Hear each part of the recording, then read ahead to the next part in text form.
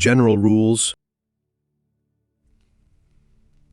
The first and foremost rule for the wise conduct of life seems to me to be contained in a view to which Aristotle parenthetically refers in the Nicomachean Ethics, or, as it may be rendered, not pleasure, but freedom from pain, is what the wise man will aim at. The truth of this remark turns upon the negative character of happiness, the fact that pleasure is only the negation of pain, and that pain is the positive element in life. Though I have given a detailed proof of this proposition in my chief work, I may supply one more illustration of it here, drawn from a circumstance of daily occurrence. Suppose that, with the exception of some sore or painful spot, we are physically in a sound and healthy condition. The sore of this one spot will completely absorb our attention, causing us to lose the sense of general well-being and destroying all our comfort in life. In the same way, when all our affairs but one turn out as we wish, the single instance in which our aims are frustrated is a constant trouble to us, even though it be something quite trivial. We think a great deal about it, and very little about those other and more important matters in which we have been successful. In both these cases, what has met with resistance is the will.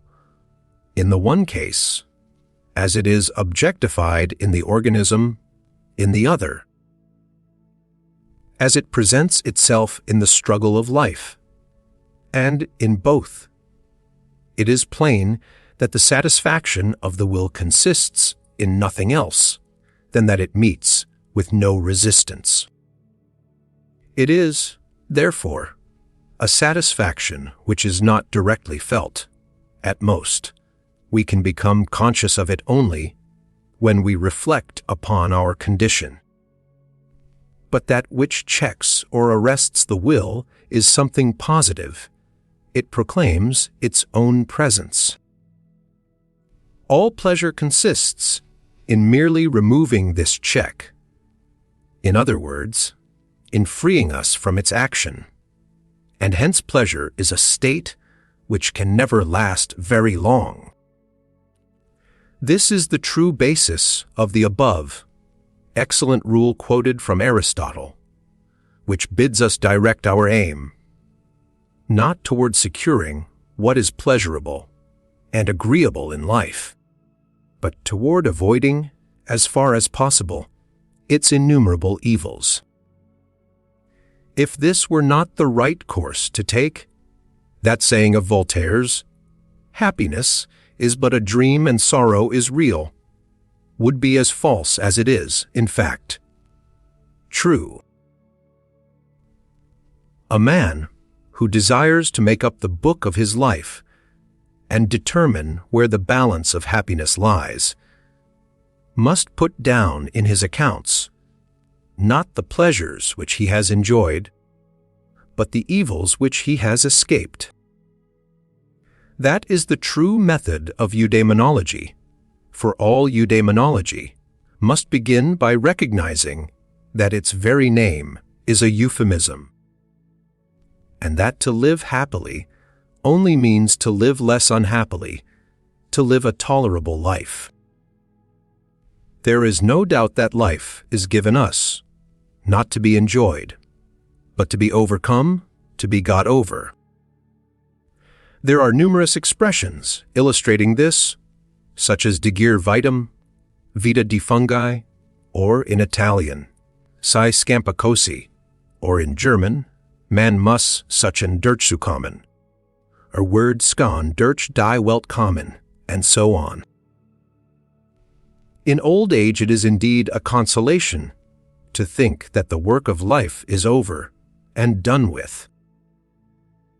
The happiest lot is not to have experienced the keenest delights or the greatest pleasures, but to have brought life to a close without any very great pain, bodily or mental.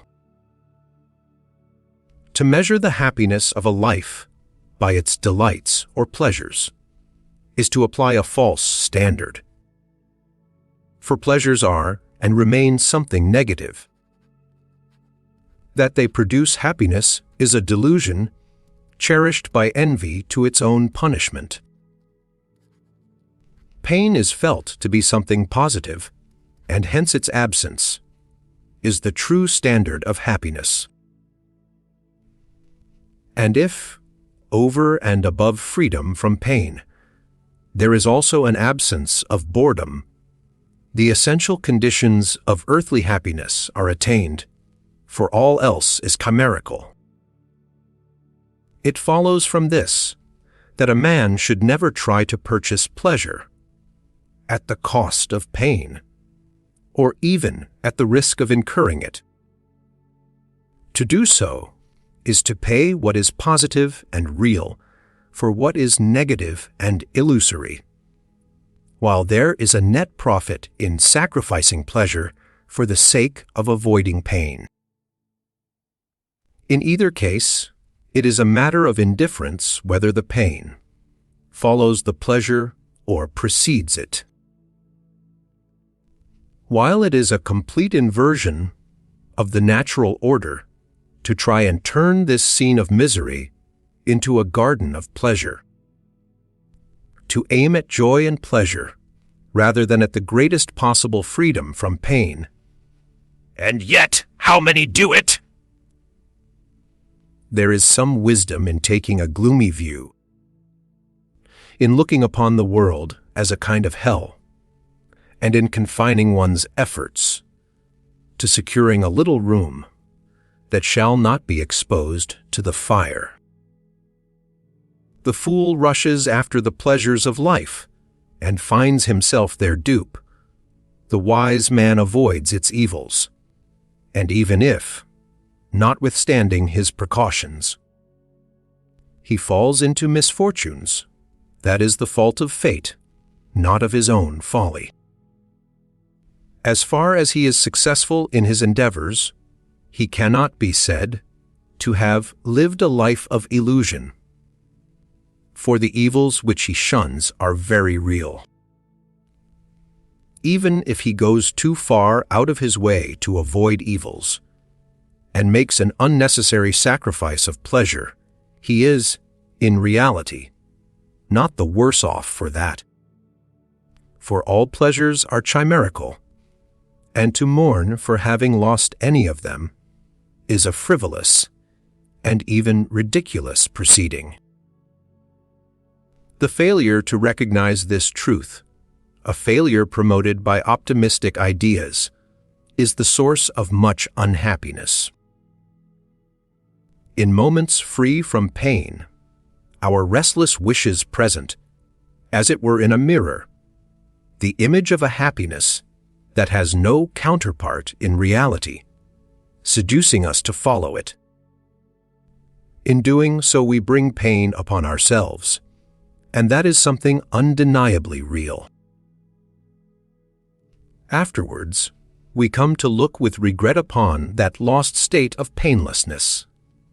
It is a paradise which we have gambled away. It is no longer with us, and we long in vain to undo what has been done. One might well fancy that these visions of wishes fulfilled were the work of some evil spirit, conjured up in order to entice us away from that painless state which forms our highest happiness.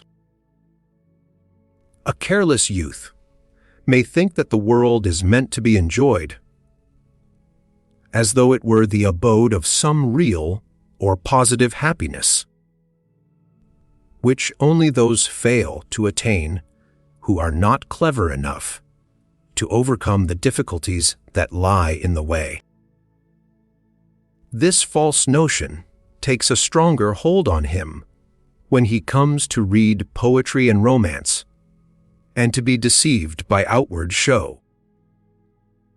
The hypocrisy that characterizes the world from beginning to end, on which I shall have something to say presently.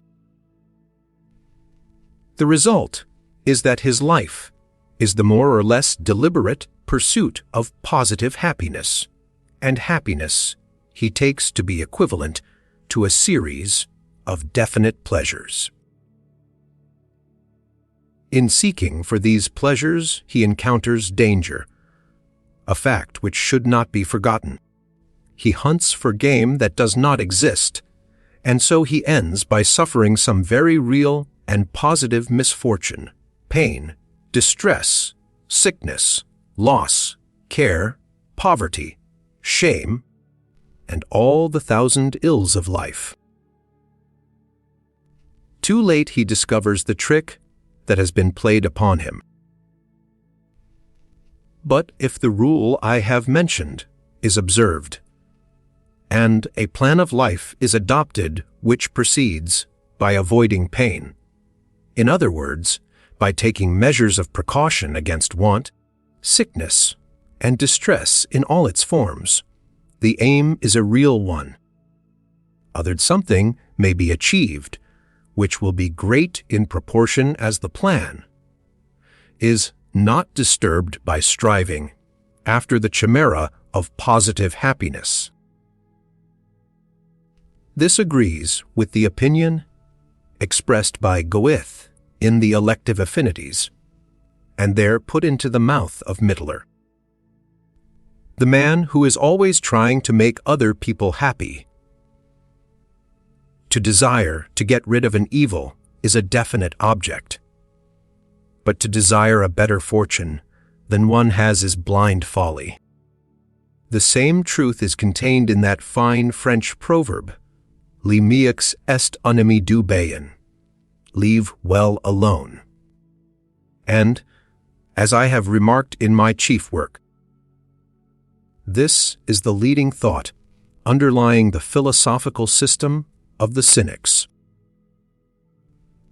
For what was it led the Cynics to repudiate pleasure in every form, if it was not the fact that pain is, in a greater or less degree, always bound up with pleasure? To go out of the way of pain seemed to them so much easier than to secure pleasure. Deeply impressed as they were by the negative nature of pleasure and the positive nature of pain, they consistently devoted all their efforts to the avoidance of pain. The first step to that end was, in their opinion, a complete and deliberate repudiation of pleasure, as something which served only to entrap the victim in order that he might be delivered over to pain. We are all born, as Schiller says, in Arcadia. In other words, we come into the world full of claims to happiness and pleasure, and we cherish the fond hope of making them good. But, as a rule, fate soon teaches us, in a rough and ready way, that we really possess nothing at all, but that everything in the world is at its command, of in virtue of an unassailable right, not only to all we have or acquire, to wife or child, but even to our very limbs, our arms, legs, eyes, and ears. Nay, even to the nose in the middle of our face. And in any case, after some little time, we learn by experience that happiness and pleasure are a fata morgana, which, visible from afar, vanish as we approach. That, on the other hand, suffering and pain are a reality, which makes its presence felt without any intermediary, and for its effect stands in no need of illusion or the play of false hope. If the teaching of experience bears fruit in us we soon give up the pursuit of pleasure and happiness, and think much more about making ourselves secure against the attacks of pain and suffering. We see that the best the world has to offer is an existence free from pain, a quiet, tolerable life, and we confine our claims to this as to something we can more surely hope to achieve. For the safest way of not being very miserable is not to expect to be very happy. Merck, the friend of Goethe's youth, was conscious of this truth when he wrote, "It is the wretched way people have of setting up a claim to happiness, and that too in a measure corresponding with their desires, that ruins everything in this world. A man will make progress if he can get rid of this claim and desire nothing but what he sees before him. Accordingly, it is advisable to put very moderate limits upon our expectations of pleasure, possessions, rank, honor, and so on, because it is just this striving and struggling to be happy, to dazzle the world, to lead a life full of pleasure, which entail great misfortune. Others prudent and wise, I say, to reduce one's claims, if only for the reason that it is extremely easy to be very unhappy, while to be very happy is not indeed difficult, but quite impossible. With justice sings the poet of life's wisdom, Aureum quisquis mediocritatem diligit, tutus caret obsoleti sordibus tecti, caret invidenda sobrius ola. Savius ventis agitator ingens, pinus, et celse graviori casu decidunt turres, feriunc summos fulgura monis. The golden mean is best. To live free from the squalor of a mean abode, and yet not be a mark for envy. Ut is the tall pine, which is cruelly shaken by the wind, the highest summits that are struck in the storm, and the lofty towers that fall so heavily.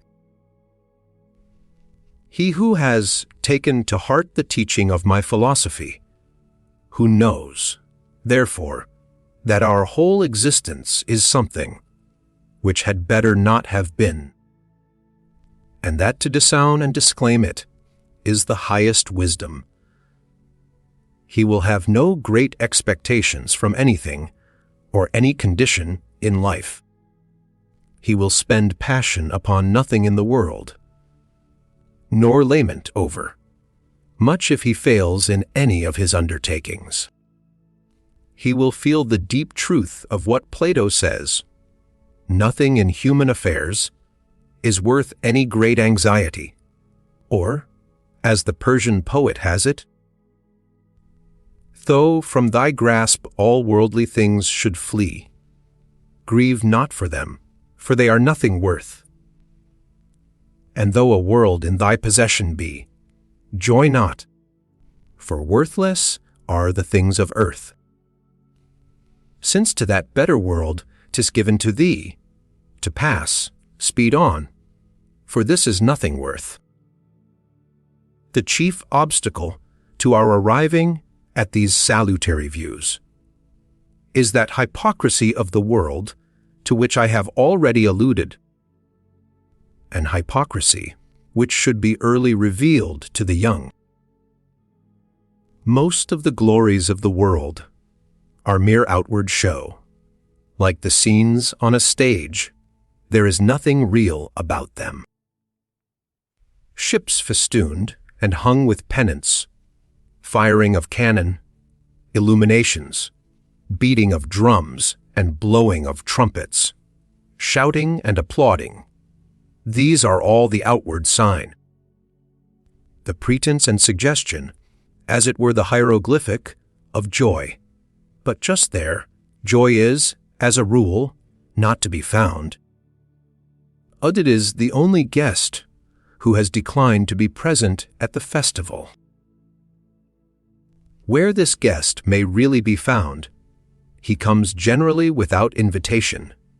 He is not formally announced, but slips in quietly by himself sans facon, often making his appearance under the most unimportant and trivial circumstances, and in the commonest company, anywhere, in short, but where the society is brilliant and distinguished.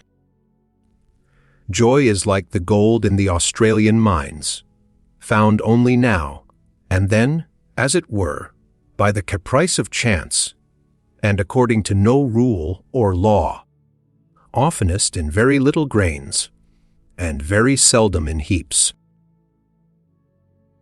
All that outward show, which I have described, is only an attempt to make people believe that it is really joy which has come to the festival. And to produce this impression upon the spectators is, in fact, the whole object of it. With mourning it is just the same. That long funeral procession, moving up so slowly, how melancholy it looks! What an endless row of carriages! But look into them. They are all empty. The coachmen of the whole town are the sole escort the dead man has to his grave. Eloquent picture of the friendship and esteem of the world.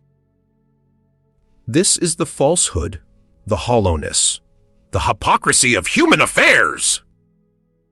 Take another example. A roomful of guests in full dress being received with great ceremony. You could almost believe that this is a noble and distinguished company, but, as a matter of fact, it is compulsion, pain, and boredom who are the real guests. For where many are invited, it is a rabble, even if they all wear stars. Really good society is everywhere of necessity very small. In brilliant festivals and noisy entertainments, there is always, at bottom, a sense of emptiness prevalent. A false tone is there such gatherings are in strange contrast with the misery and barrenness of our existence. The contrast brings the true condition into greater relief. Still, these gatherings are effective from the outside, and that is just their purpose. Chamfort makes the excellent remark that society, les circles, les salons, si qu'on appelle le monde, is like a miserable play or a bad opera, without any interest in itself, but supported for a time by mechanical aid, costumes, and scenery. And so, too, with academies and chairs of philosophy. You have a kind of sign, board hung out to show the apparent abode of wisdom. But wisdom is another guest who declines the invitation. She is to be found elsewhere. The chiming of bells, ecclesiastical millinery, attitudes of devotion, insane antics, these are the pretense, the false show of piety, and so on. Everything in the world is like a hollow nut. There is little kernel anywhere. And when it does exist, it is still more rare to find it in the shell.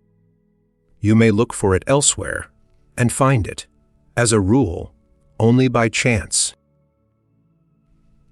To estimate a man's condition in regard to happiness, it is necessary to ask not what things please him, but what things trouble him. And the more trivial these things are in themselves, the happier the man will be. To be irritated by trifles, a man must be well off, for in misfortunes trifles are unfelt. care should be taken not to build the happiness of life upon a broad foundation, not to require a great many things in order to be happy. For happiness on such a foundation is the most easily undermined. It offers many more opportunities for accidents, and accidents are always happening. The architecture of happiness follows a plan, in this respect, just the opposite of that adopted in every other case, where the broadest foundation offers the greatest security. Accordingly, to reduce your claims to the lowest possible degree, in comparison with your means, of whatever kind these may be, is the surest way of avoiding extreme misfortune.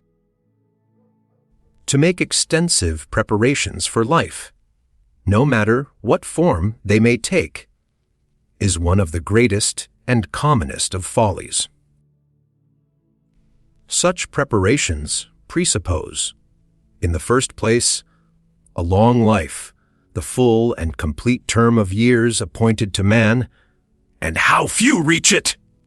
And even if it be reached, it is still too short for all the plans that have been made. For to carry them out requites more time than was thought necessary at the beginning. And then how many mischances and obstacles stand in the way! How seldom the goal is ever reached in human affairs! And lastly, even though the goal should be reached, the changes which time works in us have been left out of the reckoning. We forget that the capacity, whether for achievement or for enjoyment, does not last a whole lifetime. So we often toil for things which are no longer suited to us. When we attain them, and again, the years we spend in preparing for some work unconsciously rob us of the power for carrying it out. How often it happens that a man is unable to enjoy the wealth which he acquired at so much trouble and risk, and that the fruits of his labor are reserved for others, or that he is incapable of filling the position which he has won after so many years of toil and struggle. Fortune has come too late for him, or, contrarily, he has come too late for fortune, when, for instance, he wants to achieve great things, say, in art or literature. The popular taste has changed. It may be a new generation has grown up, which takes no interest in his work. Others have gone a shorter way and got the start of him. These are the facts of life, which Horace must have had in view when he lamented the uselessness of all advice. Quid aeternus minerum concilius animum fatigas. The cause of this commonest of all follies is that optical illusion of the mind from which everyone suffers, making life, at its beginning, seem of long duration, and at its end, when one looks back over the course of it, how short a time it seems! There is some advantage in the illusion, but for it, no great work would ever be done. Our life is like a journey on which, as we advance, the landscape takes a different view from that which it presented at first, and changes again as we come nearer. This is just what happens, especially with our wishes. We often find something else, nay, something better than what we are looking for, and what we look for, we often find on a very different path from that on which we began a vain search. Instead of finding, as we expected, pleasure, happiness, joy. We get experience, insight, knowledge, a real and permanent blessing, instead of a fleeting and illusory one. This is the thought that runs through Wilhelm Meister, like the bass in a piece of music. In this work of Goethe's, we have a novel of the intellectual kind, and, therefore, superior to all others, even to Sir Walter Scott's, which are, one and all, ethical. In other words, they treat of human nature only from the side of the will. So, too, in the Zauberfaltie, that grotesque, but still significant and even hieroglyphic, the same thought is symbolized, but in great, coarse lines, much in the way in which scenery is painted. Here the symbol would be complete if Tamino were in the end, to be cured of his desire to possess Tainina, and received, in her stead, initiation into the mysteries of the Temple of Wisdom. Others quite right for Papageno, his necessary contrast, to succeed in getting his Papagena. Men of any worth or value soon come to see that they are in the hands of fate, and gratefully submit to be molded by its teachings. They recognize that the fruit of life is experience, and not happiness. They become accustomed and content to exchange hope for insight, and, in the end, they can say, with Petrarch, that all they care for is to learn altro diletto cimperar non provo. It may even be that they to some extent still follow their old wishes and aims, trifling with them, as it were, for the sake of appearances, all the while really and seriously looking for nothing but instruction, a process which lends them an air of genius, a trait of something contemplative and sublime. In their search for gold, the alchemists discovered other things: gunpowder, china, medicines, the laws of nature.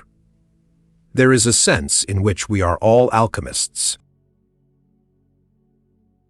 Our relation to ourselves. The mason employed on the building of a house may be quite ignorant of its general design, or at any rate, he may not keep it constantly in mind. So it is with man in working through the days and hours of his life. He takes little thought of its character as a whole. If there is any merit or importance attaching to a man's career, if he lays himself out carefully for some special work, it is all the more necessary and advisable for him to turn his attention now, and then to its plan, that is to say, the miniature sketch of its general outlines. Of course, to do that, he must have applied the maxim. He must have made some little progress in the art of understanding himself. He must know what is his real, chief, and foremost object in life, what it is that he most wants in order to be happy. And then, after that, what occupies the second and third place in his thoughts. He must find out what, on the whole, his vocation really is, the part he has to play, of his general relation to the world. If he maps out important work for himself on great lines, a glance at this miniature plan of his life will more than anything else stimulate, rouse and ennoble him, urge him on to action, and keep him from false paths. Again, just as the traveler, on reaching a height, gets a connected view over the road he has taken, with its many turns and windings. So it is only when we have completed a period in our life, or approach the end of it altogether, that we recognize the true connection between all our actions, what it is we have achieved, what work we have done. It is only then that we see the precise chain of cause and effect, and the exact value of all our efforts. For as long as we are actually engaged in the work of life, we always act in accordance with the nature of our character, under the influence of motive, and within the limits of our capacity, in a word, from beginning to end, under a law of necessity, at every moment we do just what appears to us right and proper. It is only afterwards, when we come to look back at the whole course of our life and its general result, that we see the why and wherefore of it all. When we are actually doing some great deed or creating some immortal work, we are not conscious of it as such. We think only of satisfying present aims, of fulfilling the intentions we happen to have at the time, of doing the right thing at the moment. It is only when we come to view our life as a connected whole that our character and capacities show themselves in their true light, that we see how, in particular instances, some happy inspiration, as it were, led us to choose the only true path out of 1,000, which might have brought us to ruin. It was our genius that guided us, a force felt in the affairs of the intellectual as in those of the world, and working by its defect just in the same way in regard to evil and disaster.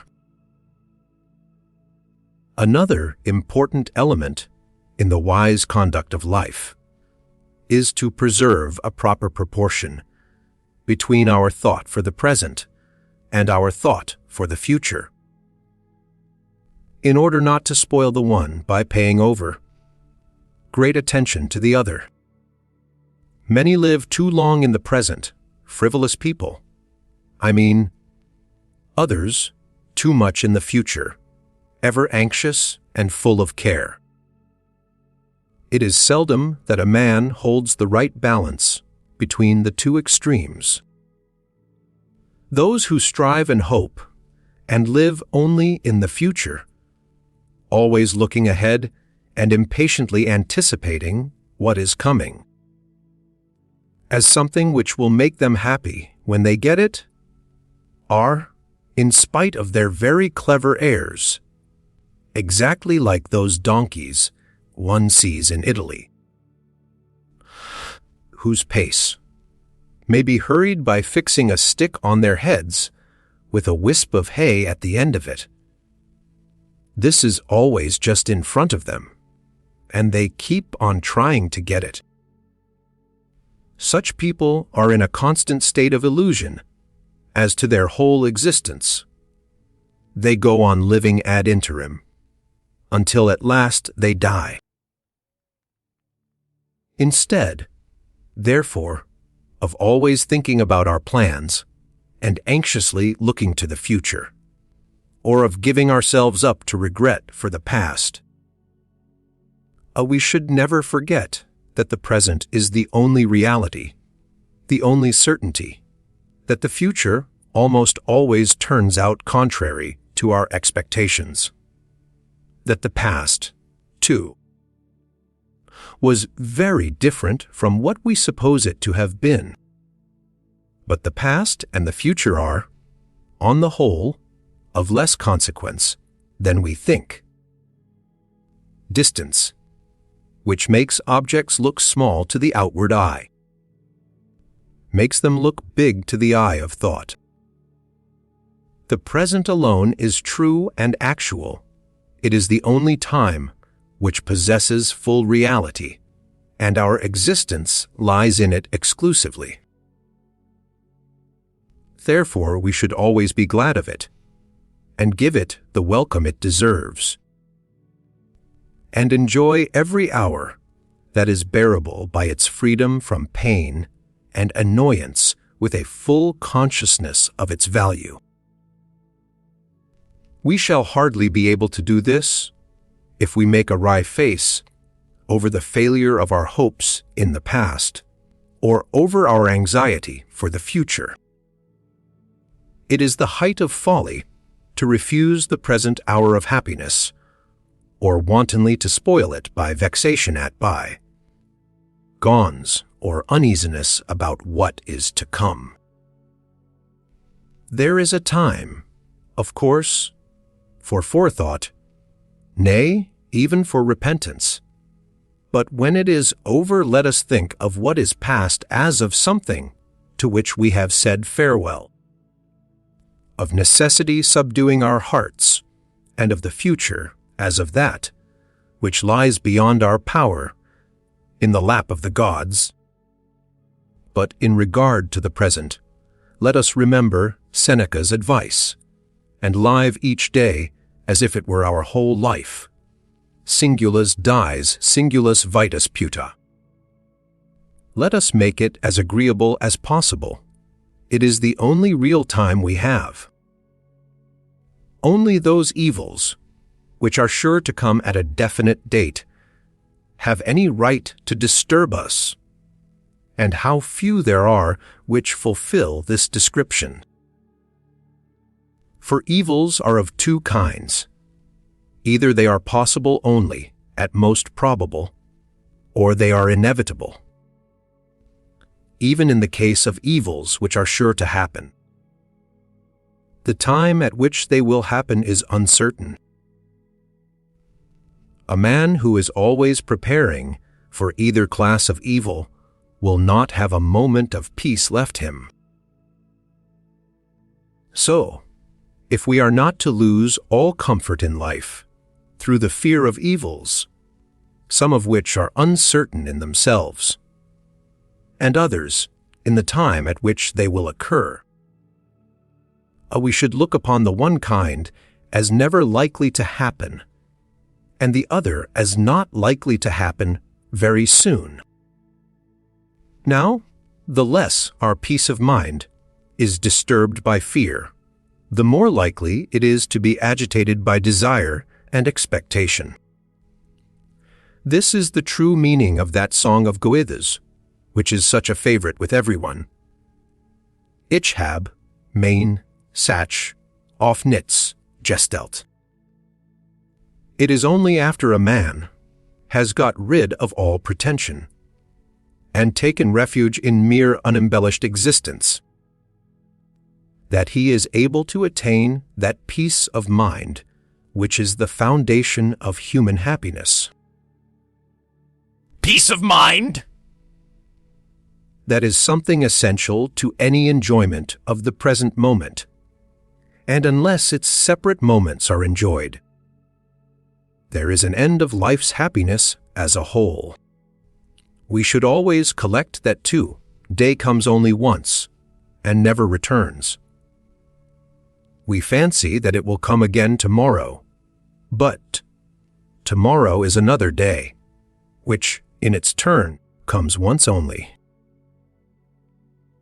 We are apt to forget that every day is an integral, and therefore irreplaceable portion of life, and to look upon life as though it were a collective idea or name which does not suffer if one of the individuals it covers is destroyed.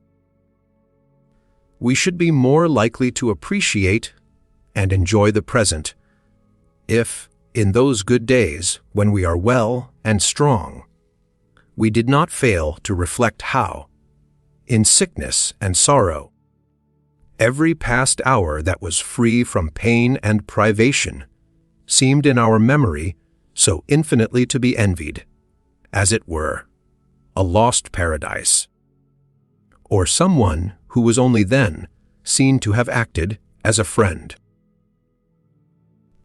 But we live through our days of happiness without noticing them.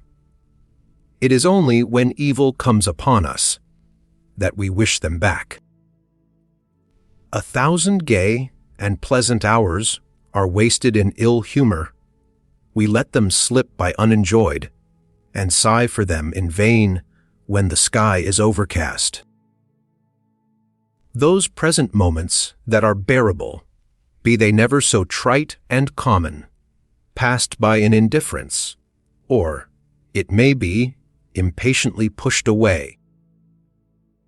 Those are the moments we should honor, never failing to remember that the ebbing tide is even how hurrying them into the past, where memory will store them transfigured and shining with an imperishable light in some after time, and above all, when our days are evil, other to raise the veil and present them as the object of our fondest regret. Limitations always make for happiness. We are happy in proportion as our range of vision, our sphere of work, our points of contact with the world, are restricted and circumscribed.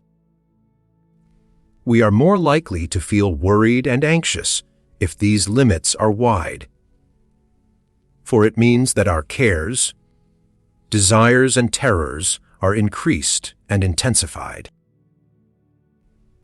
That is why the blind are not so unhappy as we might be inclined to suppose. Otherwise, there would not be that gentle and almost serene expression of peace in their faces. Another reason why limitation makes for happiness is that the second half of life proves even more dreary than the first. As the years wear on, the horizon of our aims and our points of contact with the world become more extended. In childhood, our horizon is limited to the narrowest sphere about us. In youth, there is already a very considerable widening of our view. In manhood, it comprises the whole range of our activity, often stretching out over a very distant sphere. The care, for instance, of a state or a nation. In old age, it embraces posterity. But even in the affairs of the intellect, limitation is necessary if we are to be happy. For the less the will is excited, the less we suffer. We have seen that suffering is something positive, and that happiness is only a negative condition. To limit the sphere of outward activity is to relieve the will of external stimulus.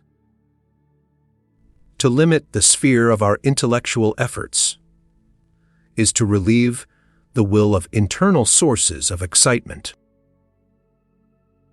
This latter kind of limitation is attended by the disadvantage that it opens the door to boredom, which is a direct source of countless sufferings.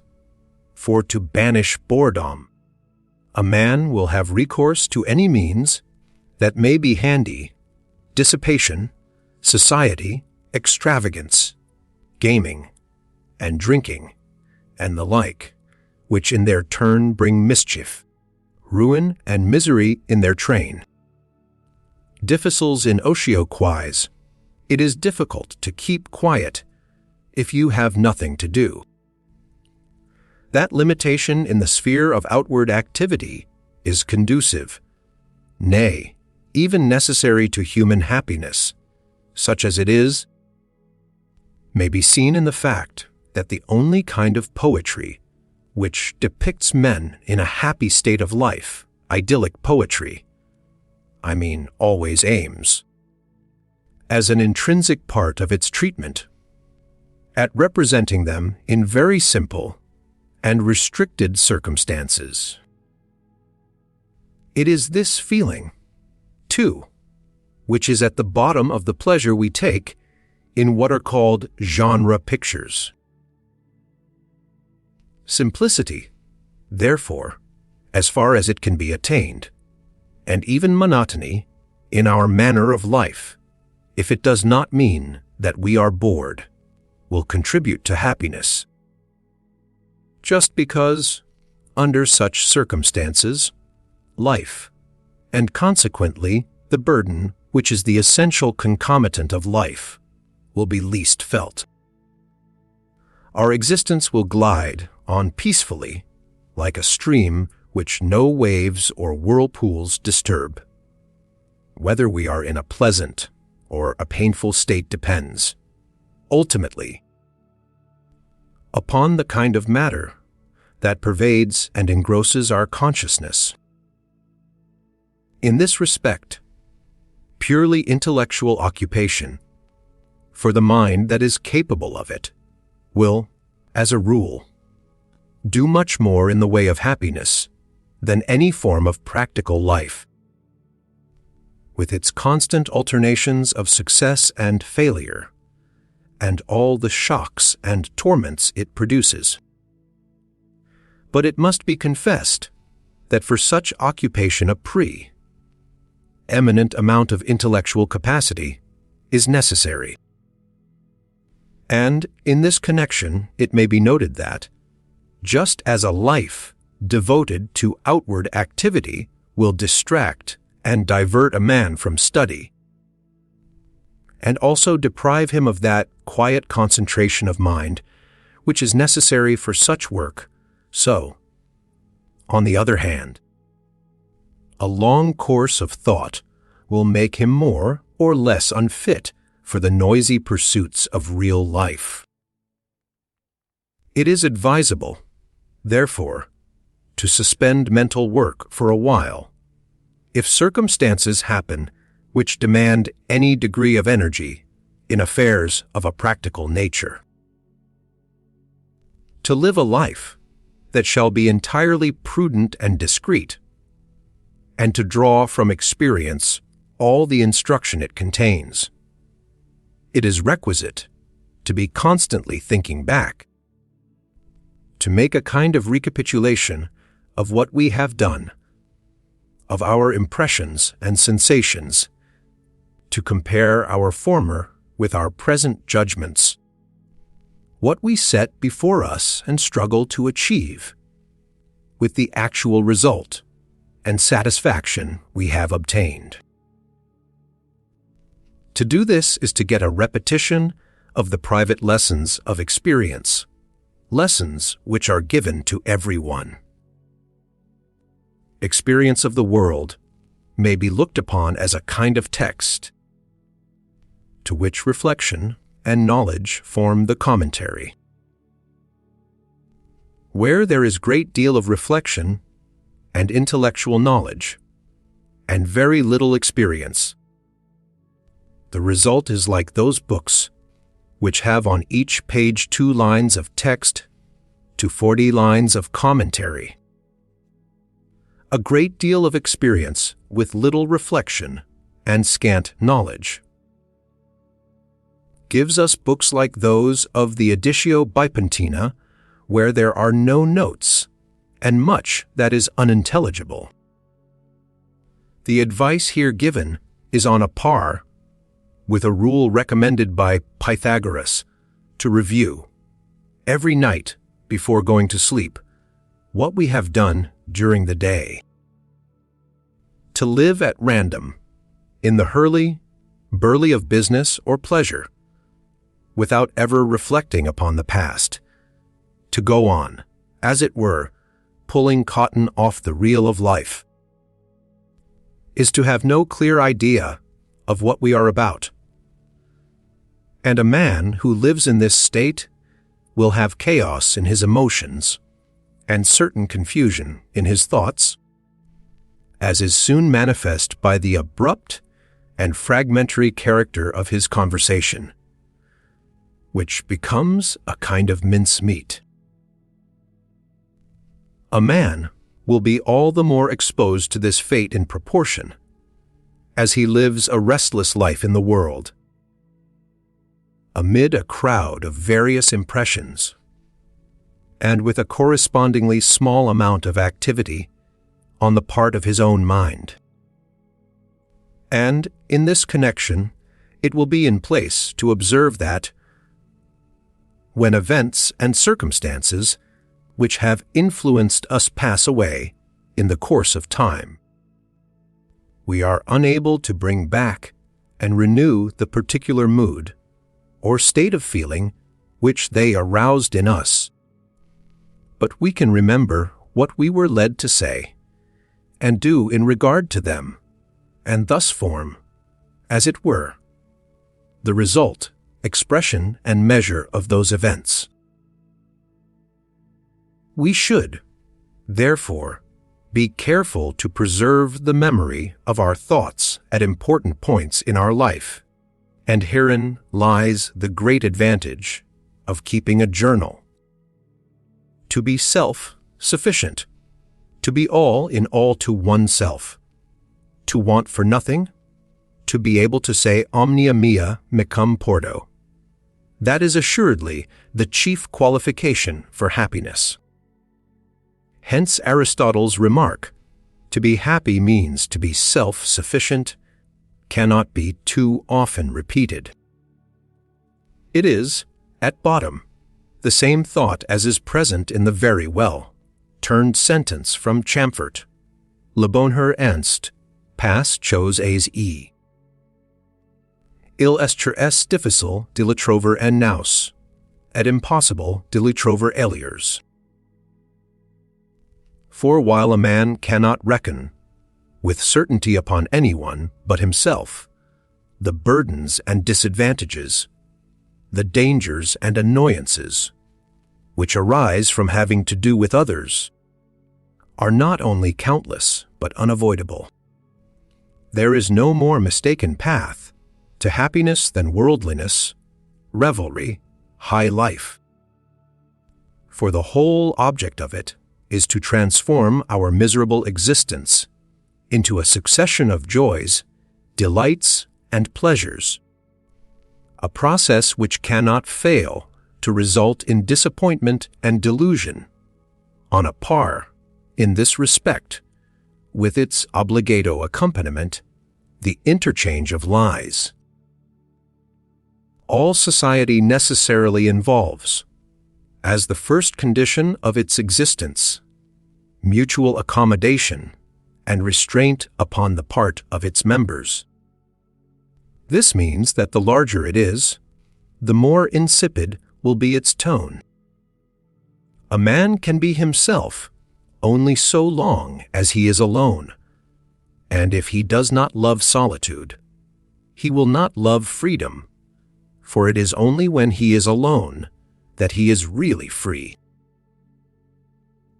Constraint is always present in society, like a companion of whom there is no riddance, and in proportion to the greatness of a man's individuality. It will be hard for him to bear the sacrifices which all intercourse with others demands. Solitude will be welcomed, or endured, or avoided, according as a man's personal value is large or small, the wretch feeling, when he is alone, the whole burden of his misery. The great intellect delighting in its greatness, and everyone, in short, being just what he is. Further, if a man stands high in nature's lists, it is natural and inevitable that he should feel solitary. It will be an advantage to him if his surroundings do not interfere with this feeling. For if he has to see a great deal of other people who are not of like character with himself, they will exercise a disturbing influence upon him. Adverse to his peace of mind, they will rob him, in fact, of himself, and give him nothing to compensate for the loss. But while nature sets very wide differences between man and man in respect both of morality and of intellect, society disregards and effaces them, or, rather, it sets up artificial differences in their stead, gradations of rank and position, which are very often diametrically opposed to those which nature establishes.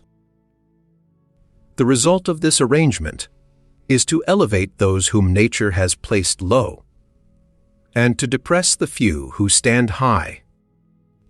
These latter, then, usually withdraw from society, where, as soon as it is at all numerous, vulgarity reigns supreme. What offends a great intellect in society is the equality of rights, leading to equality of pretensions, which everyone enjoys, while at the same time, inequality of capacity means a corresponding disparity of social power. So, called good society recognizes every kind of claim but that of intellect, which is a contraband article.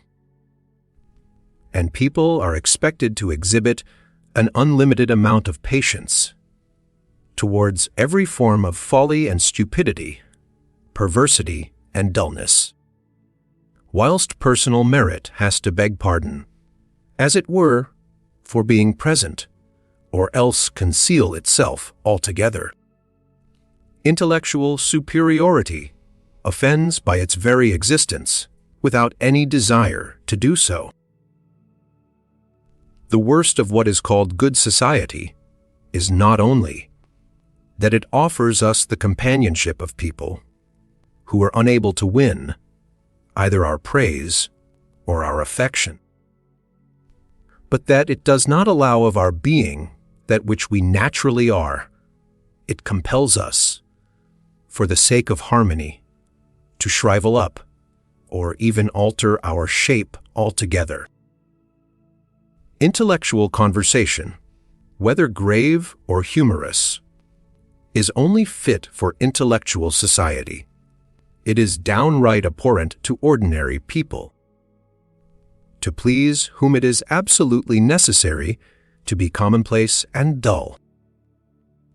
This demands an act of severe self-denial. We have to forfeit 3/4 of ourselves in order to become like other people. No doubt their company may be set down against our loss in this respect. But the more a man is worth, the more he will find that what he gains does not cover what he loses, and that the balance is on the debit side of the account. Other for the people with whom he deals are generally bankrupt. That is to say, there is nothing to be got from their society which can compensate either for its boredom, annoyance, and disagreeableness, or for the self-denial which it renders necessary. Accordingly, most society is so constituted as to offer a good profit to anyone who will exchange it for solitude. Nor is this all. By way of providing a substitute for real, I mean intellectual, superiority, which is seldom to be met with, and intolerable when it is found, society has capriciously adopted a false kind of superiority, conventional in its character, and resting upon arbitrary principles, a tradition, as it were, handed down in the higher circles, and, like a password, subject to alteration. I refer to bon ton fashion. Whenever this kind of superiority comes into collision with the real kind, its weakness is manifest. Moreover, the presence of good tone means the absence of good sense. No man can be in perfect accord with any one but himself, not even with a friend or the partner of his life. Differences of individuality and temperament are always bringing in some degree of discord, though it may be a very slight one. That genuine, profound peace of mind, that perfect tranquility of soul, which, next to health, is the highest blessing the earth can give, is to be attained only in solitude, and, as a permanent mood, only in complete retirement, and then, if there is anything great and rich in the man's own self, of his way of life is the happiest that may be found in this wretched world. Let me speak plainly. However close the bond of friendship, love, marriage, a man, ultimately, looks to himself, to his own welfare alone, at most, to his child's too. The less necessity there is for you to come into contact with mankind in general, in the relations whether of business or of personal intimacy, the better off you are. Loneliness and solitude have their evils, it is true. But if you cannot feel them all at once, you can at least see where they lie. On the other hand, society is insidious in this respect, as in offering you what appears to be the pastime of pleasing social intercourse. It works great and often irreparable mischief. The young should early be trained to bear being left alone, for it is a source of happiness and peace of mind. It follows from this that a man is best off if he be thrown upon his own resources and can be all in all to himself. And Cicero goes so far as to say that a man who is in this condition cannot fail to be very happy, nemo potus non beatissimus es, quae est totus aptus, excess, quic in si uno ponet omnia. The more a man has in himself, the less others can be to him. The feeling of self-sufficiency. It is that which restrains those whose personal value is in itself great riches, from such considerable sacrifices as are demanded by intercourse with the world, let alone, then, from actually practicing self, denial by going out of their way to seek it. Ordinary people are sociable and complaisant just from the very opposite feeling. To bear others' company is easier for them than to bear their own. Moreover, respect is not paid in this world to that which has real merit, it is reserved for that which has none. So retirement is at once a proof and a result of being distinguished by the possession of meritorious qualities.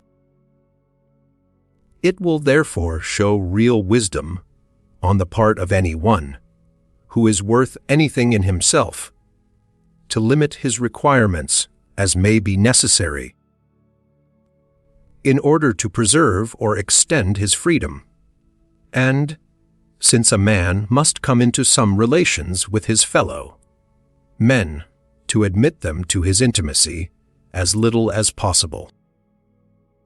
I have said that people are rendered sociable by their ability to endure solitude, that is to say, their own society.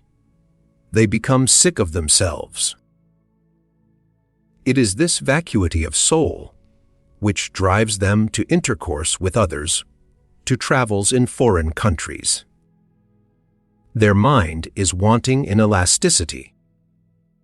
It has no movement of its own, and so they try to give it some, by drink, for instance. How much drunkenness is due to this cause alone? They are always looking for some form of excitement, of the strongest kind they can bear, the excitement of being with people of like nature with themselves. And if they fail in this, their mind sinks by its own weight, and they fall into a grievous lethargy. Such people, it may be said, possess only a small fraction of humanity in themselves, and it requires a great many of them put together to make up a fair amount of it, to attain any degree of consciousness as men. A man, in the full sense of the word, a man par excellence, does not represent a fraction, but a whole number. He is complete in himself. Ordinary society is, in this respect, very like the kind of music to be obtained from an orchestra composed of Russian horns. Each horn has only one note, and the music is produced by each note, coming in just at the right moment. In the monotonous sound of a single horn, you have a precise illustration of the effect of most people's minds. How often there seems to be only one thought there, and no room for any other. It is easy to see why people are so bored, and also why they are sociable, why they like to go about in crowds, why mankind is so gregarious. It is the monotony of his own nature that makes a man find solitude intolerable. Omnis stultitia laborat fastidio sui. Folly is truly its own burden. Put a great many men together, and you may get some result. Some music from your horns! A man of intellect is like an artist who gives a concert without any help from anyone else, playing on a single instrument, a piano, say, which is a little orchestra in itself. Such a man is a little world in himself, and the effect produced by various instruments together, he produces single-handed in the unity of his own consciousness. Like the piano, he has no place in a symphony. He is a soloist and performs by himself, in solitude, it may be, or, if in company with other instruments, only as principal or for setting the tone, as in singing. However, those who are fond of society from time to time may profit by this simile, and lay it down as a general rule that deficiency of quality in those we meet may be to some extent compensated by an increase in quantity. One man's company may be quite enough, if he is clever. But where you have only ordinary people to deal with, it is advisable to have a great many of them, so that some advantage may accrue by letting them all work together, on the analogy of the horns. And may heaven grant you patience for your task! That mental vacuity and barrenness of soul to which I have alluded is responsible for another misfortune. When men of the better class form a society for promoting some noble or ideal aim, the result almost always is that the innumerable mob of humanity comes crowding in too. As it always does everywhere, like vermin, their object being to try and get rid of boredom or some other defect of their nature, and anything that will affect that, they seize upon at once, without the slightest discrimination. Some of them will slip into that society, or push themselves in, and then either soon destroy it altogether, or alter it so much that, in the end, it comes to have a purpose the exact opposite of that which it had at first. This is not the only point of view from which the social impulse may be regarded. On cold days, people manage to get some warmth by crowding together. And you can warm your mind in the same way by bringing it into contact with others. But a man who has a great deal of intellectual warmth in himself will stand in no need of such resources. I have written a little fable illustrating this. It may be found elsewhere. As a general rule, it may be said that a man's sociability stands very nearly in inverse ratio to his intellectual value. To say that so-and-so is very unsociable is almost tantamount to saying that he is a man of great capacity. Solitude is doubly advantageous to such a man. Firstly, it allows him to be with himself, and, secondly, it prevents him being with others, an advantage of great moment, for how much constraint, annoyance, and even danger there is in all intercourse with the world. Tot notamment, says Librairie, vient de ne pouvoir très seul. It is really a very risky, nay, a fatal thing, to be sociable, because it means contact with natures, the great majority of which are bad morally, and dull or perverse intellectually. To be unsociable is not to care about such people, and to have enough in oneself to dispense with the necessity of their company is a great piece of good fortune. Because almost all our sufferings spring from having to do with other people, and that destroys the peace of mind, which, as I have said, comes next after health in the elements of happiness.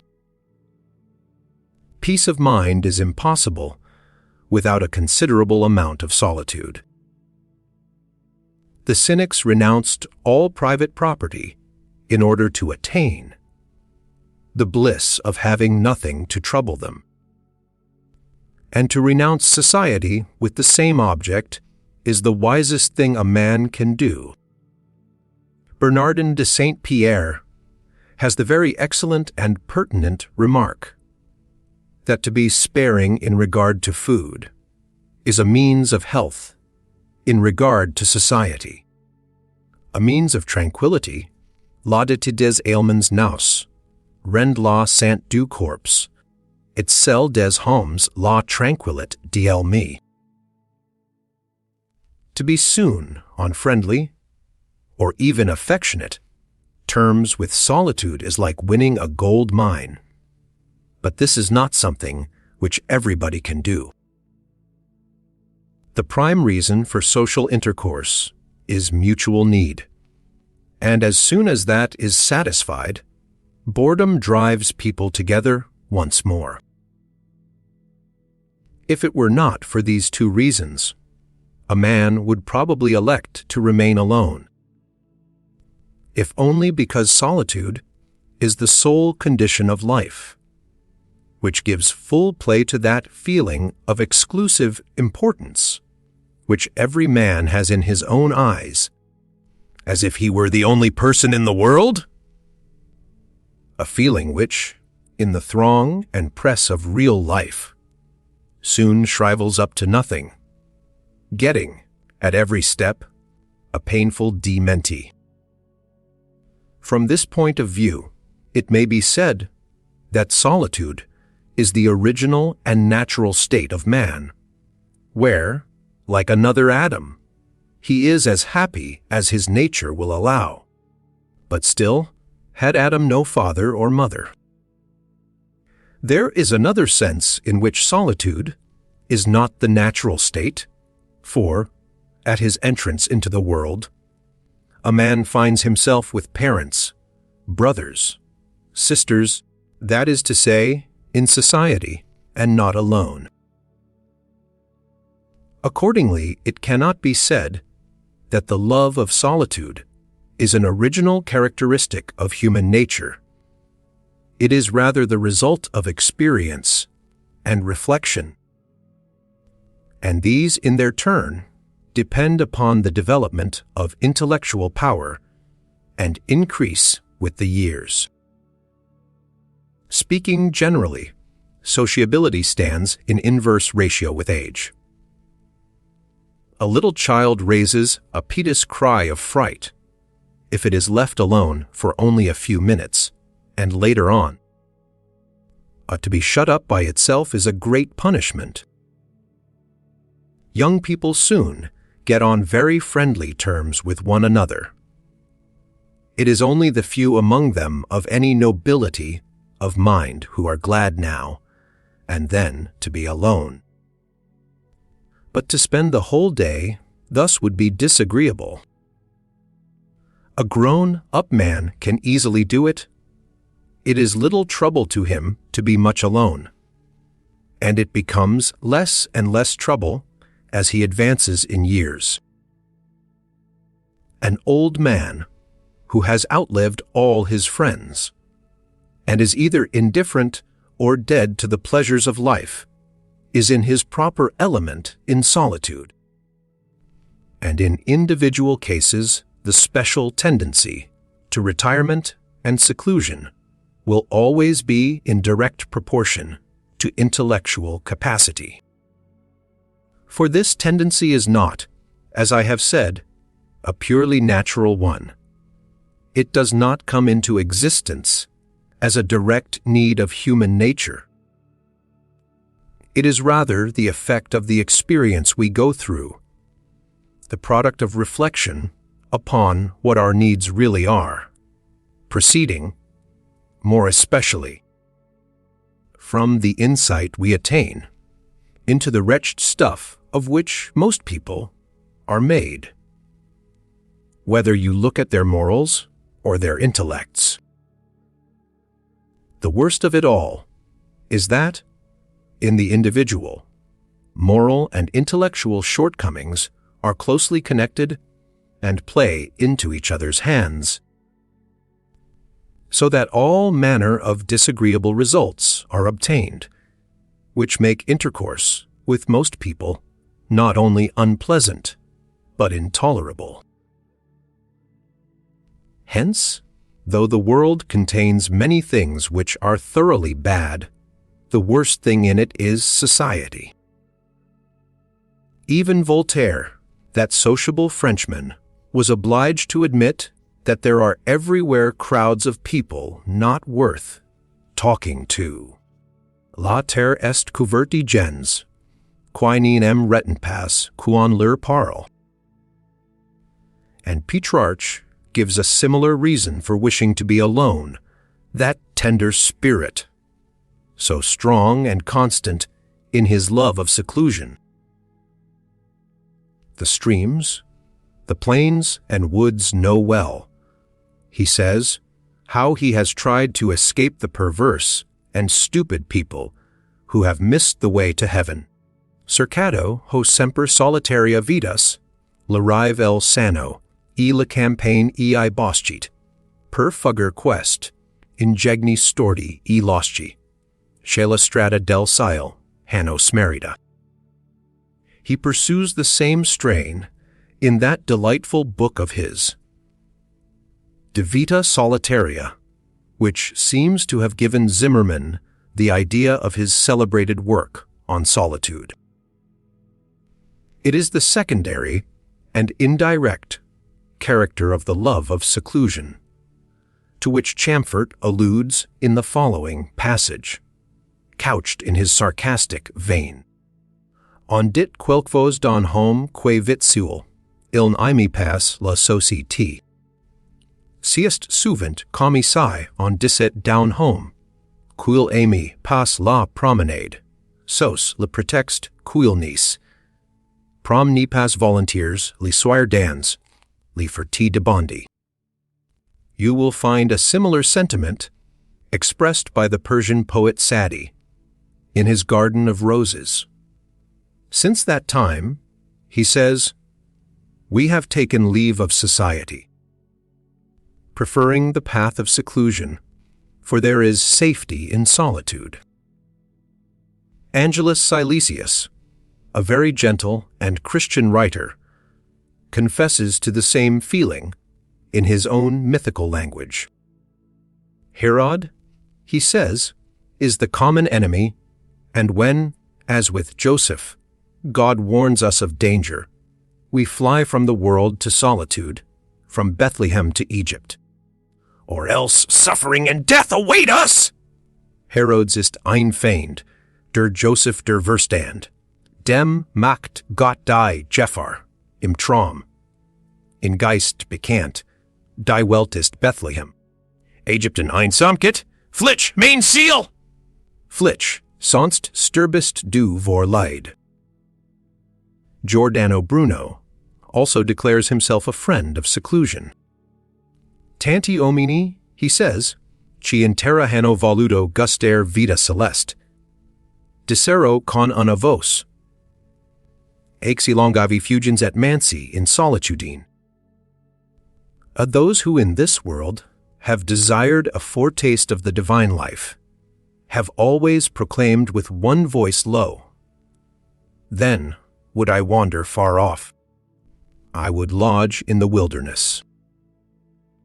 And in the work from which I have already quoted, Sadi says of himself, in disgust with my friends at Damascus, I withdrew into the desert about Jerusalem to seek the society of the beasts of the field. In short, the same thing has been said by all whom Prometheus has formed out of better clay. What pleasure could they find in the company of people with whom their only common ground is just what is lowest and least noble in their own nature, the part of them that is commonplace, trivial, and vulgar? What do they want with people who cannot rise to a higher level, and for whom nothing remains but to drag others down to theirs? For this is what they aim at. It is an aristocratic feeling that is at the bottom of this propensity to seclusion and solitude. Rascals are always sociable, more's the pity. And the chief sign that a man has any nobility in his character is the little pleasure he takes in others' company. He prefers solitude more and more, and, in course of time, comes to see that, with few exceptions, the world offers no choice beyond solitude on one side and vulgarity on the other. This may sound a hard thing to say, but even Angelus Silesius, with all his Christian feelings of gentleness and love, was obliged to admit the truth of it. However painful solitude may be, he says, be careful not to be vulgar, for then you may find a desert everywhere. Die Einsamkeit ist, noth Dutch say, nur net gemein. So kannst du überall in einer Wüste sein. It is natural for great minds, the true teachers of humanity, to care little about the constant company of others, just as little as the schoolmaster cares for joining in the gambols of the noisy crowd of boys which surround him. The mission of these great minds is to guide mankind over the sea of error to the haven of truth, to draw it forth from the dark abysses of a barbarous vulgarity up into the light of culture and refinement. Men of great intellect live in the world without really belonging to it, and so, from their earliest years, they feel that there is a perceptible difference between them and other people. But it is only gradually, with the lapse of years, that they come to a clear understanding of their position. Their intellectual isolation is then reinforced by actual seclusion in their manner of life. They let no one approach who is not in some degree emancipated from the prevailing vulgarity. From what has been said, it is obvious that the love of solitude is not a direct, original impulse in human nature, but rather something secondary and of gradual growth. It is the more distinguishing feature of nobler minds, developed not without some conquest of natural desires, and now, and then in actual opposition to the promptings of Mephistopheles, bidding you exchange a morose and soul, destroying solitude for life amongst men, for society, even the worst, he says, will give a sense of human fellowship hr, off mit deinem Gramm zu spielen, der, way ein Geyer, der am Leben frist, die Schlechtest Gesellschaft, Ustich Eflen das du ein Mensch mit Menschen bist. To be alone is the fate of all great minds, a fate deplored at times, but still always chosen as the less grievous of two evils. As the years increase, it always becomes easier to say, dare to be wise, sapere aude. And after 60, the inclination to be alone grows into a kind of real, natural instinct, for at that age everything combines in favor of it. The strongest impulse, the love of woman's society, has little or no effect. It is the sexless condition of old age which lays the foundation of a certain self, sufficiency, and that gradually absorbs all desire for others' company. 1,000 illusions and follies are overcome. The active years of life are in most cases gone.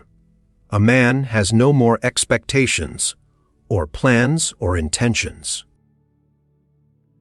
The generation to which he belonged has passed away, and a new race has sprung up which looks upon him as essentially outside its sphere of activity. And then the years pass more quickly as we become older, and we want to devote our remaining time to the intellectual rather than to the practical side of life. 4.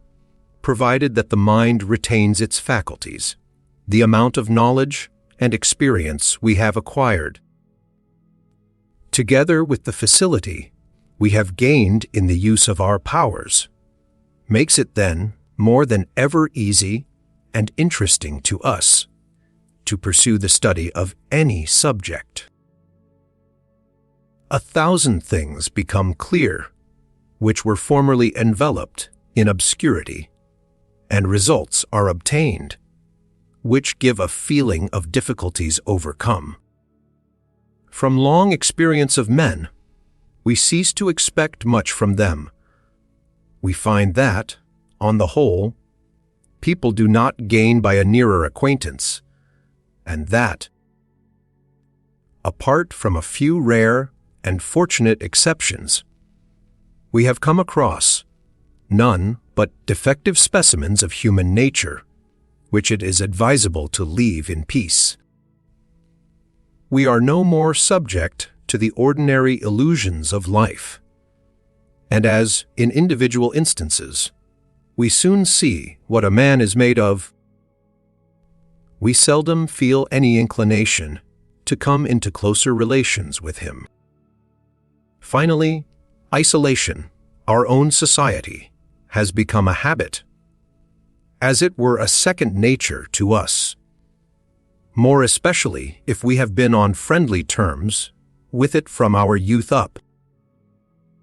The love of solitude, which was formerly indulged only at the expense of our desire for society, has now come to be the simple quality of our natural disposition, the element proper to our life, as water to a fish. This is why anyone who possesses a unique individuality, unlike others and therefore necessarily isolated, feels that, as he becomes older, his position is no longer so burdensome as when he was young. For, as a matter of fact, this very genuine privilege of old age is one which can be enjoyed only if a man is possessed of a certain amount of intellect. It will be appreciated most of all where there is real mental power, but in some degree by everyone.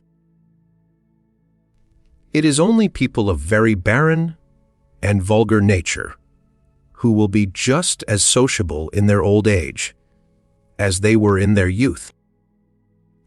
But then they become troublesome to a society to which they are no longer suited, and, at most, manage to be tolerated, whereas they were formerly in great request. There is another aspect of this inverse proportion between age and sociability, the way in which it conduces to education. The younger that people are, the more in every respect they have to learn. And it is just in youth that nature provides a system of mutual education, so that mere intercourse with others at that time of life carries instruction with it.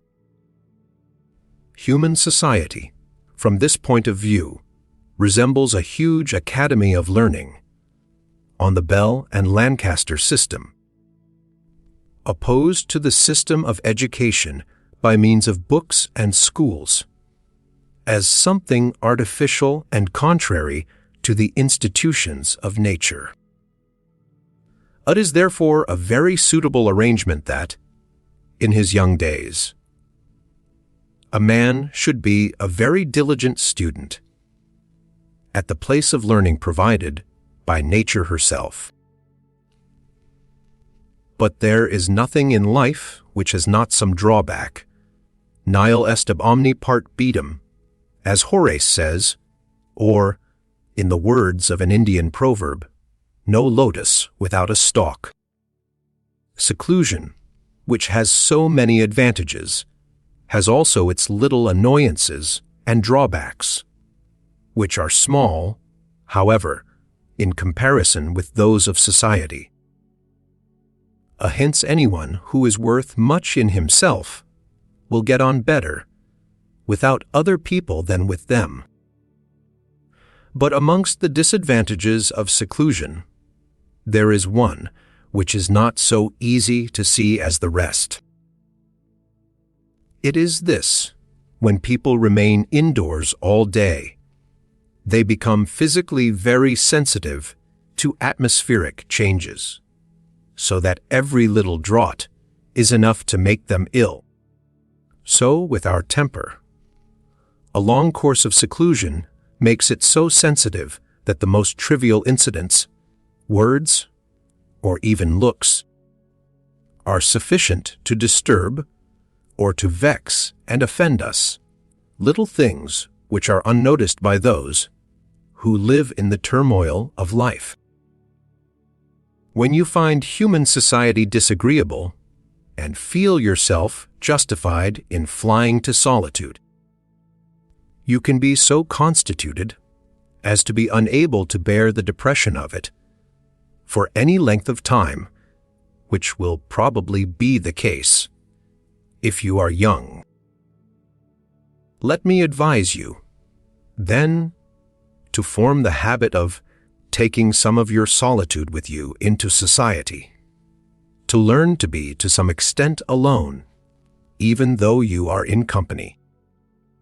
Not to say at once what you think, and, on the other hand, not to attach too precise a meaning to what others say.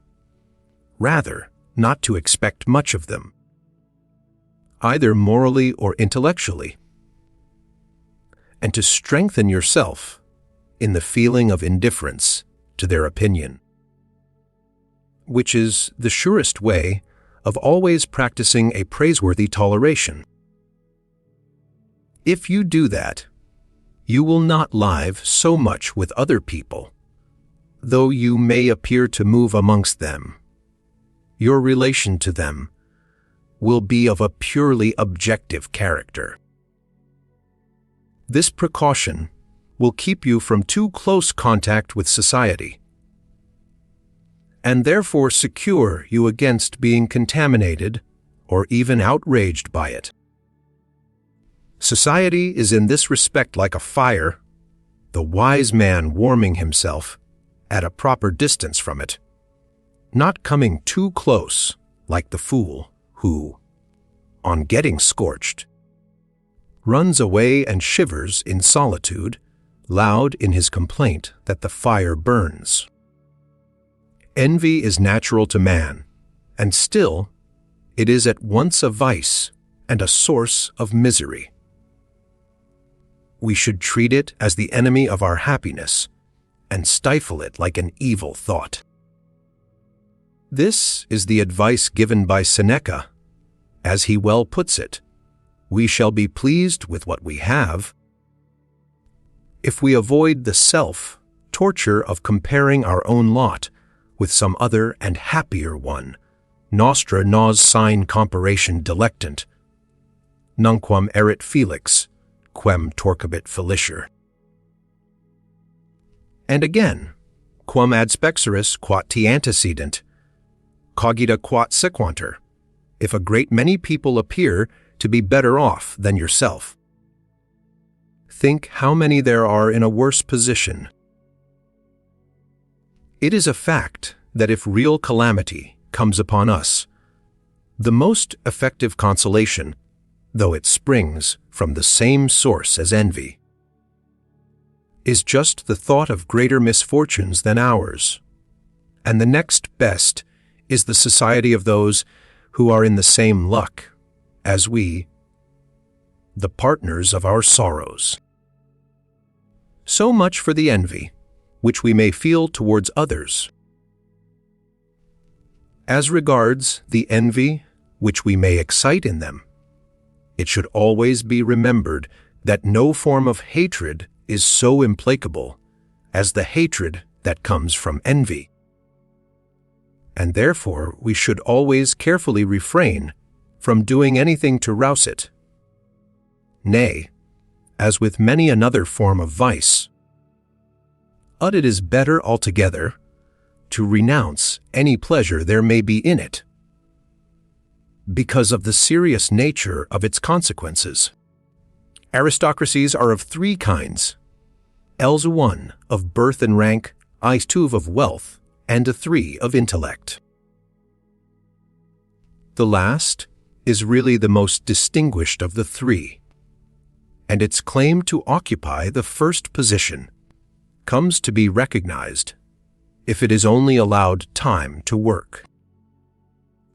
So eminent a king as Frederick the Great admitted it, les mis privilegi as regent égal des souverains, as he said to his chamberlain, when the latter expressed his surprise that Voltaire should have a seat at the table reserved for kings and princes, whilst ministers and generals were relegated to the chamberlains.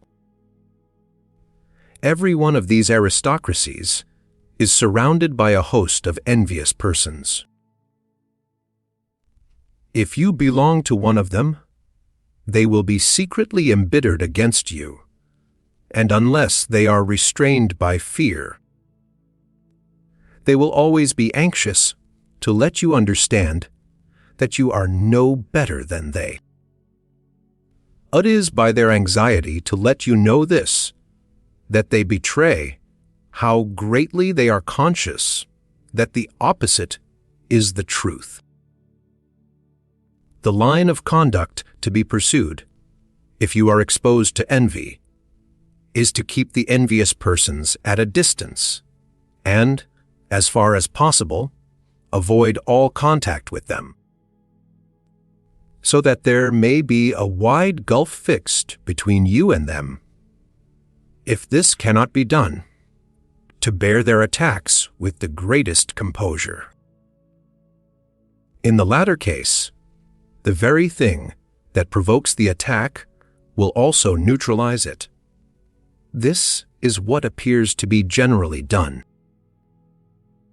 The members of one of these aristocracies usually get on very well with those of another, and there is no call for envy between them, because their several privileges affect an equipoise. Give mature and repeated consideration to any plan before you proceed to carry it out, and even after you have thoroughly turned it over in your mind. Make some concession to the incompetency of human judgment, for it may always happen that circumstances which cannot be investigated or foreseen will come in and upset the whole of your calculation. This is a reflection that will always influence the negative side of the balance, a kind of warning to refrain from unnecessary action in matters of importance. Quieta non mover. But having once made up your mind and begun your work, you must let it run its course and abide the result. Not worry yourself by fresh reflections on what is already accomplished, or by a renewal of your scruples on the score of possible danger. Free your mind from the subject altogether and refuse to go into it again, secure in the thought that you gave it mature attention at the proper time. This is the same advice as is given by an Italian proverb, Ligola bin e poi lascia la andare, which Goethe has translated, "Thus see well to your girths, and then ride on boldly." And if, notwithstanding that, you fail, it is because human affairs are the sport of chance and error. Socrates, the wisest of men, needed the warning voice of his good genius, or to enable him to do what was right in regard to his own personal affairs, or, at any rate, to avoid mistakes, which argues that the human intellect is incompetent for the purpose. There is a saying, which is reported to have originated with one of the popes, that when misfortune happens to us, the blame of it, at least in some degree, attaches to ourselves. If this is not true absolutely and in every instance, it is certainly true in the great majority of cases. It even looks as if this truth had a great deal to do with the effort people make as far as possible to conceal their misfortunes, and to put the best face they can upon them, for fear lest their misfortunes may show how much they are to blame. In the case of a misfortune which has already happened, and therefore cannot be altered, you should not allow yourself to think that it might have been otherwise, still less that it might have been avoided by such and such means, for reflections of this kind will only add to your distress and make it intolerable, so that you will become a tormentor to yourself. It is better to follow the example of King David, who, as long as his son lay on the bed of sickness, assailed Jehovah with unceasing supplications and entreaties for his recovery, but when he was dead, snapped his fingers and thought no more of it. If you are not light-hearted enough for that, you can take refuge in fatalism, and have the great truth revealed to you that everything which happens is the result of necessity, and therefore inevitable. However good this advice may be, it is one-sided and partial. In relieving and quieting us for the moment, it is no doubt effective enough.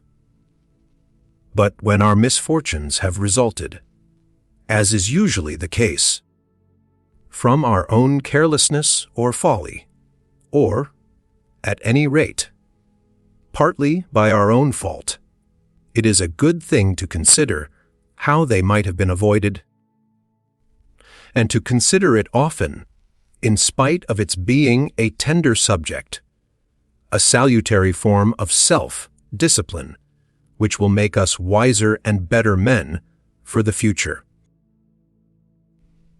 If we have made obvious mistakes, we should not try, as we generally do, to gloss them over, or to find something to excuse or extenuate them. We should admit to ourselves that we have committed faults, and open our eyes wide to all their enormity, in order that we may firmly resolve to avoid them in time to come. To be sure, that means a great deal of self-inflicted pain in the shape of discontent. But it should be remembered that to spare the rod is to spoil the child.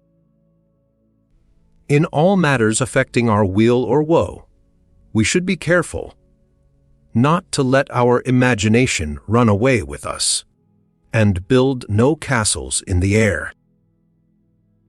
In the first place, they are expensive to build, because we have to pull them down again immediately, and that is a source of grief. We should be still more on our guard against distressing our hearts by depicting possible misfortunes. If these were misfortunes of a purely imaginary kind, or very remote and unlikely, we should at once see, on awaking from our dream, that the whole thing was mere illusion. We should rejoice all the more in a reality better than our dreams, or at most, be warned against misfortunes which, though very remote, were still possible. These, however, are not the sort of playthings in which imagination delights. It is only in idle hours that we build castles in the air, and they are always of a pleasing description. The matter, which goes to form gloomy dreams, are mischances which to some extent really threaten us, though it be from some distance. Imagination makes us look larger and nearer, and more terrible than they are in reality. This is a kind of dream which cannot be so readily shaken off on awaking as a pleasant one, for a pleasant dream is soon dispelled by reality, leaving, at most, a feeble hope lying in the lap of possibility. Once we have abandoned ourselves to a fit of the blues, visions are conjured up, which do not so easily vanish again. For it is always just possible that the visions may be realized. But we are not always able to estimate the exact degree of possibility. Possibility may easily pass into probability, and thus we deliver ourselves up to torture.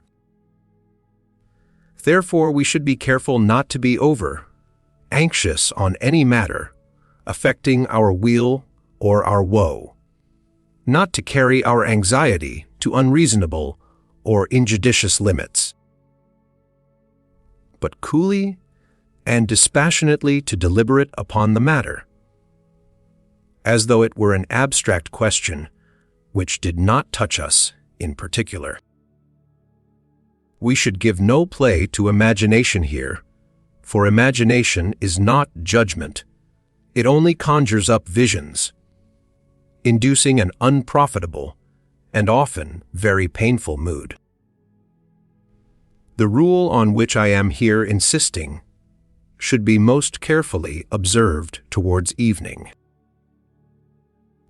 For as darkness makes us timid and apt to see terrifying shapes everywhere, there is something similar in the effect of indistinct thought, and uncertainty always brings with it a sense of danger.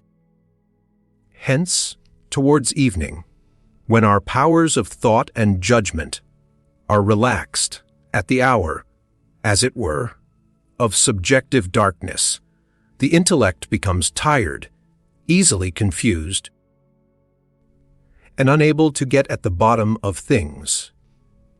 And if, in that state, we meditate on matters of personal interest to ourselves, they soon assume a dangerous and terrifying aspect. This is mostly the case at night when we are in bed, for then the mind is fully relaxed, and the power of judgment quite unequal to its duties.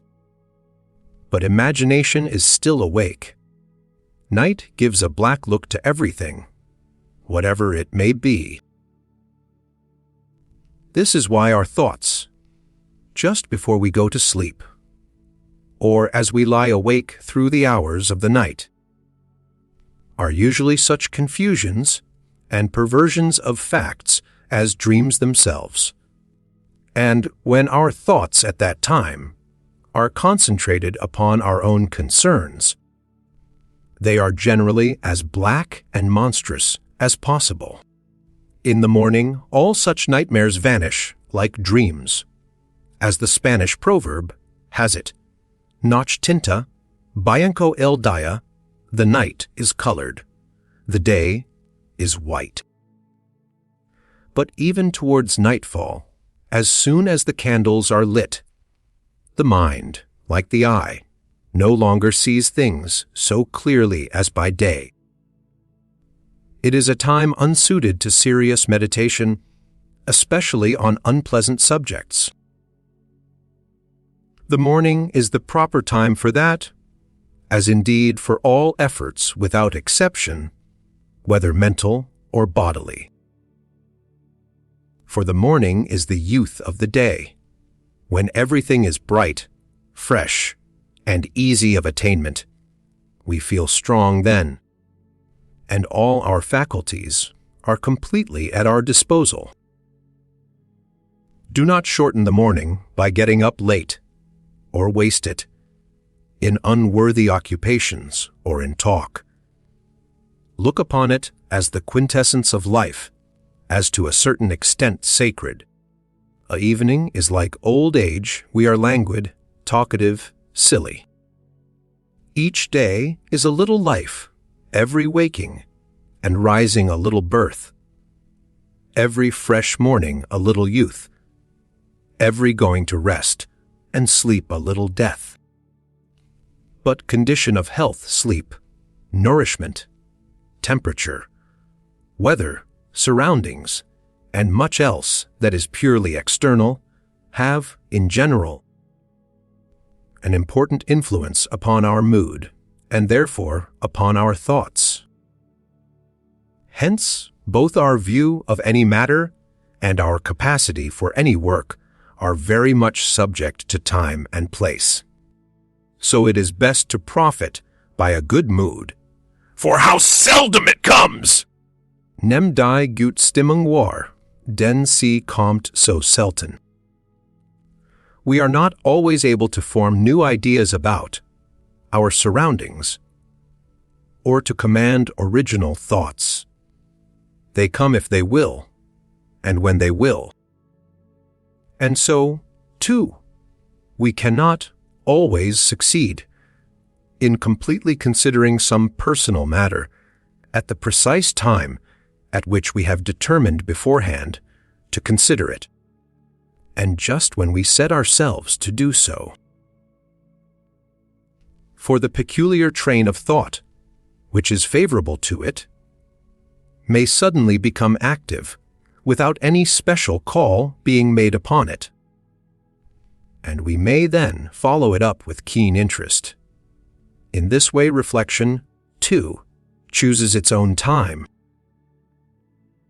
This reasoning, in of the imagination which I am recommending, will also forbid us to summon up the memory of the past misfortune, to paint a dark picture of the injustice or harm that has been done us, the losses we have sustained, the insults, slights, and annoyances to which we have been exposed.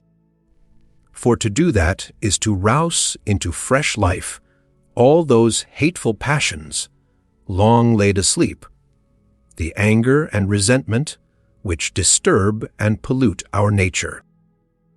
In an excellent parable, Proclus, the Neoplatonist, points out how in every town the mob dwells side by side with those who are rich and distinguished.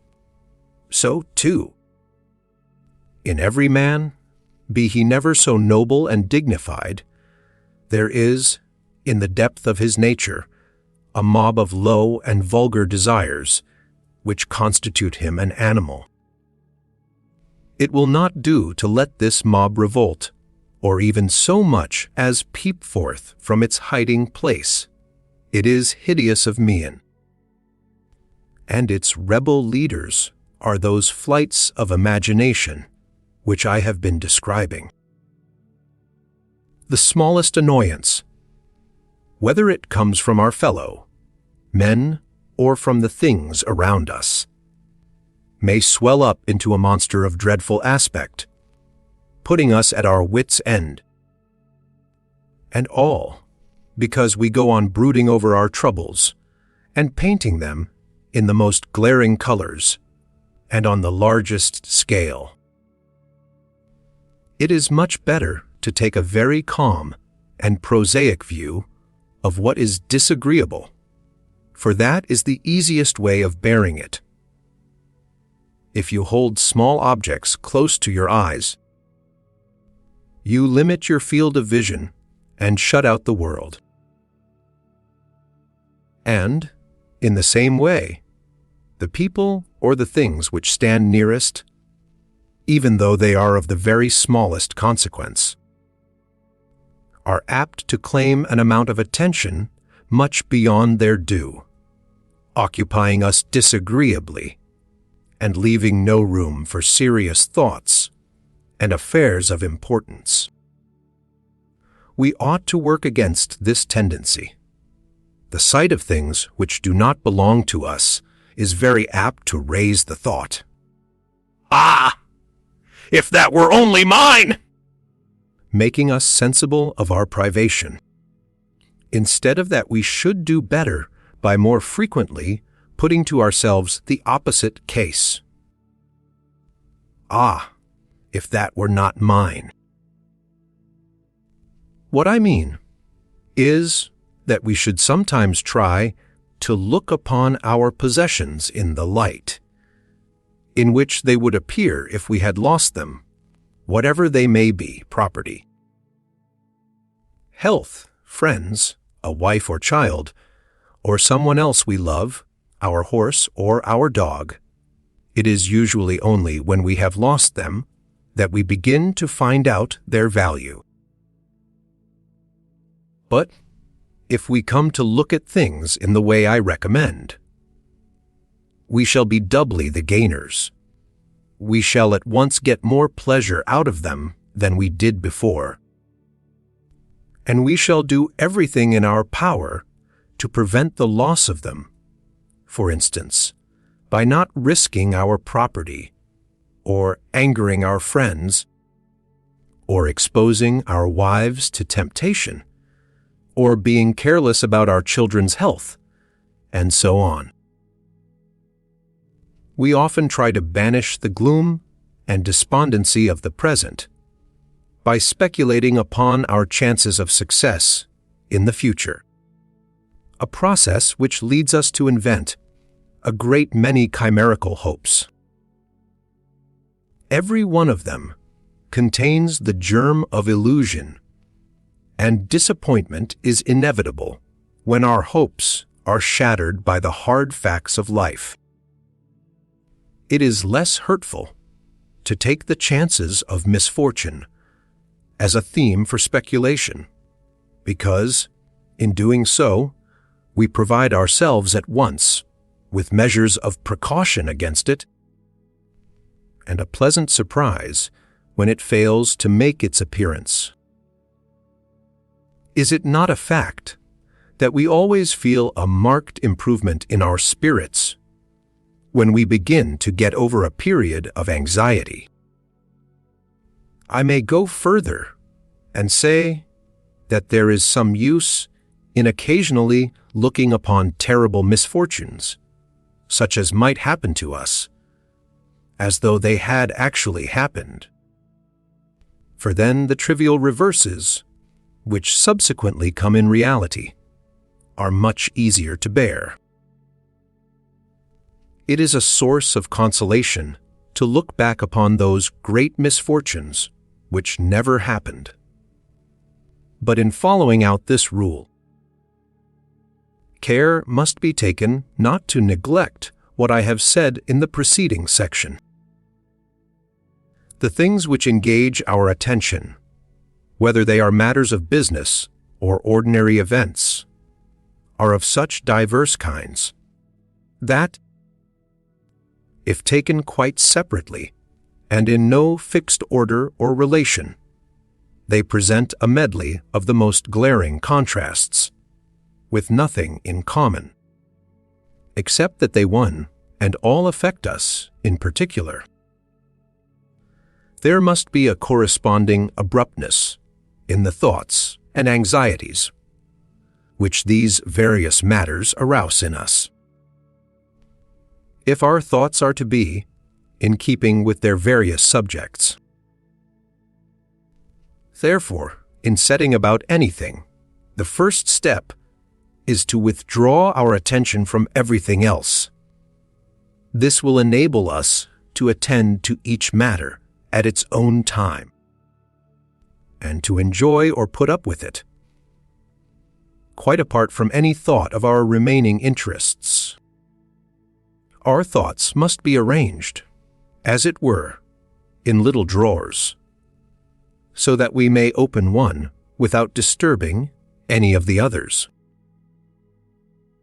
In this way, we can keep the heavy burden of anxiety from weighing upon us so much as to spoil the little pleasures of the present, or from robbing us of our rest. Otherwise, the consideration of one matter will interfere with every other, and attention to some important business may lead us to neglect many affairs which happen to be of less moment. It is most important for everyone who is capable of higher and nobler thoughts to keep their mind from being so completely engrossed with private affairs and vulgar troubles as to let them take up all his attention and crowd out worthier matter. For that is, in a very real sense, to lose sight of the true end of life, propter vitam vivendi perdere causes. Of course, for this, as for so much else, self-control is necessary. Without it, we cannot manage ourselves in the way I have described. And self-control may not appear so very difficult if we consider that every man has to submit to a great deal of very severe control on the part of his surroundings, and that without it no form of existence is possible. Further, a little self-control at the right moment may prevent much subsequent compulsion at the hands of others, just as a very small section of a circle close to the center may correspond to a part near the circumference 100 times as large. Nothing will protect us from external compulsion so much as the control of ourselves, And, as Seneca says, to submit yourself to reason is the way to make everything else submit to you. Sci tibi vis omnia subjicere, ti subjice rationi. Self-control, too, is something which we have in our own power.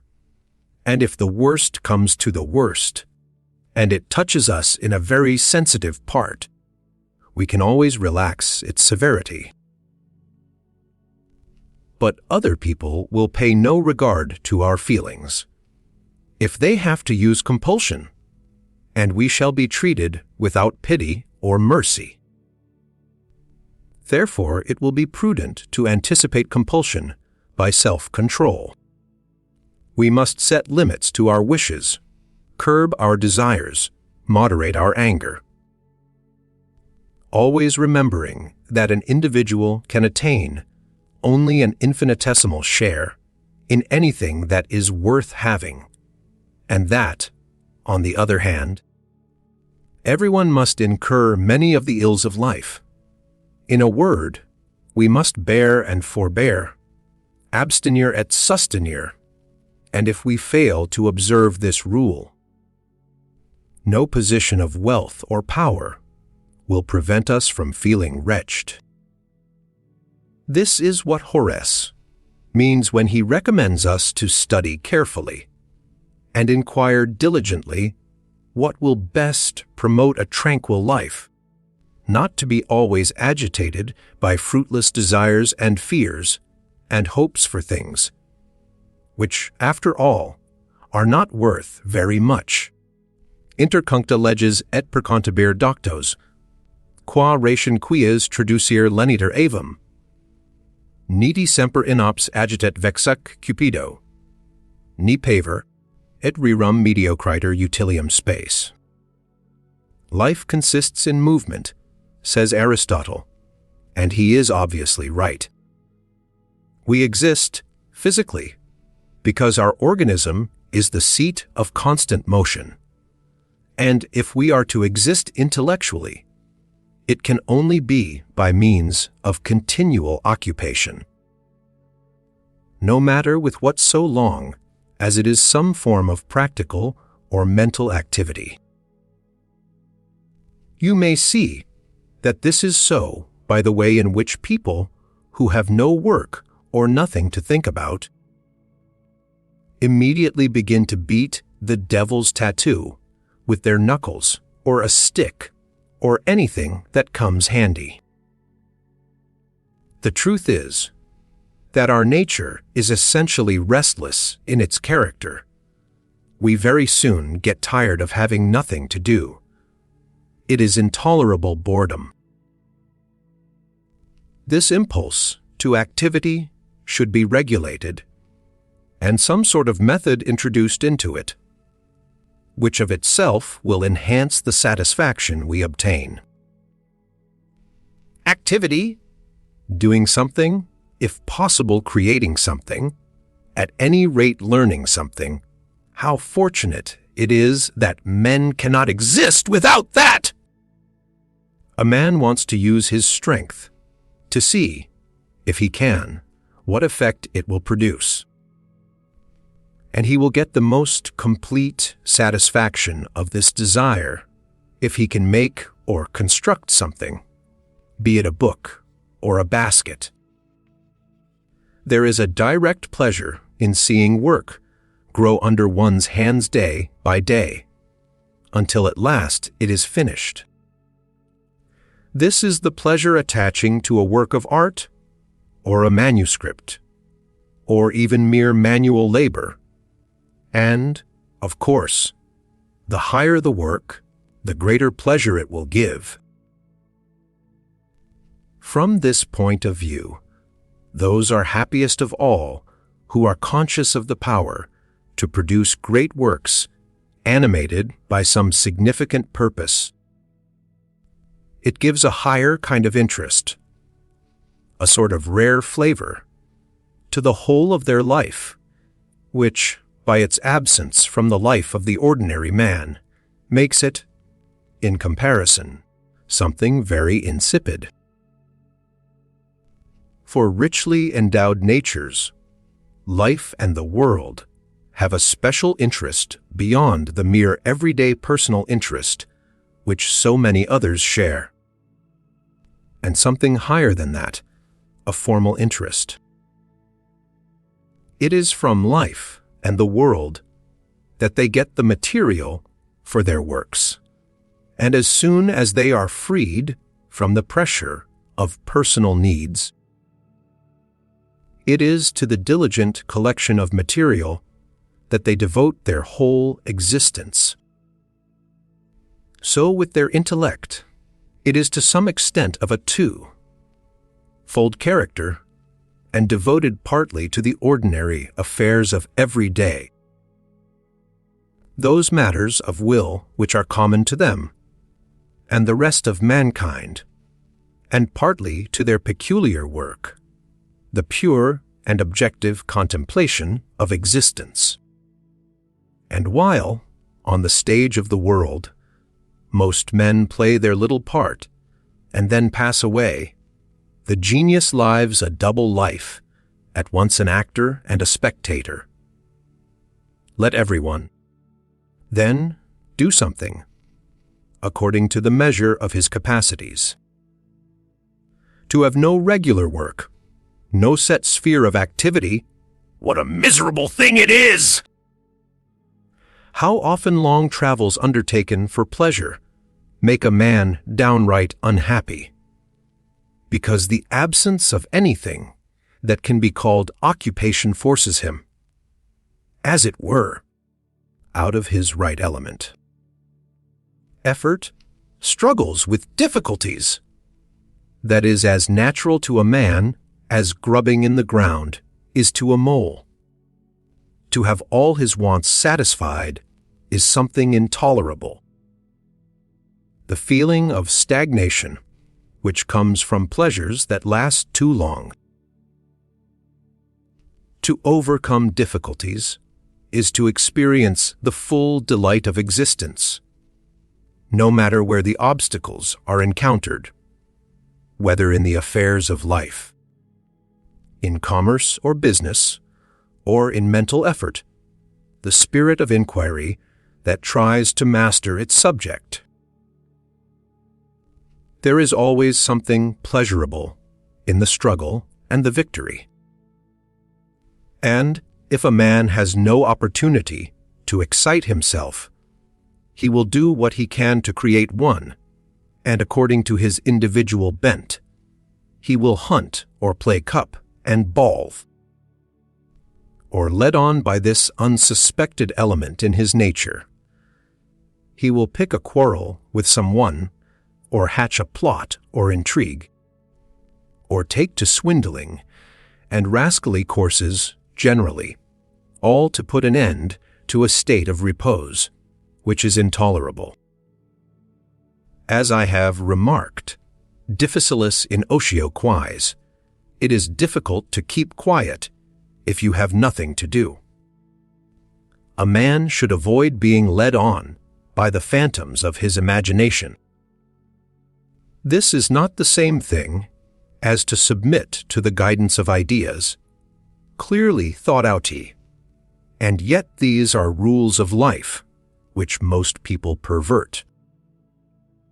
If you examine closely into the circumstances, which, in any deliberation, ultimately turn the scale in favor of some particular course, you will generally find that the decision is influenced, not by any clear arrangement of ideas leading to a formal judgment, but by some fanciful picture which seems to stand for one of the alternatives in question.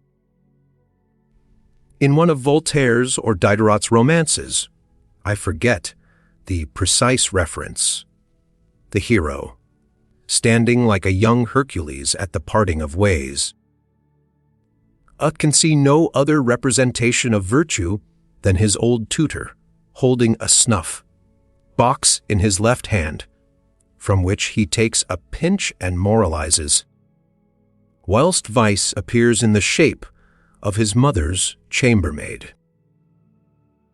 It is in youth, more especially, that the goal of our efforts comes to be a fanciful picture of happiness, which continues to hover before our eyes, sometimes for half, and even for the whole of our life, a sort of mocking spirit, for when we think our dream is to be realized, the picture fades away, leaving us the knowledge that nothing of what it promised is actually accomplished.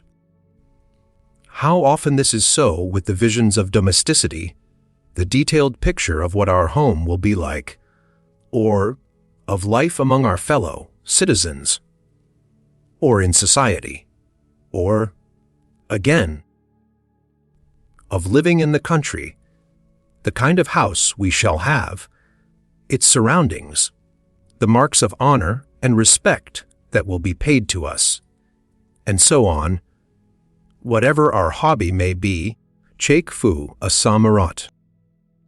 It is often the same, too, with our dreams about one we love. And this is all quite natural, for the visions we conjure up affect us directly, as though they were real objects.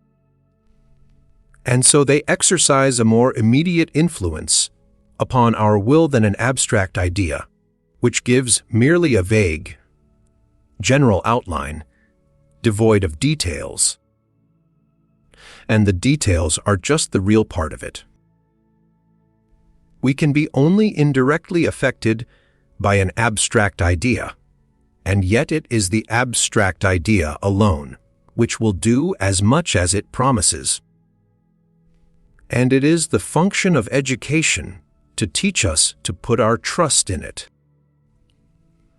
Of course, the abstract idea must be occasionally explained, paraphrased, as it were, by the aid of pictures, but discreetly, cum grano salis. The preceding rule may be taken as a special case of the more general maxim that a man should never let himself be mastered by the impressions of the moment, or indeed by outward appearances at all, which are incomparably more powerful in their effects than the mere play of thought or a train of ideas, not because these momentary impressions are rich in virtue of the data they supply. It is often just the contrary, but because they are something palpable to the senses and direct in their working, they forcibly invade our mind, disturbing our repose and shattering our resolutions. It is easy to understand that the thing which lies before our very eyes will produce the whole of its effect at once. But that time and leisure are necessary for the working of thought and the appreciation of argument, as it is impossible to think of everything at one and the same moment. This is why we are so allured by pleasure, in spite of all our determination to resist it, or so much annoyed by a criticism, even though we know that its author is totally incompetent to judge, or so irritated by an insult, though it comes from some very contemptible quarter. In the same way, to mention no other instances, 10 reasons for thinking that there is no danger may be outweighed by one mistaken notion that it is actually at hand. All this shows the radical unreason of human nature. Women frequently succumb altogether to this predominating influence of present impressions. And there are few men so overweighted with reason as to escape suffering from a similar cause. If it is impossible to resist the effects of some external influence by the mere play of thought, the best thing to do is to neutralize it by some contrary influence. For example, the effect of an insult may be overcome by seeking the society of those who have a good opinion of us, and the unpleasant sensation of imminent danger may be avoided by fixing our attention on the means of warding it off.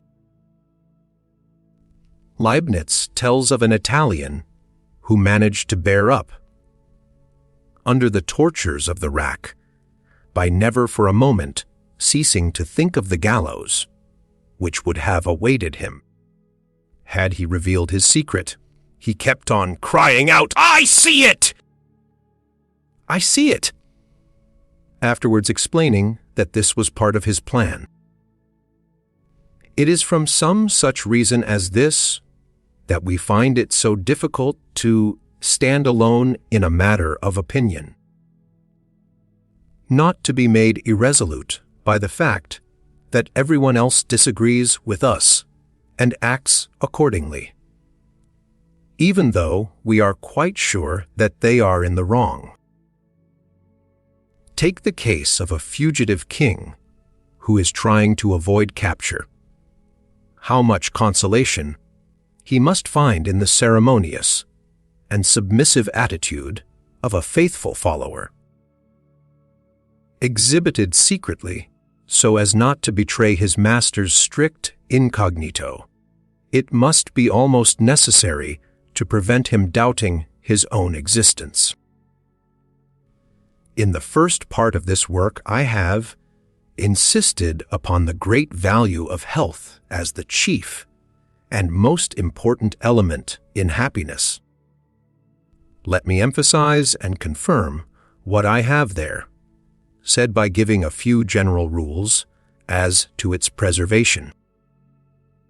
The way to harden the body is to impose a great deal of labor and effort upon it in the days of good health, to exercise it, both as a whole and in its several parts, and to habituate it to withstand all kinds of noxious influences. But on the appearance of an illness or disorder, either in the body as a whole or in many of its parts, a contrary course should be taken, and every means used to nurse the body or the part of it which is affected, and to spare it any effort, for what is ailing and debilitated cannot be hardened. The muscles may be strengthened by a vigorous use of them, but not so the nerves. They are weakened by it. Therefore, while exercising the muscles in every way that is suitable, care should be taken to spare the nerves as much as possible. The eyes, for instance, should be protected from too strong a light, especially when it is reflected light, from any straining of them in the dark, or from the long, continued examination of minute objects, and the ears from too loud sounds. Above all, the brain should never be forced, or used too much, or at the wrong time. Let it have a rest during digestion. For then the same vital energy, which forms thoughts in the brain, has a great deal of work to do elsewhere. I mean in the digestive organs, where it prepares chyme and chyle. For similar reasons, the brain should never be used during, or immediately after, violent muscular exercise. For the motor nerves are in this respect on a par with the sensory nerves.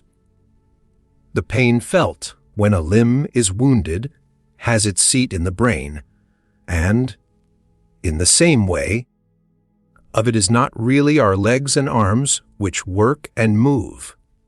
It is the brain, or, more strictly, that part of it which, through the medium of the spine, excites the nerves in the limbs and sets them in motion.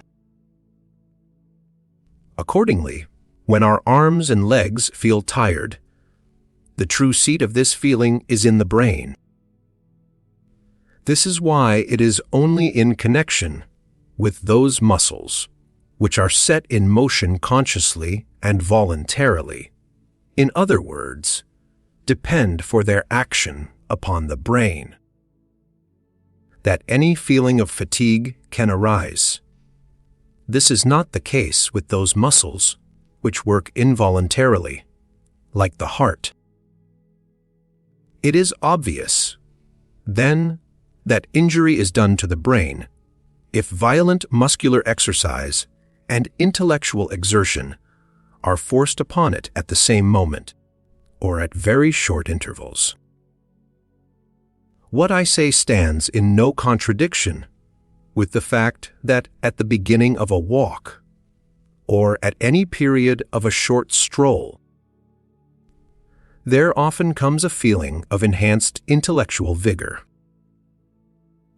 The parts of the brain that come into play have had no time to become tired, and besides, slight muscular exercise conduces to activity of the respiratory organs, and causes a purer and more oxidated supply of arterial blood to mount to the brain. It is most important to allow the brain the full measure of sleep, which is required to restore it. For sleep is to a man's whole nature what winding up is to a clock. This measure will vary directly with the development and activity of the brain. To overstep the measure is mere waste of time, because if that is done, sleep gains only so much in length as it loses in depth. It should be clearly understood that thought is nothing but the organic function of the brain, and it has to obey the same laws in regard to exertion and repose as any other organic function. The brain can be ruined by overstrain, just like the eyes. As the function of the stomach is to digest, so it is that of the brain to think. The notion of a soul as something elementary and immaterial, merely lodging in the brain, and needing nothing at all for the performance of its essential function, which consists in always and unweariedly thinking, has undoubtedly driven many people to foolish practices, leading to a deadening of the intellectual powers. Frederick the Great, even, once tried to form the habit of doing without sleep altogether. It would be well if professors of philosophy refrained from giving currency to a notion which is attended by practical results of a pernicious character.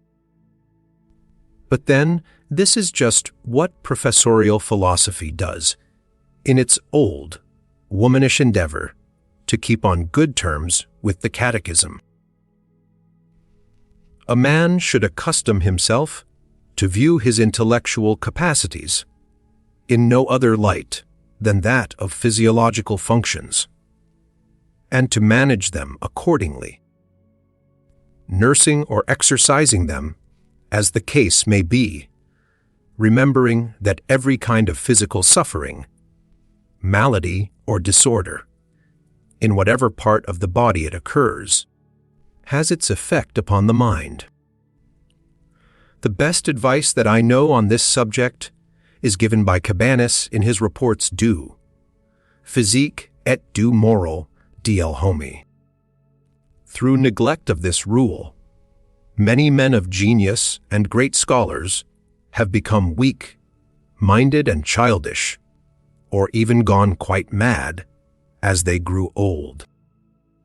To take no other instances, there can be no doubt that the celebrated English poets of the early part of this century, Scott, Wordsworth, Southey, became intellectually dull and incapable towards the end of their days, nay, soon after passing their 60th year, and that their imbecility can be traced to the fact that, at that period of life, they were all led on by the promise of high pay, to treat literature as a trade and to write for money. This seduced them into an unnatural abuse of their intellectual powers. And a man who puts his Pegasus into harness and urges on his muse with the whip will have to pay a penalty similar to that which is exacted by the abuse of other kinds of power. And even in the case of Kant, I suspect that the second childhood of his last 4 years was due to overwork in later life, and after he had succeeded in becoming a famous man. Every month of the year has its own peculiar and direct influence upon health and bodily condition generally, nay, even upon the state of the mind. It is an influence dependent upon the weather. Our relation to others. In making his way through life, a man will find it useful to be ready and able to do 2 things: to look ahead and to overlook. The one will protect him from loss and injury, the other from disputes and squabbles. No one who has to live amongst men should absolutely discard any person who has his due place in the order of nature, even though he is very wicked or contemptible or ridiculous. He must accept him as an unalterable fact, unalterable, because the necessary outcome of an eternal, fundamental principle. And in bad cases, he should remember the words of Mephistopheles, "Es muss auch solch Caius geben," there must be fools and rogues in the world. If he acts otherwise, he will be committing an injustice and giving a challenge of life and death to the man he discards. No one can alter his own peculiar individuality, his moral character, his intellectual capacity, his temperament or physique. And if we go so far as to condemn a man from every point of view, there will be nothing left him but to engage us in deadly conflict. For we are practically allowing him the right to exist only on condition that he becomes another man, which is impossible. His nature forbids it. So, if you have to live amongst men, you must allow everyone the right to exist in accordance with the character he has, whatever it turns out to be. And all you should strive to do is to make use of this character in such a way as its kind and nature permit, rather than to hope for any alteration in it, or to condemn it off hand for what it is. This is the true sense of the maxim, live and let live.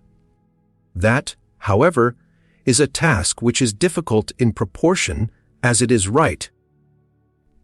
And he is a happy man who can once for all avoid having to do with a great many of his fellow creatures. The art of putting up with people may be learned by practicing patience on inanimate objects, which, in virtue of some mechanical or general physical necessity, oppose a stubborn resistance to our freedom of action, a form of patience which is required every day.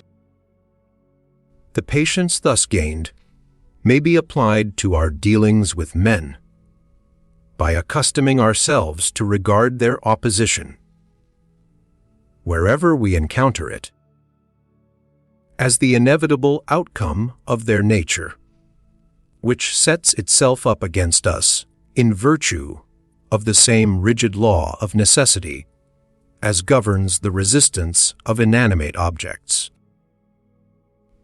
To become indignant at their conduct is as foolish as to be angry with a stone, because it rolls into your path. And with many people, the wisest thing you can do is to resolve to make use of those whom you cannot alter. It is astonishing how easily and how quickly similarity, or difference of mind and disposition, makes itself felt between one man and another as soon as they begin to talk. Every little trifle shows it. When two people of totally different natures are conversing, almost everything said by the one will, in a greater or less degree, displease the other, and in many cases produce positive annoyance, even though the conversation turn upon the most out of the way subject, or one in which neither of the parties has any real interest. People of similar nature, on the other hand, immediately come to feel a kind of general agreement, and if they are cast very much in the same mold, complete harmony or even unison will flow from their intercourse. This explains two circumstances. First of all, it shows why it is that common, ordinary people are so sociable and find good company wherever they go. Ah! Those good, dear, brave people. It is just the contrary with those who are not of the common run. And the less they are so, the more unsociable they become. So that if, in their isolation, they chance to come across someone in whose nature they can find even a single sympathetic chord, be it never so minute, they show extraordinary pleasure in his society. For one man can be to another only so much as the other is to him. Great minds are like eagles, and build their nest in some lofty solitude. Secondly, we are enabled to understand how it is that people of like disposition so quickly get on with one another, as though they were drawn together by magnetic force, kindred souls greeting each other from afar. Of course, the most frequent opportunity of observing this is afforded by people of vulgar tastes and inferior intellect, but only because their name is legion. While those who are better off in this respect, and of a rarer nature, are not often to be met with, they are called rare, because you can seldom find them. Take the case of a large number of people who have formed themselves into a league for the purpose of carrying out some practical object. If there be two rascals among them, they will recognize each other as readily as if they bore a similar badge, and will at once conspire for some misfeasance or treachery. In the same way, if you can imagine, per impossible, a large company of very intelligent and clever people, amongst whom there are only two blockheads, these two will be sure to be drawn together by a feeling of sympathy, and each of them will very soon secretly rejoice at having found at least one intelligent person in the whole company. It is really quite curious to see how two such men, especially if they are morally and intellectually of an inferior type, will recognize each other at first sight. with what zeal they will strive to become intimate, how affably and cheerily they will run to greet each other, just as though they were old friends. It is all so striking that one is tempted to embrace the Buddhist doctrine of metempsychosis and presume that they were on familiar terms in some former state of existence. Still, in spite of all this general agreement, men are kept apart who might come together, or, in some cases, a passing discord springs up between them. This is due to diversity of mood. You will hardly ever see two people exactly in the same frame of mind, for that is something which varies with their condition of life, occupation, surroundings, health, the train of thought they are in at the moment, and so on. These differences give rise to discord between persons of the most harmonious disposition. To correct the balance properly, so as to remove the disturbance, to introduce, as it were, a uniform temperature, is a work demanding a very high degree of culture. The extent to which uniformity of mood is productive of good. Fellowship may be measured by its effects upon a large company.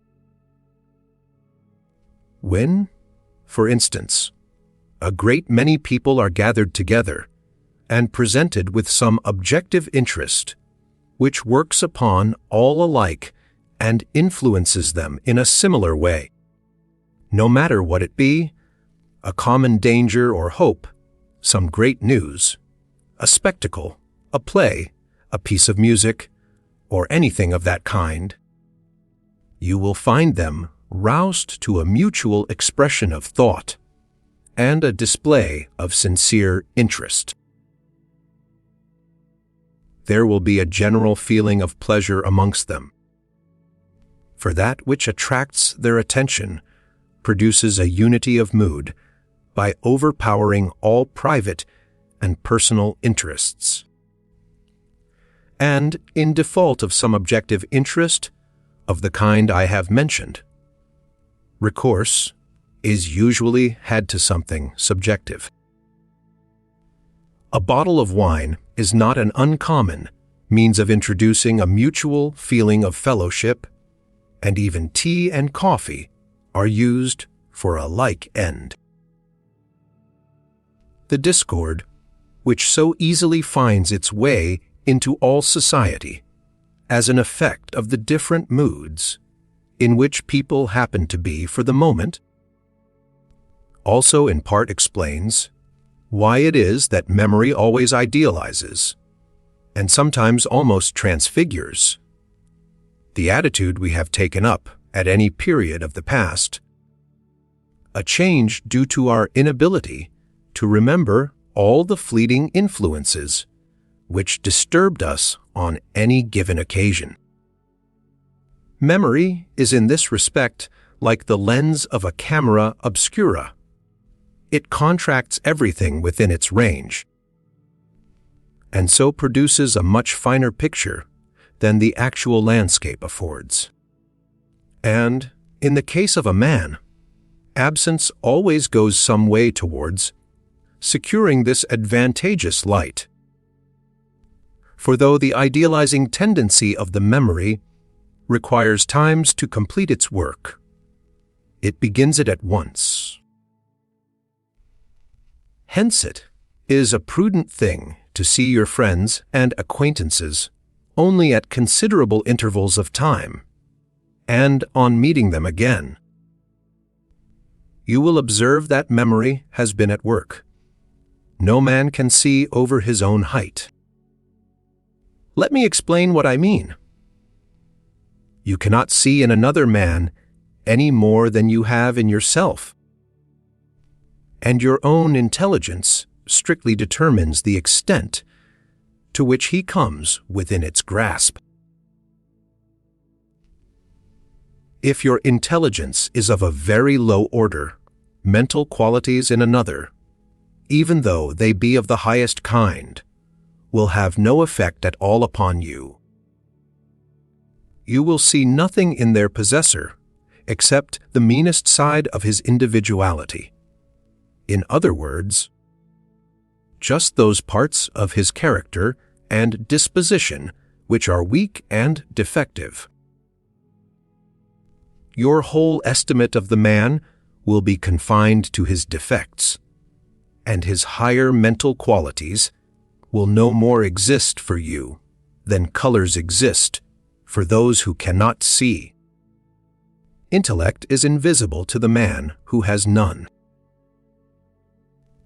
In any attempt to criticize another's work, the range of knowledge possessed by the critic is as essential a part of his verdict as the claims of the work itself. Hence, intercourse with others involves a process of leveling down. The qualities which are present in one man and absent in another cannot come into play when they meet, and the self-sacrifice, which this entails upon one of the parties, calls forth no recognition from the other. Consider how sordid, how stupid, in a word, how vulgar most men are, and you will see that it is impossible to talk to them without becoming vulgar yourself for the time being. Vulgarity is in this respect like electricity. It is easily distributed. You will then fully appreciate the truth and propriety of the expression to make yourself cheap, and you will be glad to avoid the society of people whose only possible point of contact with you is just that part of your nature of which you have least reason to be proud. So you will see that, in dealing with fools and blockheads, there is only one way of showing your intelligence: by having nothing to do with them. That means, of course, that when you go into society, you may now and then feel like a good dancer who gets an invitation to a ball, and on arriving, finds that everyone is lame. With whom is he to dance? I feel respect for the man, and he is one in 100 who, when he is waiting or sitting unoccupied, refrains from rattling or beating time with anything that happens to be handy, his stick or knife and fork, or whatever else it may be. The probability is that he is thinking of something. With a large number of people, it is quite evident that their power of sight completely dominates over their power of thought. They seem to be conscious of existence only when they are making a noise, unless indeed they happen to be smoking, for this serves a similar end. It is for the same reason that they never fail to be all eyes and ears.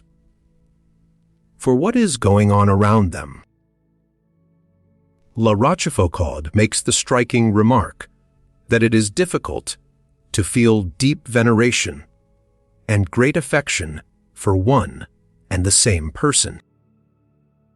If this is so, we shall have to choose whether it is veneration or love that we want from our fellow men.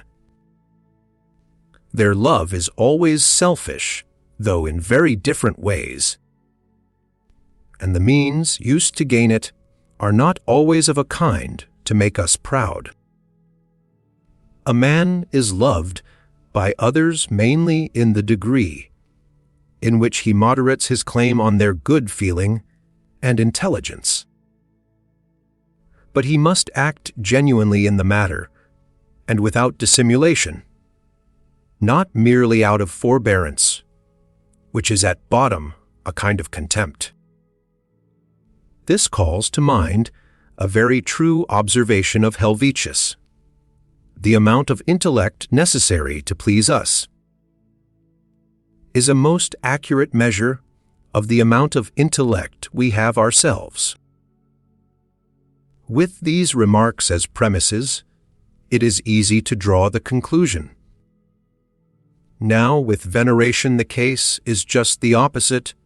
It is wrung from men reluctantly, and for that very reason mostly concealed.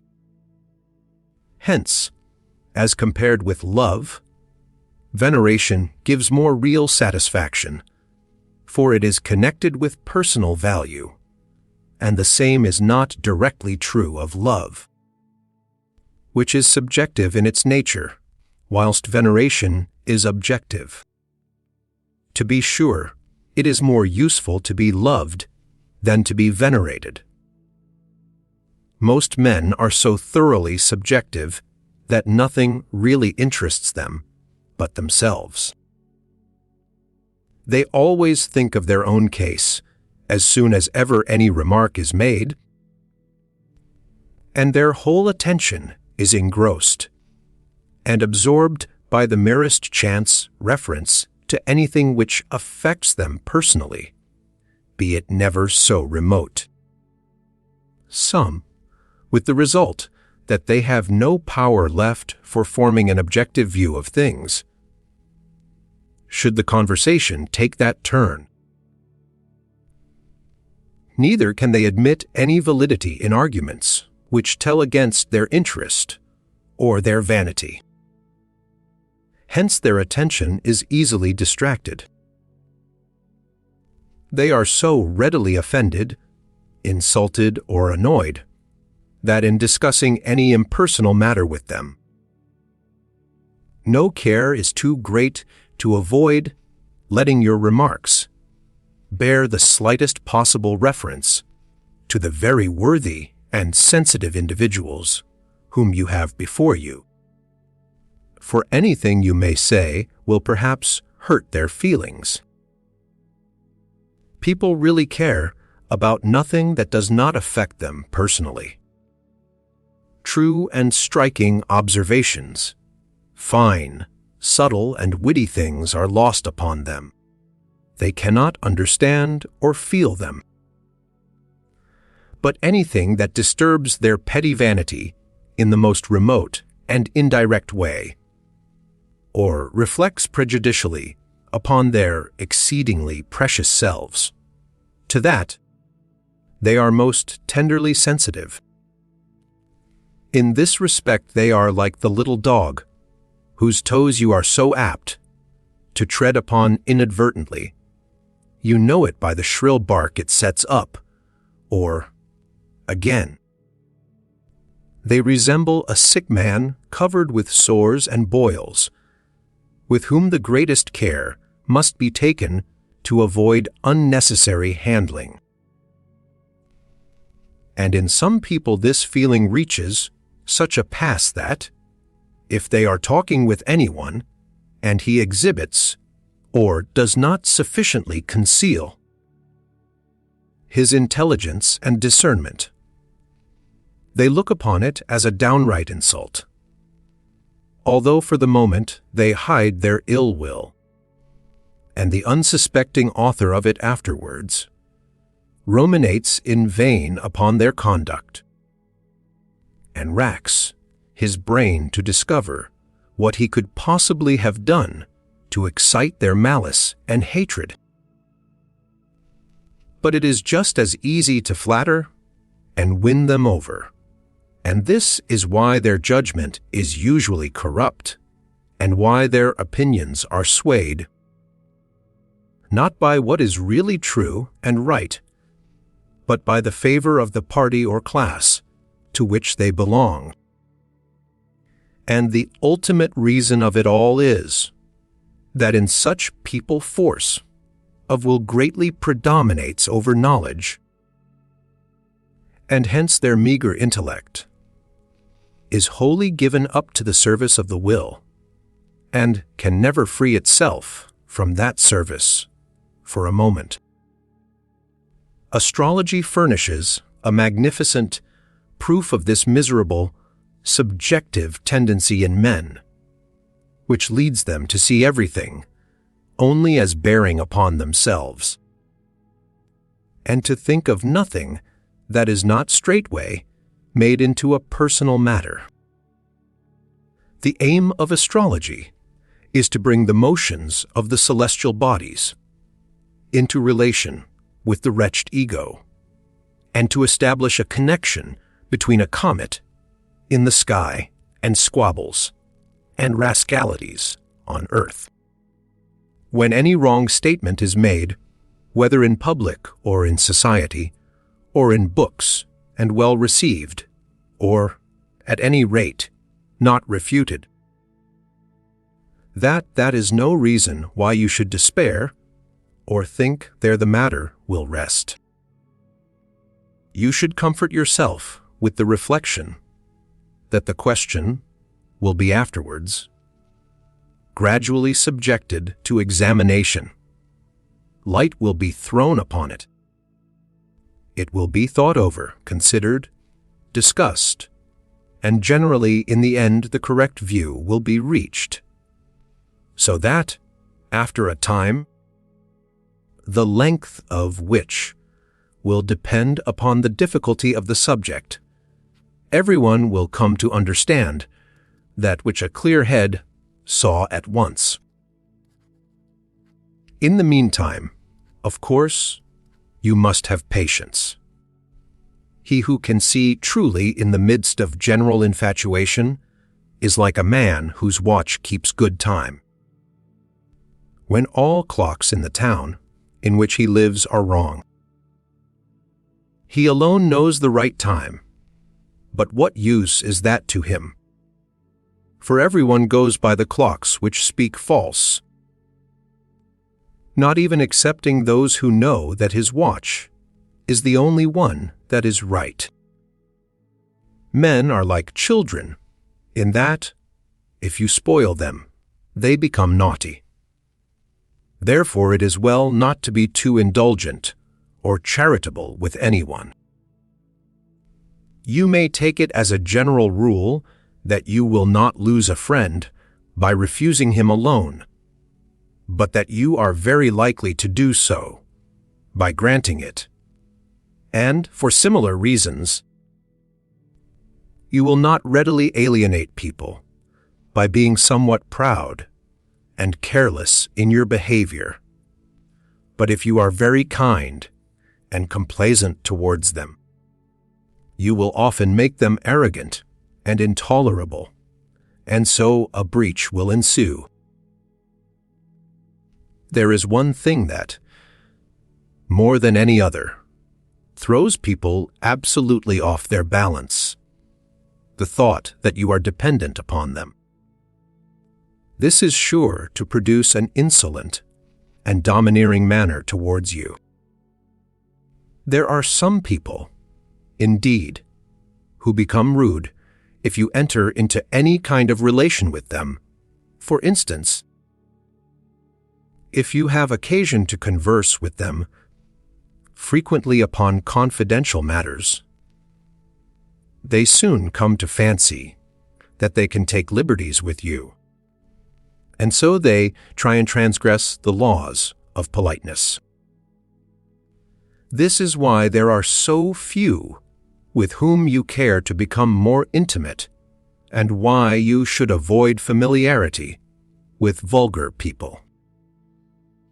If a man comes to think that I am more dependent upon him than he is upon me, he at once feels as though I had stolen something from him, and his endeavor will be to have his vengeance and get it back.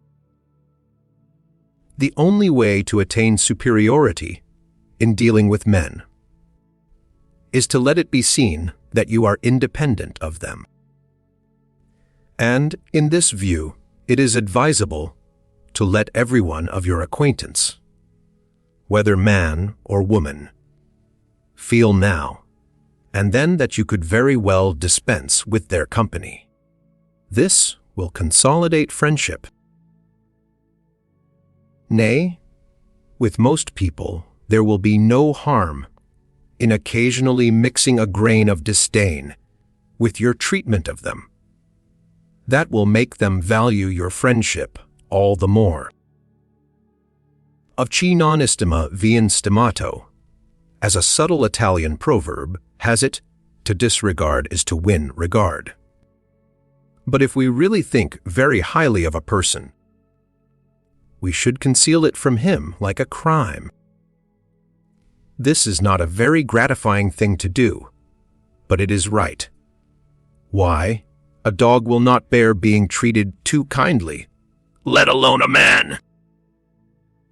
It is often the case that people of noble character and great mental gifts betray a strange lack of worldly wisdom and a deficiency in the knowledge of men, more especially when they are young, with the result that it is easy to deceive or mislead them, and that, on the other hand, natures of the commoner sort are more ready and successful in making their way in the world. The reason of this is that, when a man has little or no experience, he must judge by his own antecedent notions, and in matters demanding judgment. An antecedent notion is never on the same level as experience. For, with the commoner sort of people, an antecedent notion means just their own selfish point of view.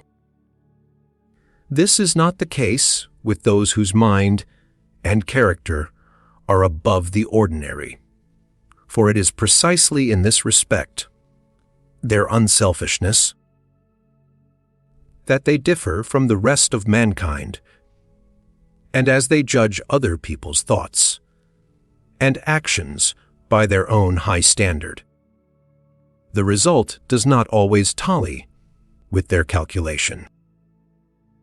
But if, in the end, a man of noble character comes to see, as the effect of his own experience, or by the lessons he learns from others, what it is that may be expected of men in general, namely, that 5/6 of them are morally and intellectually so constituted that, if circumstances do not place you in relation with them, you had better get out of their way and keep as far as possible from having anything to do with them.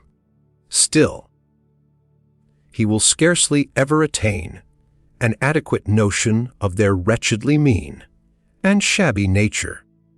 All his life long he will have to be extending and adding to the inferior estimate he forms of them.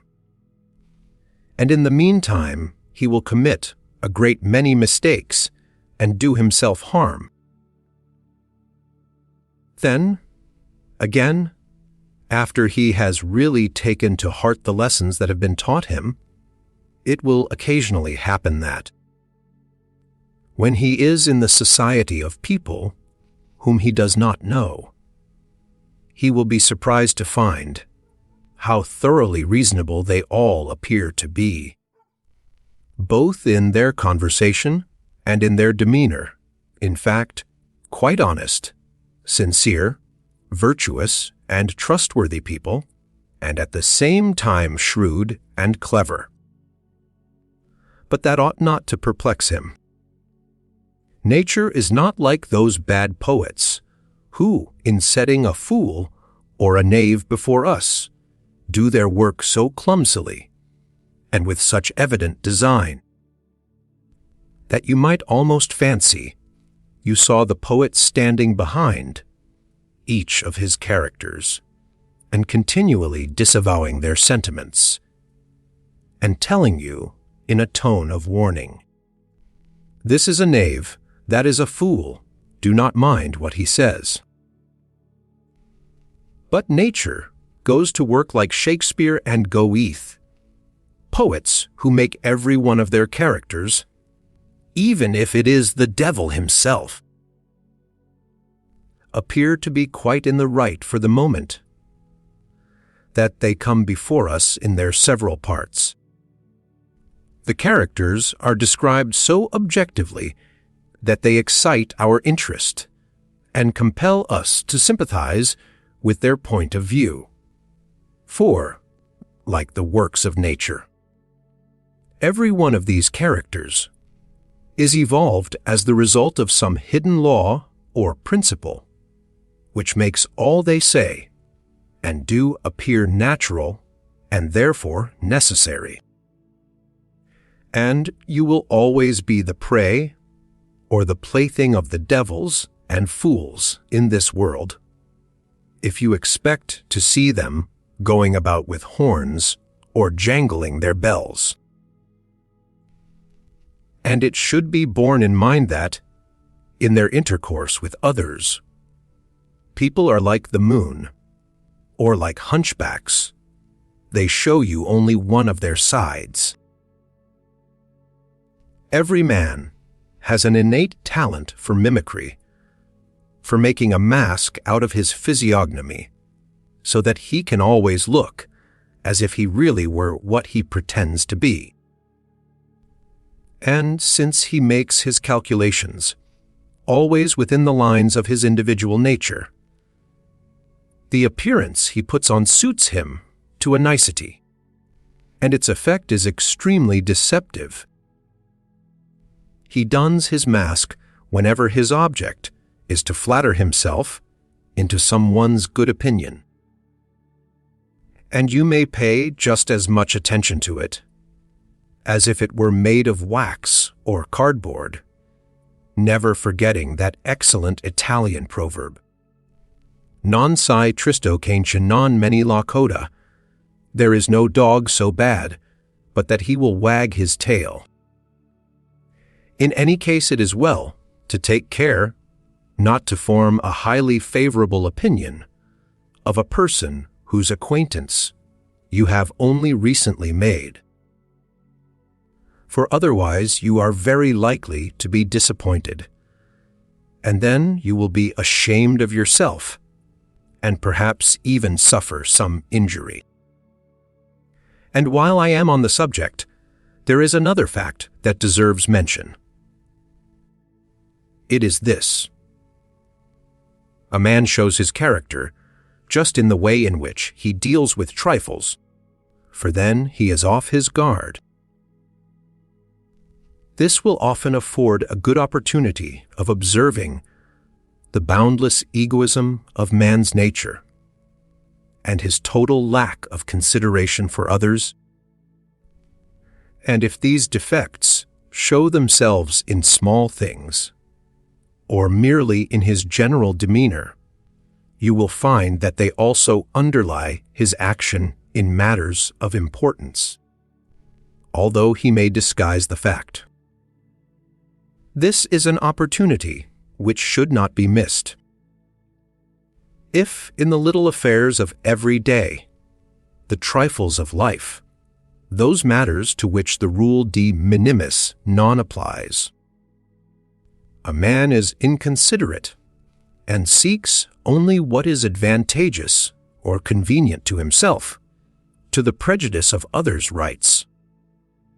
If he appropriates to himself that which belongs to all alike, you may be sure there is no justice in his heart, and that he would be a scoundrel on a wholesale scale, only that law and compulsion bind his hands. Do not trust him beyond your door. He who is not afraid to break the laws of his own private circle will break those of the state when he can do so with impunity. If the average man were so constituted that the good in him outweighed the bad, it would be more advisable to rely upon his sense of justice, fairness, gratitude. Fidelity, love, or compassion, than to work upon his fears, but as the contrary is the case, and it is the bad that outweighs the good, the opposite course is the more prudent one. If any person with whom we are associated or have to do exhibits unpleasant or annoying qualities, we have only to ask ourselves whether or not this person is of so much value to us that we can put up with frequent and repeated exhibitions of the same qualities in a somewhat aggravated form.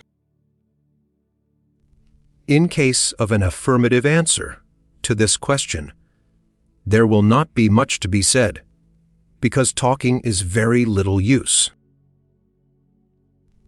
We must let the matter pass, with or without some notice, but we should nevertheless remember that we are thereby exposing ourselves to a repetition of the offense. If the answer is in the negative, we must break with our worthy friend at once and forever, or in the case of a servant, dismiss him.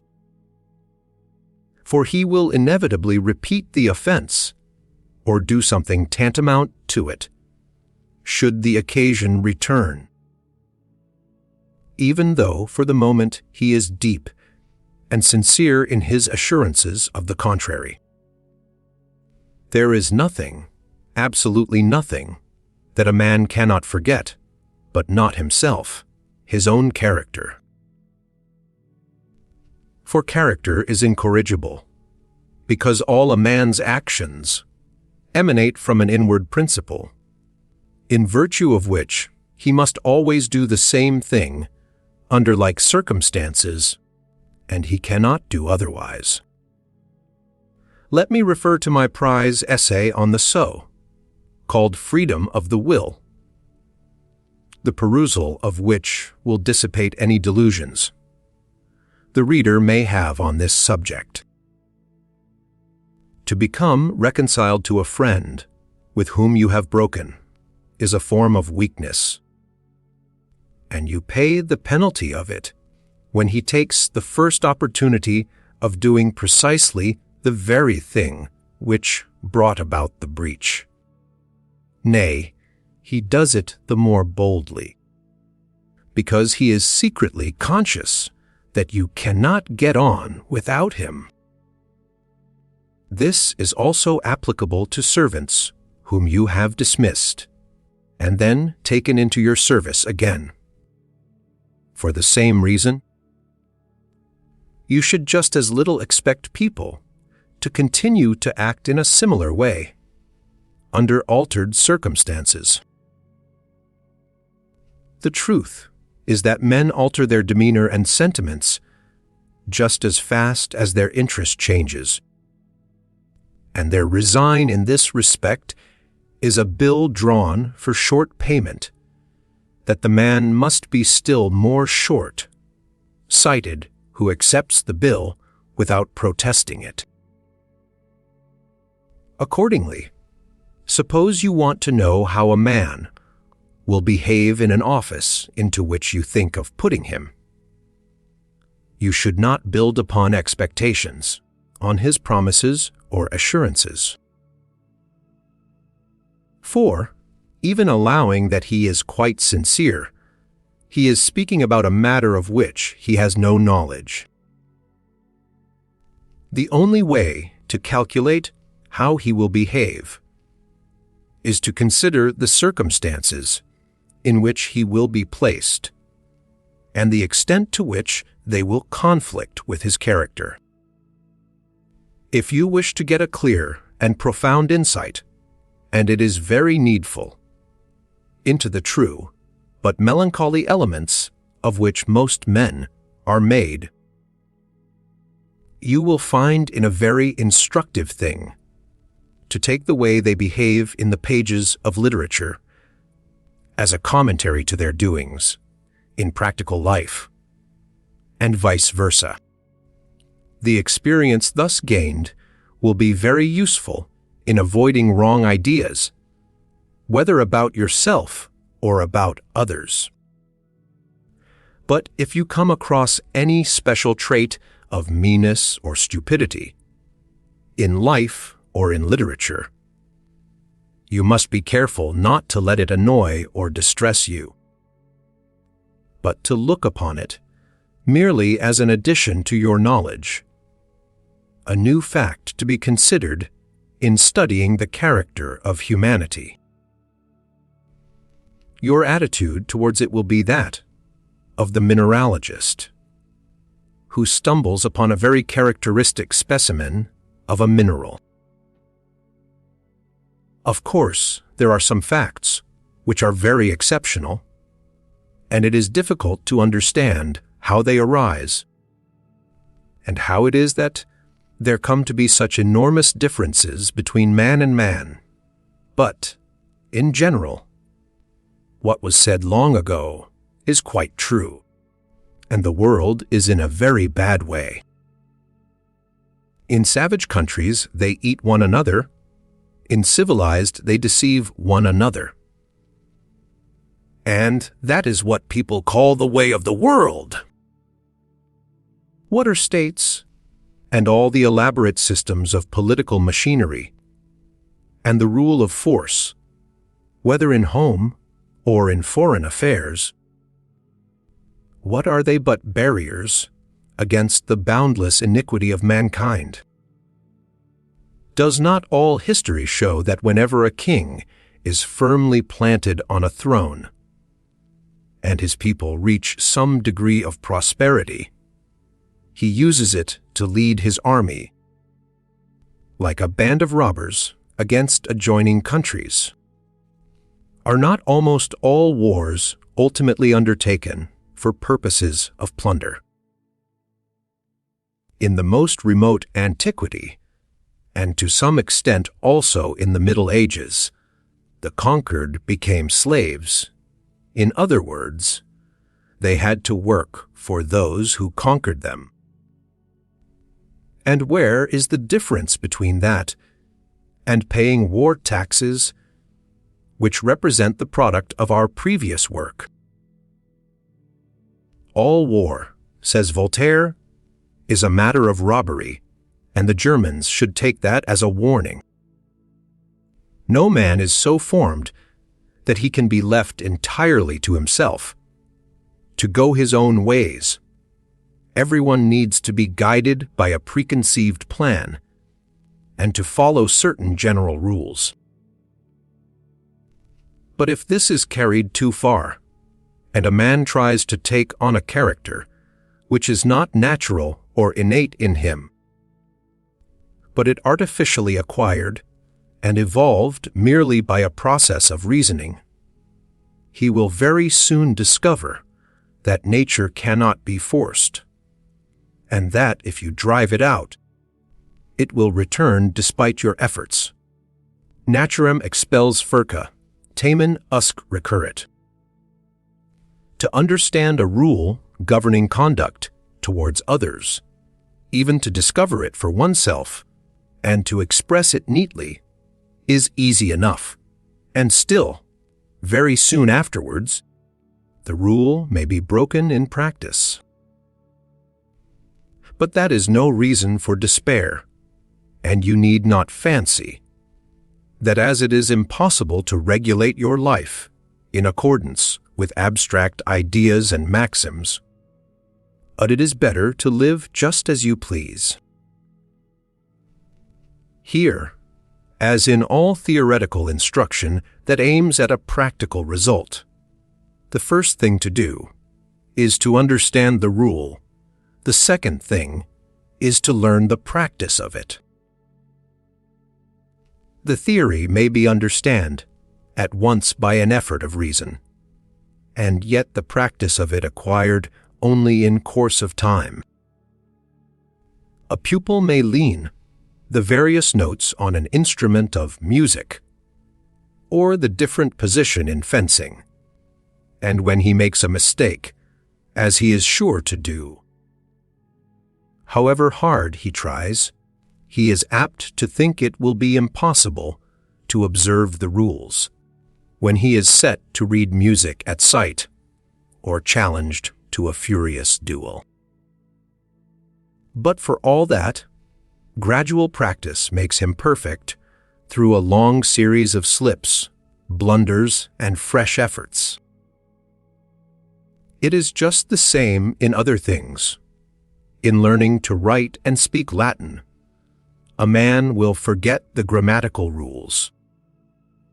It is only by long practice that a blockhead turns into a courtier, that a passionate man becomes shrewd and worldly, wise, or a frank person reserved, or a noble person ironical. But though self-discipline of this kind is the result of long habit, it always works by a sort of external compulsion, which nature never ceases to resist and sometimes unexpectedly overcomes.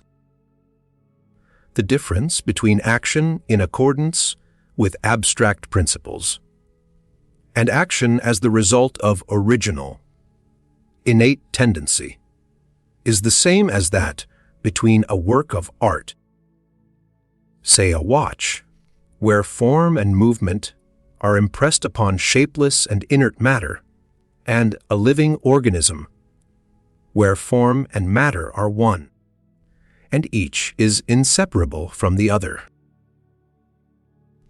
There is a maxim attributed to the Emperor Napoleon, which expresses this relation between acquired and innate character, and confirms what I have said. Everything that is unnatural is imperfect, a rule of universal application, whether in the physical or in the moral sphere. The only exception I can think of to this rule is aventurine, a substance known to mineralogists, which in its natural state cannot compare with the artificial preparation of it. And in this connection, let me utter a word of protest against any and every form of affectation. It always arouses contempt, in the first place, because it argues deception, and the deception is cowardly, for it is based on fear, and, secondly, it argues self-condemnation, because it means that a man is trying to appear what he is not, and therefore something which he thinks better than he actually is. To affect a quality, and to plume yourself upon it, is just to confess that you have not got it. Whether it is courage, or learning, or intellect, or wit, or success with women, or riches, or social position, or whatever else it may be that a man boasts of, you may conclude by his boasting about it that that is precisely the direction in which he is rather weak. For if a man really possesses any faculty to the full, it will not occur to him to make a great show of affecting it. He is quite content to know that he has it. That is the application of the Spanish proverb, Herradura, qui chacolotia clavo li falta, a clattering hoof, means a nail gone. To be sure, as I said at first, no man ought to let the reins go quite loose, and show himself just as he is. For there are many evil and bestial sides to our nature, which require to be hidden away out of sight, and this justifies the negative attitude of dissimulation. But it does not justify a positive feigning of qualities which are not there. It should also be remembered that affectation is recognized at once, even before it is clear what it is that is being affected. And, finally, affectation cannot last very long, and one day the mask will fall off. Nemo potest personam diu fer fictam, says Seneca, ficta cito in naturam suam residunt. No one can persevere long in a fictitious character, for nature will soon reassert itself. A man bears the weight of his own body without knowing it, but he soon feels the weight of any other if he tries to move it in the same way. A man can see other people's shortcomings and vices, but he is blind to his own. This arrangement has one advantage. It turns other people into a kind of mirror, in which a man can see clearly everything that is vicious, faulty, ill, bred and loathsome in his own nature. Only it is generally the old story of the dog barking at his own image. It is himself that he sees, and not another dog as he fancies. He who criticizes others works at the reformation of himself. Those who form the secret habit of scrutinizing other people's general behavior and passing severe judgment upon what they do and leave undone, thereby improve themselves and work out their own perfection, for they will have sufficient sense of justice, or at any rate enough pride and vanity, of to avoid in their own case that which they condemn so harshly elsewhere. But tolerant people are just the opposite, and claim for themselves the same indulgence that they extend to others. Hanks veniam damus pessimist vicissum. It is all very well for the Bible to talk about the mote in another's eye and the beam in one's own. The nature of the eye is to look not at itself, but at other things, and therefore to observe and blame faults in another is a very suitable way of becoming conscious of one's own. We require a looking glass for the due dressing of our morals. The same rule applies in the case of style and fine writing. If, instead of condemning, you applaud some new folly in these matters, you will imitate it. That is just why literary follies have such vogue in Germany. The Germans are a very tolerant people. Everybody can see that! Their maxim is, Hanks veniam damus pessimist vicissum. When he is young, a man of noble character fancies that the relations prevailing amongst mankind and the alliances to which these relations lead are at bottom and essentially ideal in their nature. That is to say, that they rest upon similarity of disposition or sentiment, or taste, or intellectual power, and so on. But, later on, he finds out that it is a real foundation which underlies these alliances, that they are based upon some material interest. This is the true foundation of almost all alliances, nay, most men have no notion of an alliance resting upon any other basis. Accordingly, we find that a man is always measured by the office he holds, or by his occupation, nationality, or family relations. In a word, by the position and character which have been assigned him in the conventional arrangements of life, where he is ticketed and treated as so much goods. Reference to what he is in himself, as a man, to the measure of his own personal qualities, is never made unless for convenience sake. And so that view of a man is something exceptional, to be set aside and ignored the moment that anyone finds it disagreeable. And this is what usually happens. But the more of personal worth a man has, the less pleasure he will take in these conventional arrangements, and he will try to withdraw from the sphere in which they apply. The reason why these arrangements exist at all is simply that in this world of ours, misery and need are the chief features. Therefore, it is everywhere the essential and paramount business of life to devise the means of alleviating them. As paper, money circulates in the world instead of real coin, so is the place of true esteem and genuine friendship.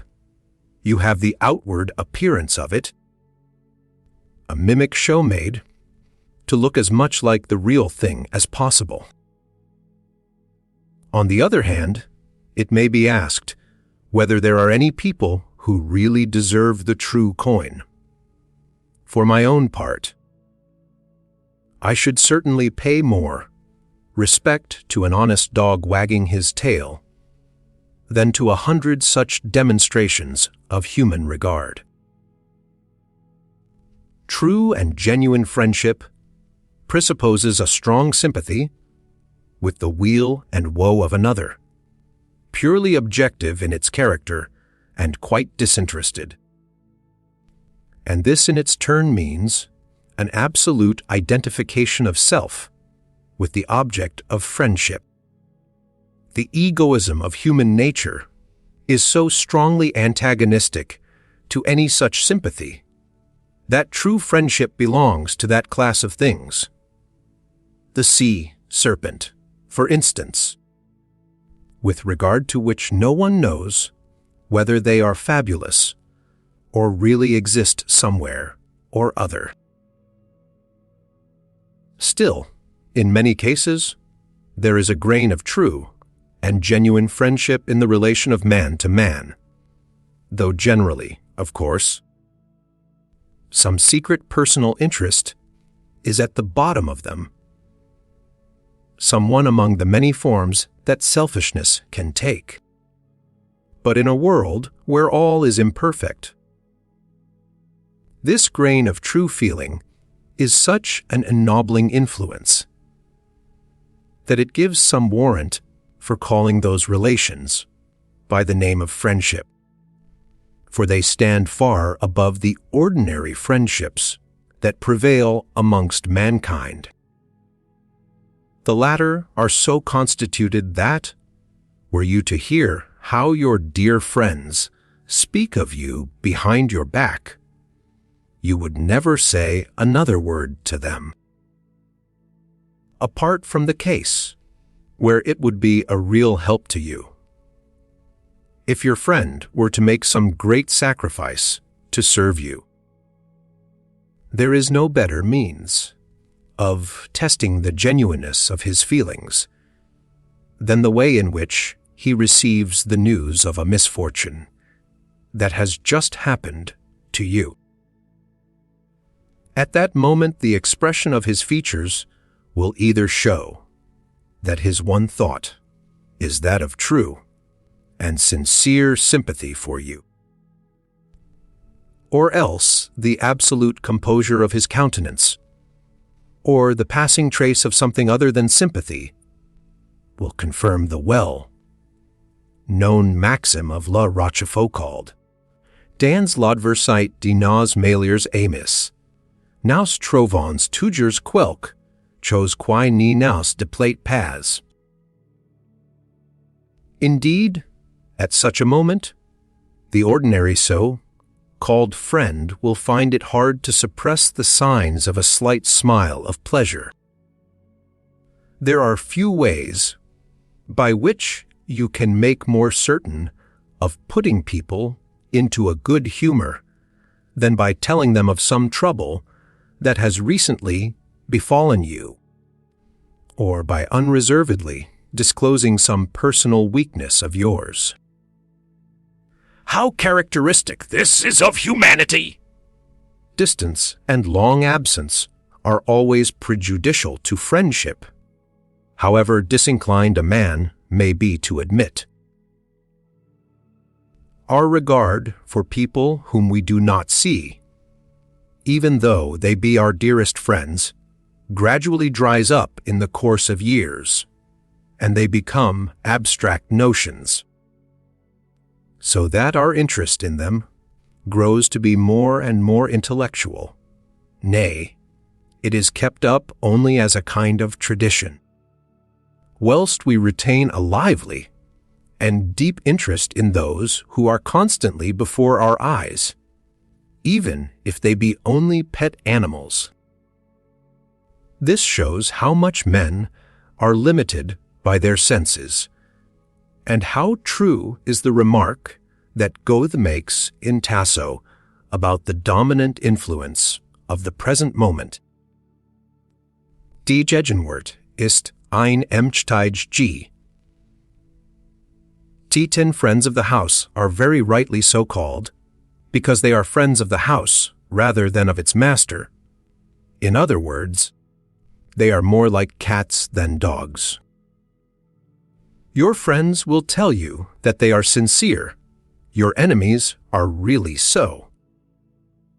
Let your enemy's censure be like a bitter medicine, to be used as a means of self-knowledge. A friend in need, as the saying goes, is rare. Nay, it is just the contrary. No sooner have you made a friend than he is in need and asks for a loan.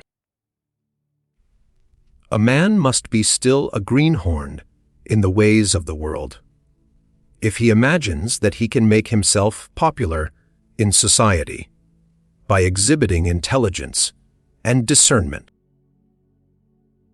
With the immense majority of people, such qualities excite hatred and resentment, which are rendered all the harder to bear by the fact that people are obliged to suppress, even from themselves, the real reason of their anger.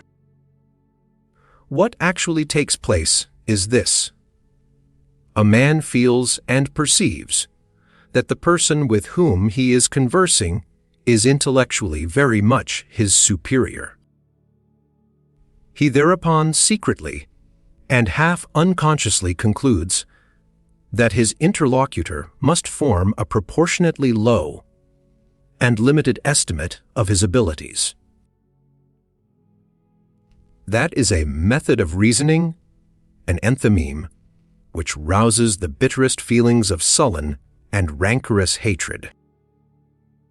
And so Gracian is quite right in saying that the only way to win affection from people is to show the most animal, like simplicity of demeanor, para ser bien quisto, el único medio vestirse la piel del más simple de los brutos. To show your intelligence and discernment is only an indirect way of reproaching other people for being dull and incapable.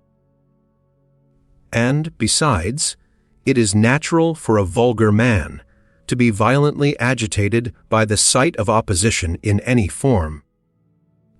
And in this case envy comes in as the secret cause of his hostility. For it is a matter of daily observation that people take the greatest pleasure in that which satisfies their vanity. And vanity cannot be satisfied without comparison with others. Now, there is nothing of which a man is prouder than of intellectual ability, for it is this that gives him his commanding place in the animal world.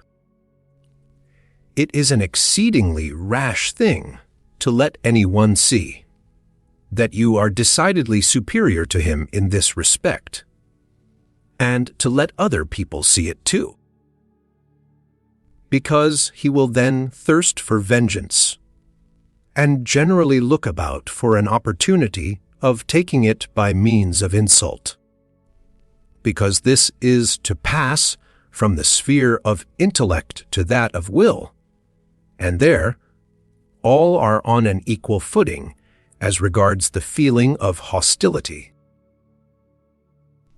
Hence, while rank and riches may always reckon upon deferential treatment in society, that is something which intellectual ability can never expect. To be ignored is the greatest favor shown to it, and if people notice it at all, it is because they regard it as a piece of impertinence, or else as something to which its possessor has no legitimate right, and upon which he dares to pride himself, and in retaliation and revenge for his conduct. People secretly try and humiliate him in some other way, and if they wait to do this, it is only for a fitting opportunity. A man may be as humble as possible in his demeanor, and yet hardly ever get people to overlook his crime in standing intellectually above them. In The Garden of Roses, Sadi makes the remark, "You should know that foolish people are 100-fold more averse to meeting the wise than the wise are indisposed for the company of the foolish." On the other hand, it is a real recommendation to be stupid. For just as warmth is agreeable to the body, so it does the mind good to feel its superiority, and a man will seek company likely to give him this feeling, as instinctively as he will approach the fireplace or walk in the sun, if he wants to get warm. But this means that he will be disliked on account of his superiority, and if a man is to be liked, he must really be inferior in point of intellect. And the same thing holds good of a woman in point of beauty. To give proof of real and unfeigned inferiority to some of the people you meet?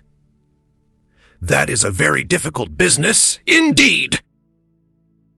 Consider how kindly and heartily a girl who is passably pretty will welcome one who is downright ugly. Physical advantages are not thought so much of in the case of man, though I suppose you would rather a little man sat next to you than one who was bigger than yourself. This is why, amongst men, it is the dull and ignorant, and amongst women, the ugly, who are always popular and in request.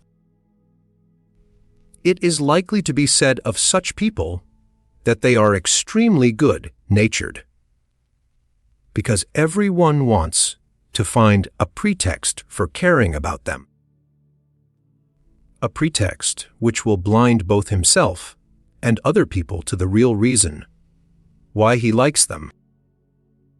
This is also why mental superiority of any sort always tends to isolate its possessor. People run away from him out of pure hatred, and say all manner of bad things about him by way of justifying their action. Beauty, in the case of women, has a similar effect. Very pretty girls have no friends of their own sex, and they even find it hard to get another girl to keep them company. A handsome woman should always avoid applying for a position as companion, because the moment she enters the room, her prospective mistress will scowl at her beauty as a piece of folly with which, both for her own and for her daughter's sake, she can very well dispense. But if the girl has advantages of rank, the case is very different, because rank, unlike personal qualities, which work by the force of mere contrast, produces its effect by a process of reflection, much in the same way as the particular hue of a person's complexion depends upon the prevailing tone of his immediate surroundings. Our trust in other people often consists, in great measure, of pure laziness, selfishness, and vanity on our own part. I say laziness, because instead of making inquiries ourselves and exercising an active care, we prefer to trust others, selfishness, because we are led to confide in people by the pressure of our own affairs, and vanity, when we ask confidence for a matter on which we rather pride ourselves. And yet, for all that, we expect people to be true to the trust we repose in them. But we ought not to become angry if people put no trust in us, because that really means that they pay honesty the sincere compliment of regarding it as a very rare thing. So rare, indeed, as to leave us in doubt whether its existence is not merely fabulous. Politeness, which the Chinese hold to be a cardinal virtue, is based upon two considerations of policy. I have explained one of these considerations in my Ethics. The other is as follows. Politeness is a tacit agreement that people's miserable defects, whether moral or intellectual, shall on either side be ignored, and not made the subject of reproach, and since these defects are thus rendered somewhat less obtrusive, the result is mutually advantageous. It is a wise thing to be polite. Consequently, it is a stupid thing to be rude. To make enemies by unnecessary and willful incivility is just as insane a proceeding as to set your house on fire. For politeness is like a counter, an avowedly false coin, with which it is foolish to be stingy. A sensible man will be generous in the use of it. It is customary in every country to end a letter with the words, "Your most obedient servant, voter ter es humble servitur, su devotissimo servo." Us. The Germans are the only people who suppress the word servant, diener, because, Of course, it is not true. however, to carry politeness to such an extent as to damage your prospects is like giving money where only counters are expected. Wax, a substance naturally hard and brittle, can be made soft by the application of a little warmth, so that it will take any shape you please. In the same way, by being polite and friendly, you can make people pliable and obliging, even though they are apt to be crabbed and malevolent. Hence politeness is to human nature what warmth is to wax. Of course, it is no easy matter to be polite, in so far, as it requires us to show great respect for everybody, whereas most people deserve none at all. And again, in so far as it demands that we should feign the most lively interest in people, when we must be very glad that we have nothing to do with them. To combine politeness with pride is a masterpiece of wisdom. We should be much less ready to lose our temper over an insult, which, in the strict sense of the word, means that we have not been treated with respect, if, on the one hand, we have not such an exaggerated estimate of our value and dignity. That is to say, if we were not so immensely proud of ourselves, and, on the other hand, if we had arrived at any clear notion of the judgment, which, in his heart, one man generally passes upon another. If most people resent the slightest hint that any blame attaches to them, you may imagine their feelings if they were to overhear what their acquaintance say about them. You should never lose sight of the fact that ordinary politeness is only a grinning mask if it shifts its place a little or is removed for a moment. There is no use raising a hue and cry. When a man is downright rude, it is as though he had taken off all his clothes and stood before you in puris naturalibus. Like most men in this condition, he does not present a very attractive appearance. You ought never to take any man as a model for what you should do or leave undone, because position and circumstances are in no two cases alike, and difference of character gives a peculiar, individual tone to what a man does. A hence duo cum, facient item, non est item. Two persons may do the same thing with a different result. A man should act in accordance with his own character. As soon as he has carefully deliberated on what he is about to do. The outcome of this is that originality cannot be dispensed with in practical matters otherwise. What a man does will not accord with what he is. Never combat any man's opinion, for though you reached the age of Methuselah, you would never have done setting him right upon all the absurd things that he believes. It is also well to avoid correcting people's mistakes in conversation, however good your intentions may be, for it is easy to offend people and difficult, if not impossible, to mend them. If you feel irritated by the absurd remarks of two people whose conversation you happen to overhear, you should imagine that you are listening to a dialogue of two fools in a comedy. Probatum est. The man who comes into the world with the notion that he is really going to instruct in matters of the highest importance may thank his stars if he escapes with a whole skin. If you want your judgment to be accepted, express it coolly and without passion.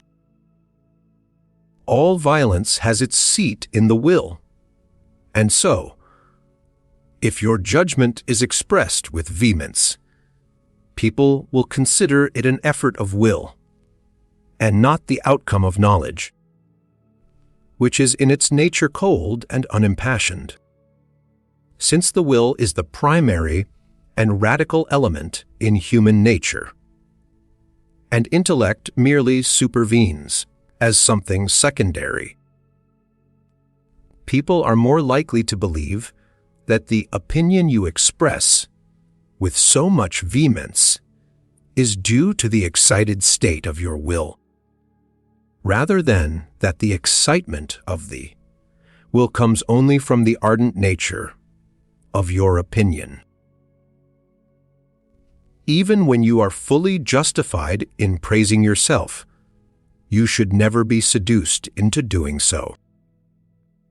For vanity is so very common, and merit so very uncommon, that even if a man appears to be praising himself, though very indirectly, people will be ready to lay 100 to 1 that he is talking out of pure vanity, and that he has not sense enough to see what a fool he is making of himself. Still, for all that, there may be some truth in Bacon's remark that, as in the case of calumny, if you throw enough dirt, some of it will stick. So it also in regard to self-praise, with the conclusion that self-praise, in small doses, is to be recommended. If you have reason to suspect that a person is telling you a lie, look as though you believed every word he said, this will give him courage to go on. He will become more vehement in his assertions, and in the end betray himself. Again, if you perceive that a person is trying to conceal something from you, but with only partial success, look as though you did not believe him. This opposition on your part will provoke him into leading out his reserve of truth and bringing the whole force of it to bear upon your incredulity. You should regard all your private affairs as secrets, and, in respect of them, treat your acquaintances, even though you are on good terms with them, as perfect strangers, letting them know nothing more than they can see for themselves. For in course of time, and under altered circumstances, you may find it a disadvantage that they know even the most harmless things about you. And, as a general rule, it is more advisable to show your intelligence by saying nothing than by speaking out, for silence is a matter of prudence, whilst speech has something in it of vanity. The opportunities for displaying the one or the other quality occur equally often, but the fleeting satisfaction afforded by speech is often preferred to the permanent advantage secured by silence. The feeling of relief which lively people experience in speaking aloud, when no one is listening, should not be indulged, lest it grow into a habit.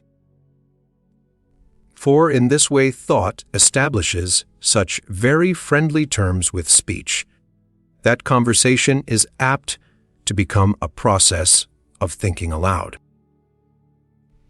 Prudence exacts that a wide gulf should be fixed between what we think and what we say. At times we fancy that people are utterly unable to believe in the truth of some statement affecting us personally, whereas it never occurs to them to doubt it. But if we give them the slightest opportunity of doubting it, they find it absolutely impossible to believe it any more. We often betray ourselves into revealing something, simply because we suppose that people cannot help noticing it. Just as a man will throw himself down from a great height because he loses his head, in other words, because he fancies that he cannot retain a firm footing any longer.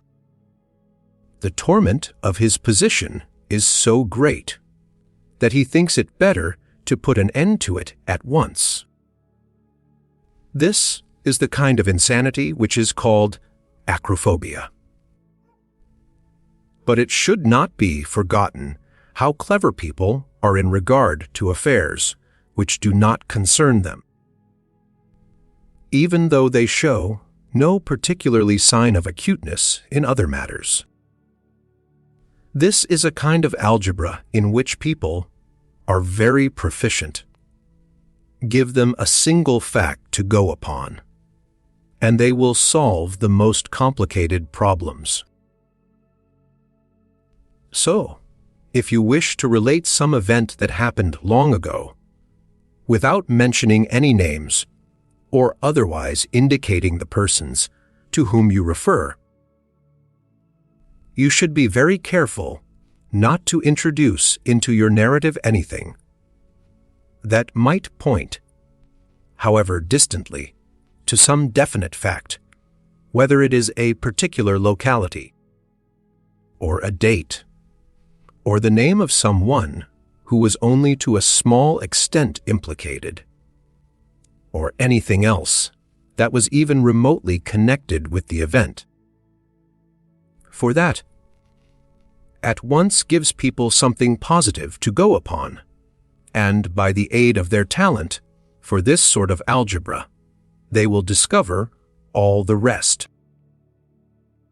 Their curiosity in these matters becomes a kind of enthusiasm there will spurs on their intellect and drives it forward to the attainment of the most remote results.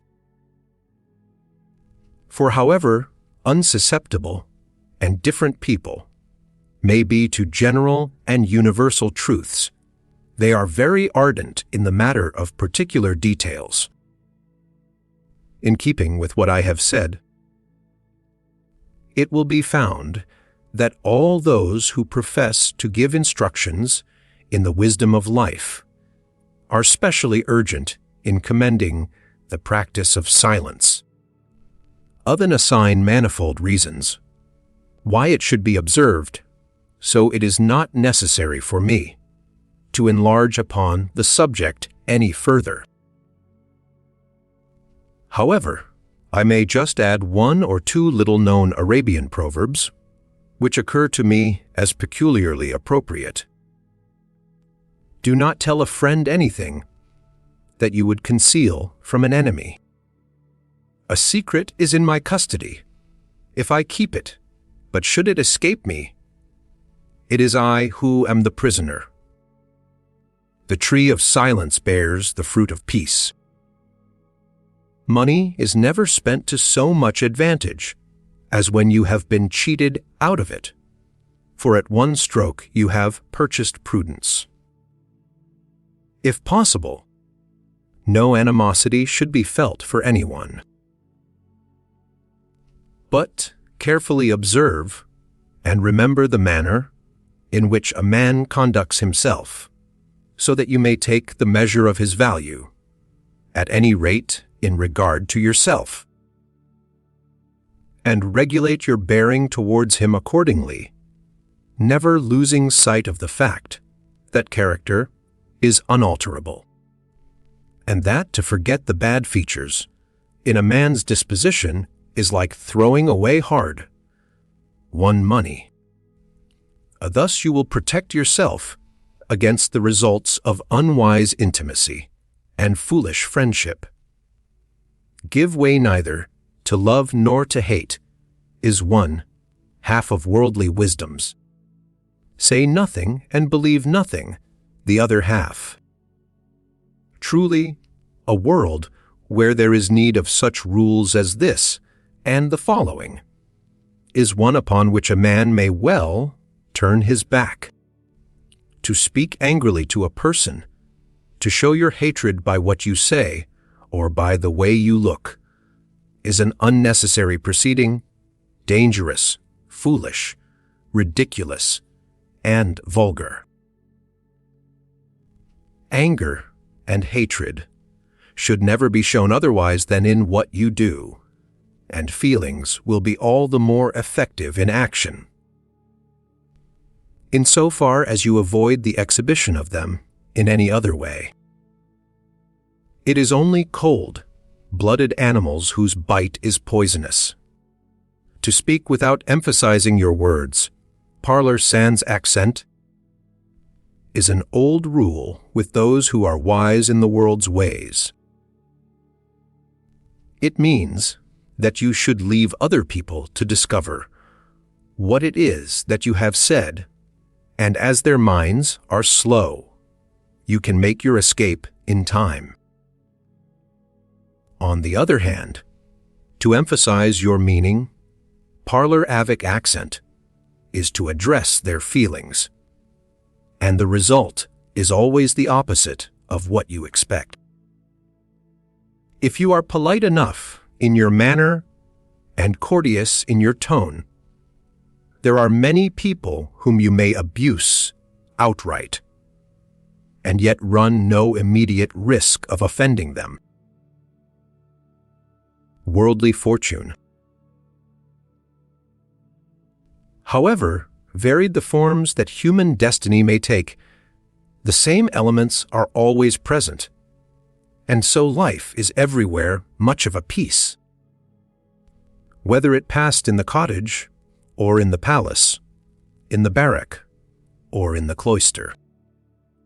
alter the circumstance As much as you please. point to strange adventures. Successes, failures.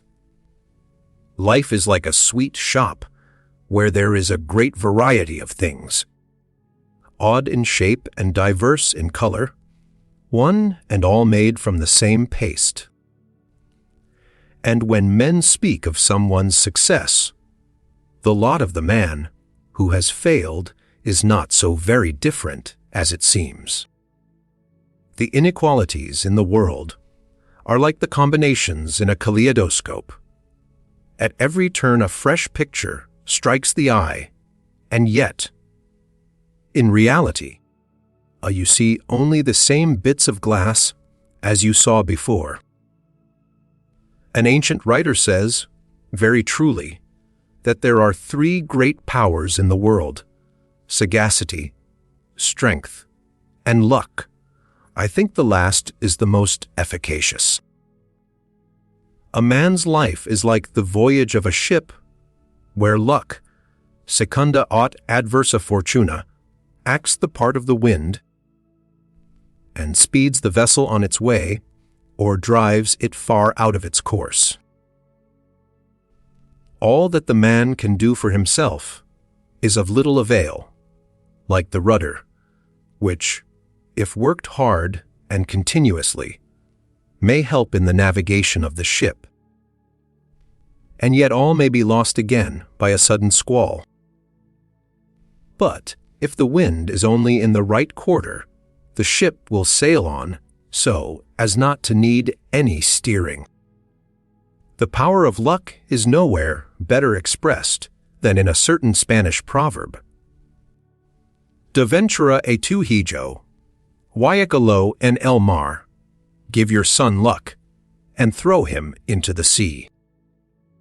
Still, chance, it may be said, is a malignant power, and as little as possible should be left to its agency. And yet where is there any giver who, in dispensing gifts, tells us quite clearly that we have no right to them, and that we owe them not to any merit on our part, but wholly to the goodness and grace of the giver, at the same time allowing us to cherish the joyful hope of receiving, in all humility, further undeserved gifts from the same hands. Where is there any giver like that? Unless it be chance. Who understands the kingly art of showing the recipient that all merit is powerless and unavailing against the royal grace and favor? On looking back over the course of his life, that labyrinthine way of error, a man must see many points where luck failed him and misfortune came, and then it is easy to carry self-reproach to an unjust excess. For the course of a man's life is in no wise entirely of his own making. It is the product of two factors: the series of things that happened, and his own resolves in regard to them, and these two are constantly interacting upon and modifying each other. And besides these, another influence is at work in the very limited extent of a man's horizon. Whether it is that he cannot see very far ahead in respect of the plans he will adopt, or that he is still less able to predict the course of future events. His knowledge is strictly confined to present plans and present events. Hence, as long as a man's goal is far off, he cannot steer straight for it. He must be content to make a course that is approximately right, and in following the direction in which he thinks he ought to go, he will often have occasion to tack. All that a man can do is to form such resolves as from time to time accord with the circumstances in which he is placed in the hope of thus managing to advance a step nearer towards the final goal.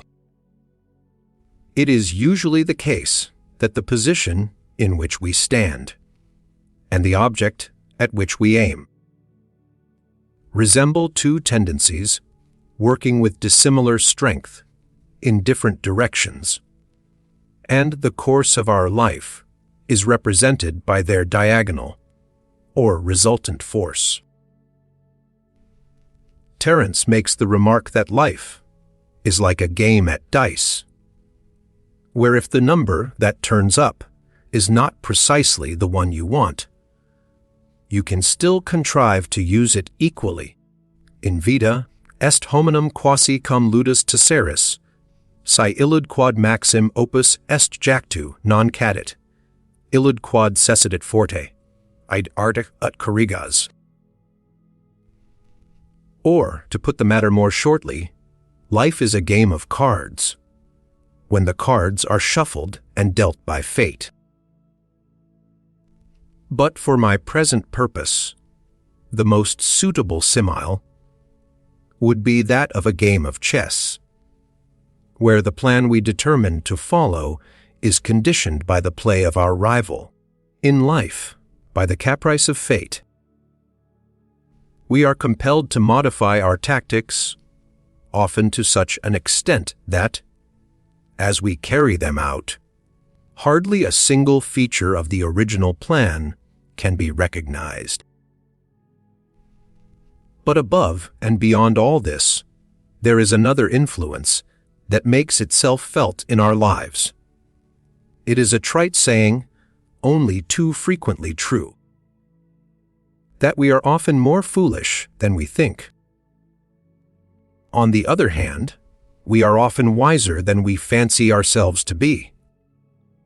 This, however, is a discovery which only those can make of whom it is really true, and it takes them a long time to make it. Our brains are not the wisest part of us. In the great moments of life, when a man decides upon an important step, his action is directed not so much by any clear knowledge of the right thing to do, as by an inner impulse. You may almost call it an instinct, proceeding from the deepest foundations of his being. If, later on, he attempts to criticize his action by the light of hard and fast ideas of what is right in the abstract, those unprofitable ideas which are learnt by rote, or, it may be, borrowed from other people, if he begins to apply general rules, the principles which have guided others, to his own case, without sufficiently weighing the maxim that one man's meat is another's poison, then he will run great risk of doing himself an injustice.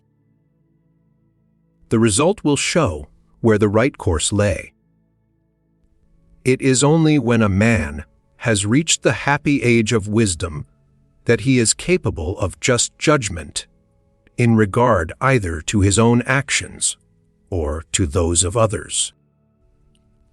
It may be that this impulse or instinct is the unconscious effect of a kind of prophetic dream, which is forgotten when we awake, lending our life a uniformity of tone, a dramatic unity, such as could never result from the unstable moments of consciousness, when we are so easily led into error, so liable to strike a false note. It is, in virtue of some such prophetic dream, that a man feels himself called to great achievements in a special sphere, and works in that direction from his youth up out of an inner and secret feeling that that is his true path, just as by a similar instinct the bee is led to build up its cells in the calm.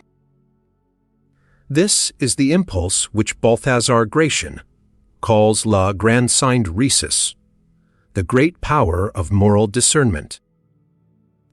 It is something that a man instinctively feels to be his salvation, without which he were lost. To act in accordance with abstract principles is a difficult matter, and a great deal of practice will be required before you can be even occasionally successful. It often happens that the principles do not fit in with your particular case. But every man has certain innate concrete principles, a part, as it were, of the very blood that flows in his veins, the sum or result, in fact, of all his thoughts, feelings, and volitions. Usually he has no knowledge of them in any abstract form. It is only when he looks back upon the course his life has taken that he becomes aware of having been always led on by them, as though they formed an invisible clue which he had followed unawares. That time works great changes, and that all things are in their nature fleeting. These are truths that should never be forgotten. Hence, in whatever case you may be, it is well to picture to yourself the opposite in prosperity, to be mindful of misfortune in friendship, of enmity in good weather, of days when the sky is overcast, in love, of hatred, in moments of trust, to imagine the betrayal that will make you regret your confidence. And so, too, when you are in evil plight, to have a lively sense of happier times, what a lasting source of true, worldly wisdom were there! We should then always reflect, and not be so very easily deceived. Because, in general, we should anticipate the very changes that the years will bring. Perhaps in no form of knowledge is personal experience so indispensable as in learning to see that all things are unstable and transitory in this world. There is nothing that, in its own place, and for the time it lasts, is not a product of necessity, and therefore capable of being fully justified. And it is this fact that makes circumstances of every year, every month, even of every day, seem as though they might maintain their right to last to all eternity.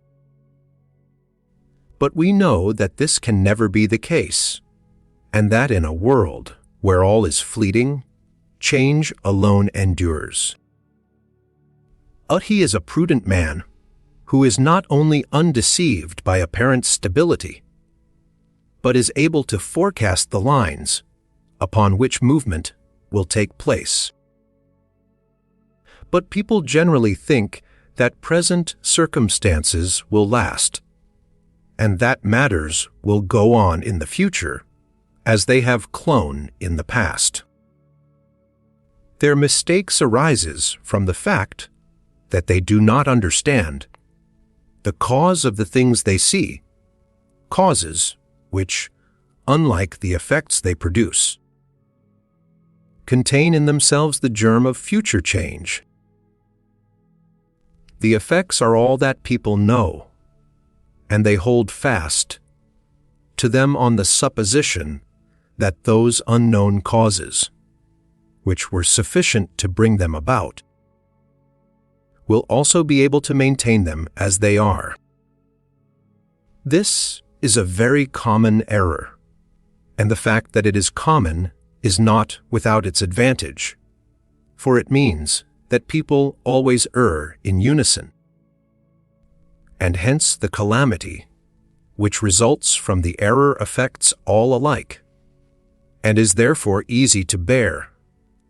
Whereas, if a philosopher makes a mistake, he is alone in his error, and so at a double disadvantage. but in saying that we should anticipate the effects of time. I mean that we should mentally forecast what they are likely to be. I do not mean that we should practically forestall them by demanding the immediate performance of promises which time alone can fulfill. The man who makes his demand will find out that there is no worse or more exacting usurer than time, and that, if you compel time to give money in advance, you will have to pay a rate of interest more ruinous than any Jew would require. It is possible, for instance, to make a tree burst forth into leaf, blossom, or even bear fruit within a few days by the application of unslaked lime and artificial heat. But after that the tree will wither away. So a young man may abuse his strength, it may be only for a few weeks, by trying to do at 19 what he could easily manage at 30. And time may give him the loan for which he asks. But the interest he will have to pay comes out of the strength of his later years. Nay, it is part of his very life itself. There are some kinds of illness in which entire restoration to health is possible only by letting the complaint run its natural course, after which it disappears without leaving any trace of its existence. But if the sufferer is very impatient, and, while he is still affected, insists that he is completely well, in this case, too, time will grant the loan, and the complaint may be shaken off, but life, long weakness, and chronic mischief will be the interest paid upon it.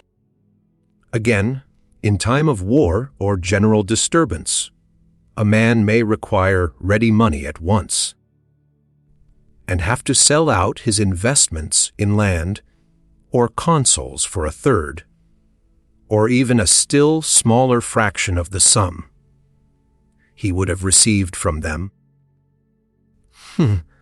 If he could have waited for the market to right itself, which would have happened in due course, but he compels time to grant him a loan, and his loss is the interest he has to pay. Or, perhaps he wants to go on a long journey and requires the money in 1 or 2 years. He could lay by a sufficient sum out of his income, but he cannot afford to wait. And so he either borrows it or deducts it from his capital. In other words, he gets time to lend him the money in advance. The interest he pays is a disordered state of his accounts, and permanent and increasing deficits, which he can never make good. Such is time's usury, and all who cannot wait are its victims. There is no more thriftless proceeding than to try and mend the measured pace of time. Be careful, then, not to become its debtor. In the daily affairs of life, you will have very many opportunities of recognizing a characteristic difference between ordinary people of prudence and discretion. In estimating the possibility of danger in connection with any undertaking, an ordinary man will confine his inquiries to the kind of risk that has already attended such undertakings in the past, whereas a prudent person will look ahead and consider everything that might possibly happen in the future, having regard to a certain Spanish maxim, lo que no ocase in unano, a case in unrado. A thing may not happen in a year, and yet may happen within 2 minutes. The difference in question is, of course, quite natural, for it requires some amount of discernment to calculate possibilities. But a man need only have his senses about him to see what has already happened. Do not omit to sacrifice to evil spirits. What I mean is that a man should not hesitate about spending time, trouble, and money, or giving up his comfort, or restricting his aims and denying himself, if he can thereby shut the door on the possibility of misfortune. The most terrible misfortunes are also the most improbable and remote, the least likely to occur. The rule I am giving is best exemplified in the practice of insurance, a public sacrifice made on the altar of anxiety. Therefore, take out your policy of insurance. Whatever fate befalls you, do not give way to great rejoicings or great lamentations, partly because all things are full of change, and your fortune may turn at any moment, partly because men are so apt to be deceived in their judgment as to what is good or bad for them. Almost every one in his turn has lamented over something which afterwards turned out to be the very best thing for him that could have happened, or rejoiced at an event which became the source of his greatest sufferings. The right state of mind has been finely portrayed by Shakespeare. I have felt so many quirks of joy and grief that the first face of neither, on the start, can woman me unto't. And, in general, it may be said that, if a man takes misfortunes quietly, it is because he knows that very many dreadful things may happen in the course of life. And so he looks upon the trouble of the moment as only a very small part of that which might come.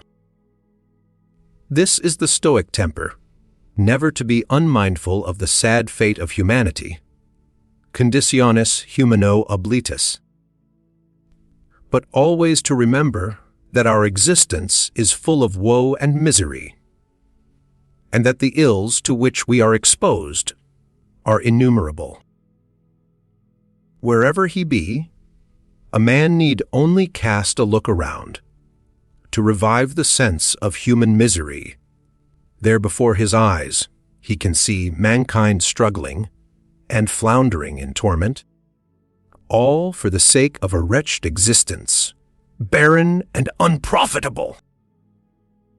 If he remembers this, a man will not expect very much from life, but learn to accommodate himself to a world where all is relative and no perfect state exists, always looking misfortune in the face, and if he cannot avoid it, meeting it with courage. It should never be forgotten that misfortune, be it great or small, is the element in which we live. But that is no reason why a man should indulge in fretful complaints and, like Beresford, pull a long face over the miseries of human life, and not a single hour is free from them, or still less, call upon the deity at every flea bite, in pullicis morsu divum invocare. Our aim should be to look well about us, to ward off misfortune by going to meet it, to attain such perfection and refinement in averting the disagreeable things of life, whether they come from our fellow men or from the physical world, that, like a clever fox, we may slip out of the way of every mishap, great or small, remembering that a mishap is generally only our own awkwardness in disguise. The main reason why misfortune falls less heavily upon us, if we have looked upon its occurrence as not impossible, and, as the saying is, prepared ourselves for it, may be this: if, before this misfortune comes, we have quietly thought over it as something which may or may not happen, the whole of its extent and range is known to us, and we can, at least, determine how far it will affect us, so that, if it really arrives, it does not depress us unduly. Its weight is not felt to be greater than it actually is. But if no preparation has been made to meet it, and it comes unexpectedly, the mind is in a state of terror for the moment and unable to measure the full extent of the calamity. It seems so far, reaching in its effects, that the victim might well think there was no limit to them. In any case, its range is exaggerated. In the same way, darkness and uncertainty always increase the sense of danger. And, of course, if we have thought over the possibility of misfortune, we have also at the same time considered the sources to which we shall look for help and consolation, or, at any rate, we have accustomed ourselves to the idea of it. There is nothing that better fits us to endure the misfortunes of life with composure than to know for certain that everything that happens, from the smallest up to the greatest facts of existence, happens of necessity. A man soon accommodates himself to the inevitable, to something that must be, and if he knows that nothing can happen except of necessity,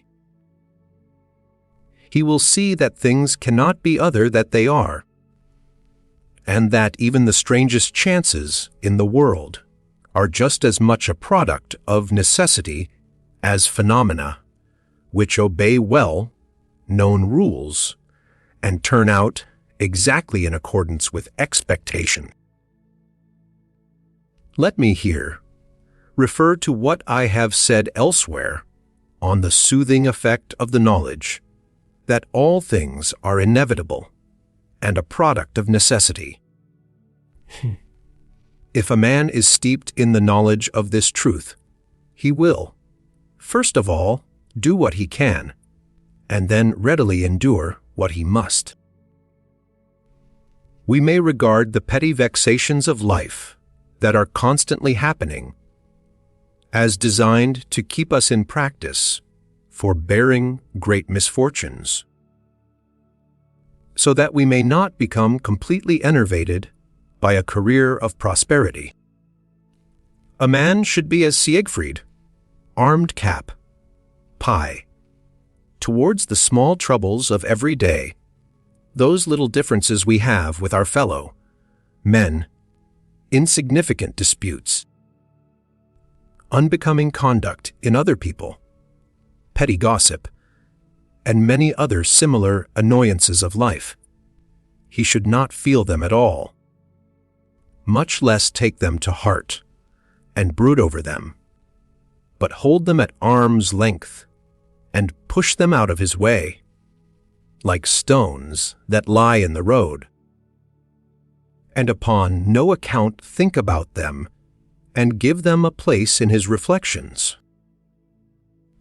What people commonly call fate is, as a general rule, nothing but their own stupid and foolish conduct. There is a fine passage in Homer illustrating the truth of this remark, where the poet praises: "He grek made us, shrewd counsel, and his advice is worthy of all attention. For if wickedness is atoned for only in another world, stupidity gets its reward here, although, now and then, mercy may be shown to the offender." It is not ferocity, but cunning that strikes fear into the heart and forebodes danger. So true it is that the human brain is a more terrible weapon than the lion's paw. The most finished man of the world would be one who was never irresolute and never in a hurry. Courage comes next to prudence as a quality of mind very essential to happiness. It is quite true that no one can endow himself with either, since a man inherits prudence from his mother and courage from his father. Still, if he has these qualities, he can do much to develop them by means of resolute exercise. In this world, where the game is played with loaded dice, a man must have a temper of iron, with armor-proof to the blows of fate and weapons to make his way against men. A life is one long battle.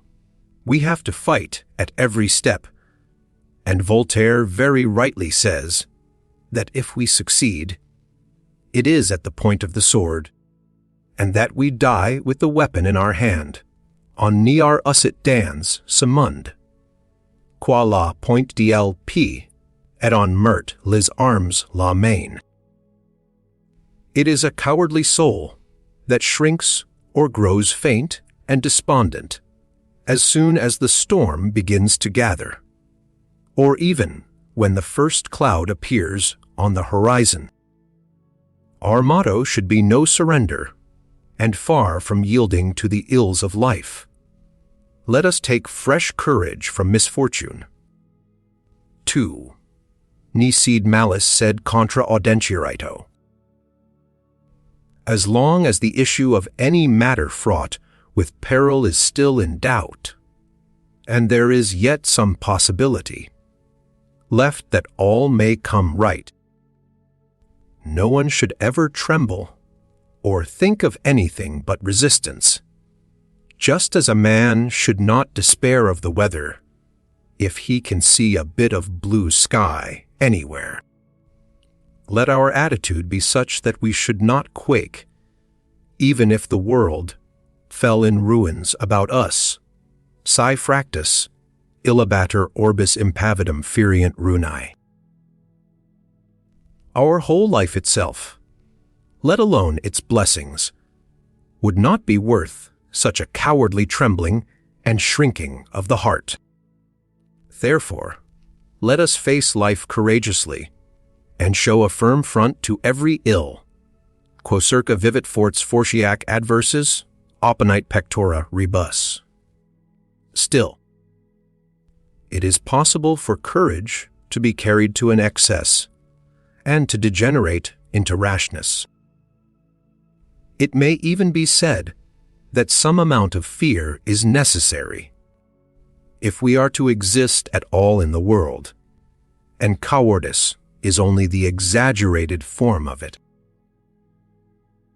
This truth has been very well expressed by Bacon in his account of Terror Panicus, and the etymological account, which he gives of its meaning, is very superior to the ancient explanation preserved for us by Plutarch.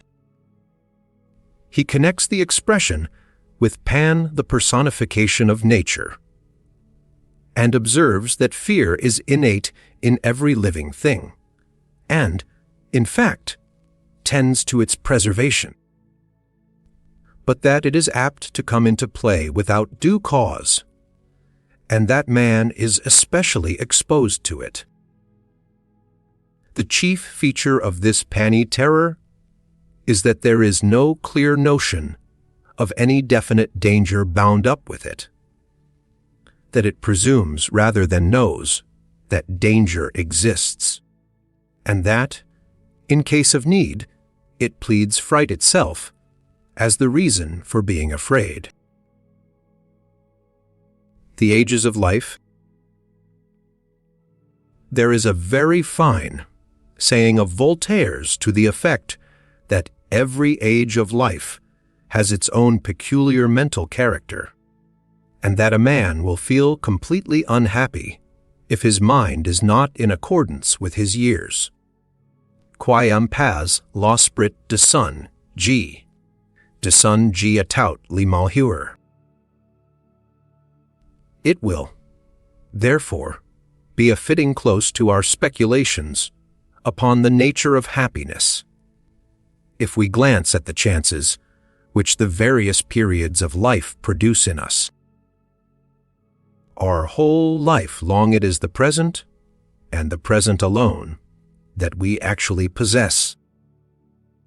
The only difference is that at the beginning of life we look forward to a long future, and that towards the end we look back upon a long past, also that our temperament, but not our character, undergoes certain well-known changes, which make the present wear a different color at each period of life.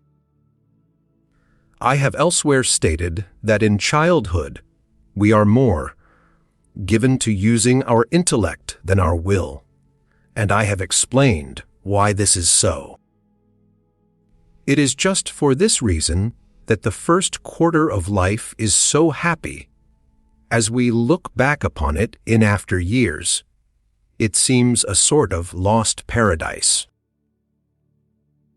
In childhood, our relations with others are limited, our wants are few. In a word, there is little stimulus for the will. And so our chief concern is the extension of our knowledge. The intellect, like the brain, which attains its full size in the 7th year, is developed early, though it takes time to mature, and it explores the whole world of its surroundings in its constant search for nutriment. It is then that existence is in itself an ever-fresh delight, and all things sparkle with the charm of novelty. This is why the years of childhood are like a long poem. For the function of poetry, as of all art, is to grasp the idea in the Platonic sense. In other words, to apprehend a particular object in such a way as to perceive its essential nature, the characteristics it has in common with all other objects of the same kind, so that a single object appears as the representative of a class, and the results of one experience hold good for 1,000. It may be thought that my remarks are opposed to fact, and that the child is never occupied with anything beyond the individual objects or events which are presented to it from time to time, and then only in so far as they interest and excite its will for the moment. But this is not really the case.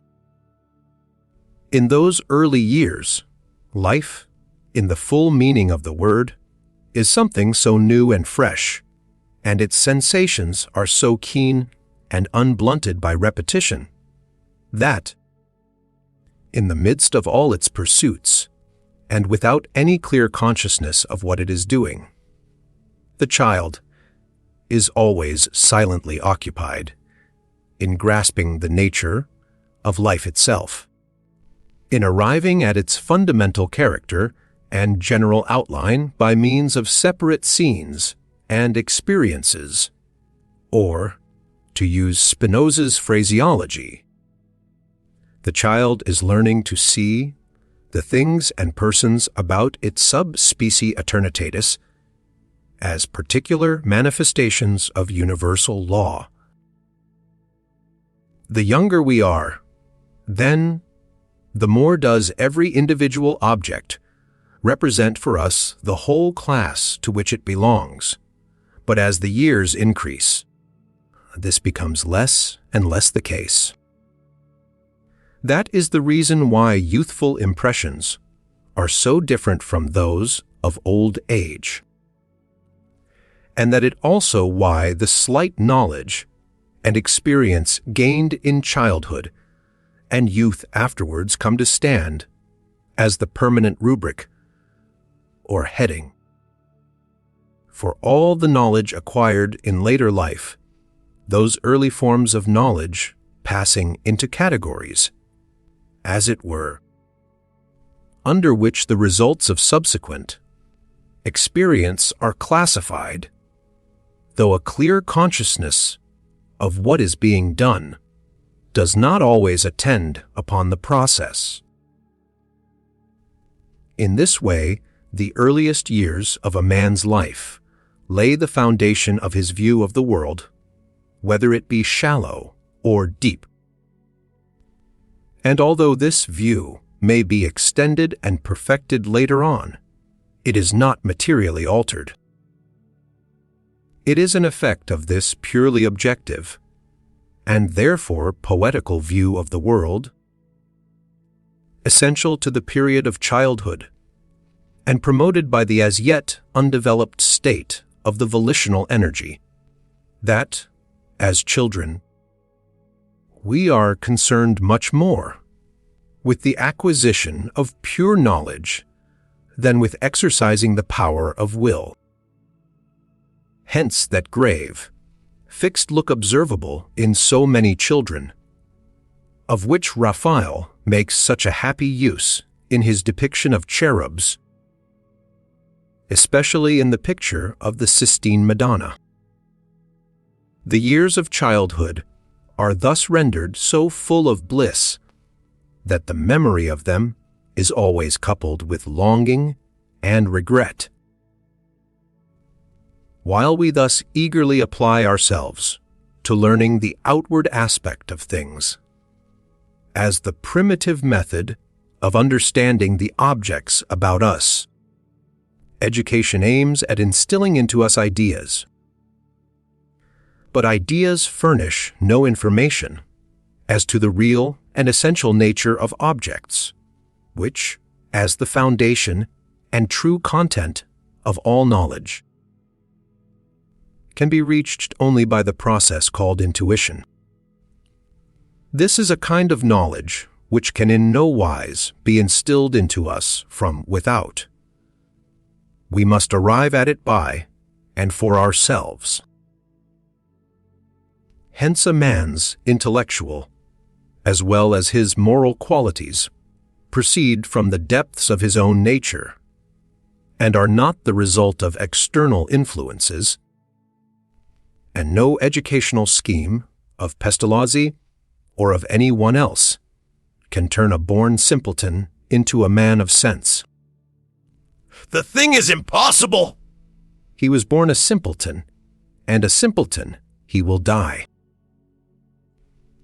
It is the depth and intensity of this early intuitive knowledge of the external world that explain why the experiences of childhood take such a firm hold on the memory. When we were young, we were completely absorbed in our immediate surroundings. There was nothing to distract our attention from them. We looked upon the objects about us as though they were the only ones of their kind, as though, indeed, nothing else existed at all. Later on, when we come to find out how many things there are in the world, this primitive state of mind vanishes, and with it our patience. I have said elsewhere that the world, considered as object, in other words, as it is presented to us objectively, wears in general a pleasing aspect, but that in the world, considered as subject, that is, in regard to its inner nature, which is will, pain, and trouble predominate. I may be allowed to express the matter briefly. Thus the world is glorious to look at, but dreadful in reality. Accordingly, we find that, in the years of childhood, the world is much better known to us on its outer, or objective side, namely, as the presentation of will, than on the side of its inner nature, namely, as the will itself.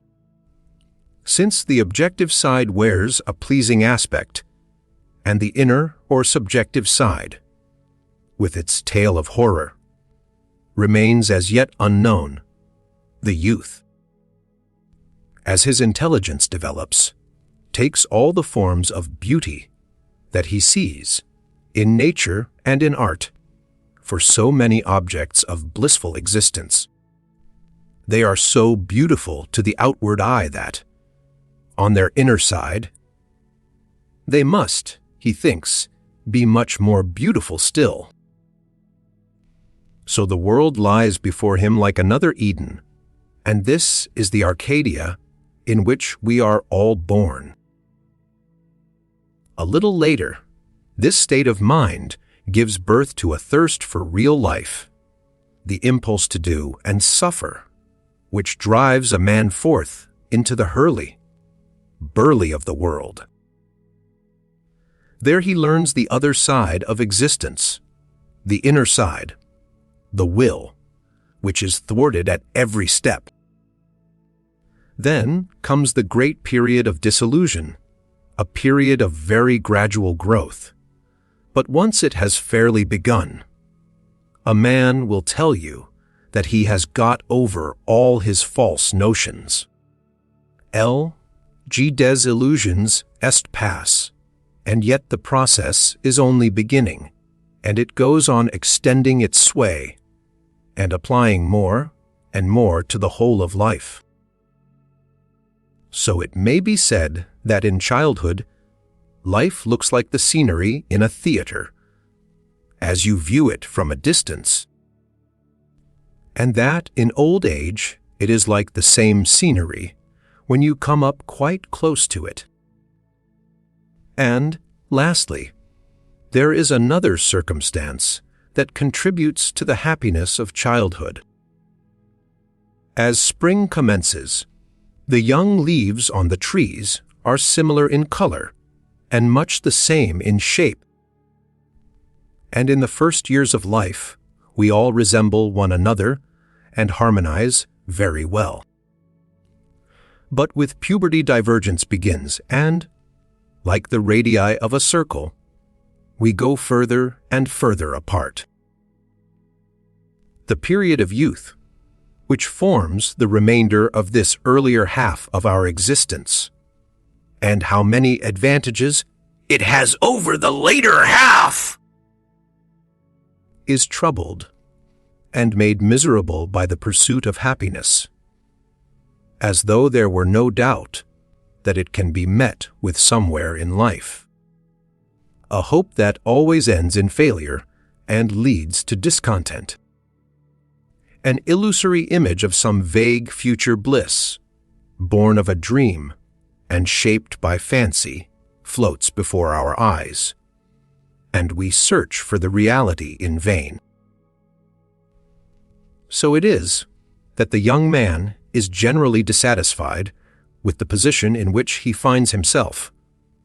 Whatever it may be, he ascribes his disappointment solely to the state of things that meets him on his first introduction to life, when he had expected something very different, whereas it is only the vanity and wretchedness of human life everywhere that he is now for the first time experiencing.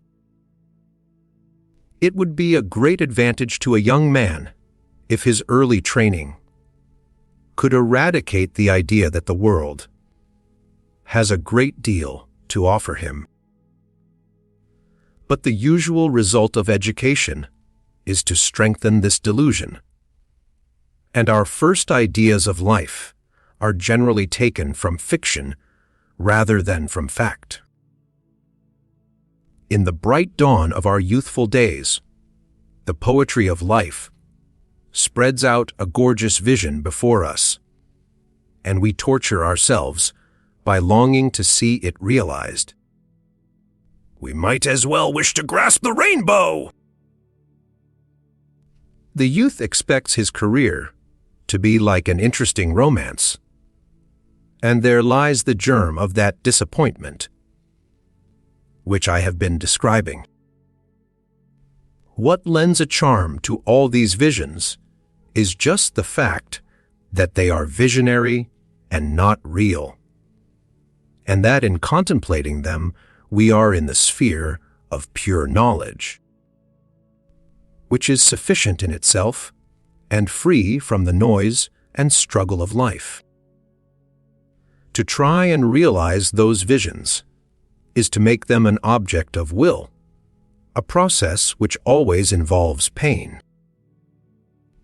If the chief feature of the earlier half of life is a never satisfied longing after happiness, the later half is characterized by the dread of misfortune. For, as we advance in years, it becomes in a greater or less degree clear that all happiness is chimerical in its nature, and that pain alone is real. Accordingly, in later years, we, or, at least, the more prudent amongst us, are more intent upon eliminating what is painful from our lives and making our position secure than on the pursuit of positive pleasure. I may observe, by the way, that in old age, we are better able to prevent misfortunes from coming, and in youth better able to bear them when they come. In my young days, I was always pleased to hear a ring at my door. Ah! Thought I, now for something pleasant. But in later life my feelings on such occasions were rather akin To dismay than to pleasure, heaven help me! Thought I, what am I to do? Other similar revulsion of feeling in regard to the world of men takes place in all persons of any talent or distinction. For that very reason, they cannot be said properly to belong to the world, in a greater or less degree, according to the extent of their superiority. They stand alone. In their youth, they have a sense of being abandoned by the world, but later on, they feel as though they had escaped it. The earlier feeling is an unpleasant one, and rests upon ignorance. The second is pleasurable, for in the meantime they have come to know what the world is. The consequence of this is that, as compared with the earlier, the later half of life, like the second part of a musical period, has less of passionate longing and more restfulness about it. And why is this the case? Simply because, in youth, a man fancies that there is a prodigious amount of happiness and pleasure to be had in the world, only that it is difficult to come by it, whereas, when he becomes old, he knows that there is nothing of the kind. He makes his mind completely at ease on the matter, enjoys the present hour as well as he can, and even takes a pleasure in trifles. The chief result gained by experience of life is clearness of view. This is what distinguishes the man of mature age and makes the world wear such a different aspect from that which it presented in his youth or boyhood. It is only then that he sees things quite plain and takes them for that which they really are, while in earlier years he saw a phantom world, put together out of the whims and crotchets of his own mind, inherited prejudice and strange delusion. The real world was hidden from him, or the vision of it distorted. The first thing that experience finds to do is to free us from the phantoms of the brain, those false notions that have been put into us in youth. To prevent their entrance at all would, of course, be the best form of education, even though it were only negative in aims, but it would be a task full of difficulty. At first, the child's horizon would have to be limited as much as possible, and yet within that limited sphere, none but clear and correct notions would have to be given. Only after the child had properly appreciated everything within it might the sphere be gradually enlarged, care being always taken that nothing was left obscure or half or wrongly understood. The consequence of this training would be that the child's notions of men and things would always be limited and simple in their character. But, on the other hand, they would be clear and correct and only need to be extended, not to be rectified. The same line might be pursued on into the period of youth. This method of education would lay special stress upon the prohibition of novel reading, and the place of novels would be taken by suitable biographical literature. The life of Franklin, for instance, or Moritz Anton Reiser. In our early days, we fancy that the leading events in our life and the persons who are going to play an important part in it will make their entrance to the sound of drums and trumpets. But when, in old age, we look back, we find that they all came in quite quietly, slipped in, as it were, by the side door almost unnoticed. From the point of view we have been taking up until now, life may be compared to a piece of embroidery, of which, during the first half of his time, a man gets a sight of the right side, and during the second half of the wrong. The wrong side is not so pretty as the right, but it is more instructive. It shows the way in which the threads have been worked together. Intellectual superiority, even if it is of the highest kind, will not secure for a man a preponderating place in conversation until after he is 40 years of age. For age and experience, though they can never be a substitute for intellectual talent, may far outweigh it, and even in a person of the meanest capacity, they give a certain counterpoise to the power of an extremely intellectual man, so long as the latter is young. Of course, I allude here to personal superiority, not to the place a man may gain by his works. And on passing his 40th year, any man of the slightest power of mind, any man, that is, who has more than the sorry share of intellect with which nature has endowed 5/6 of mankind, will hardly fail to show some trace of misanthropy. For, as is natural, he has by that time inferred other people's character from an examination of his own, with the result that he has been gradually disappointed to find that in the qualities of the head, or in those of the heart, and usually in both, he reaches a level to which they do not attain, so he gladly avoids having anything more to do with them. For it may be said, in general, that every man will love or hate solitude, in other words, his own society, just in proportion as he is worth anything in himself. Kant has some remarks upon this kind of misanthropy in his critique of the faculty of judgment.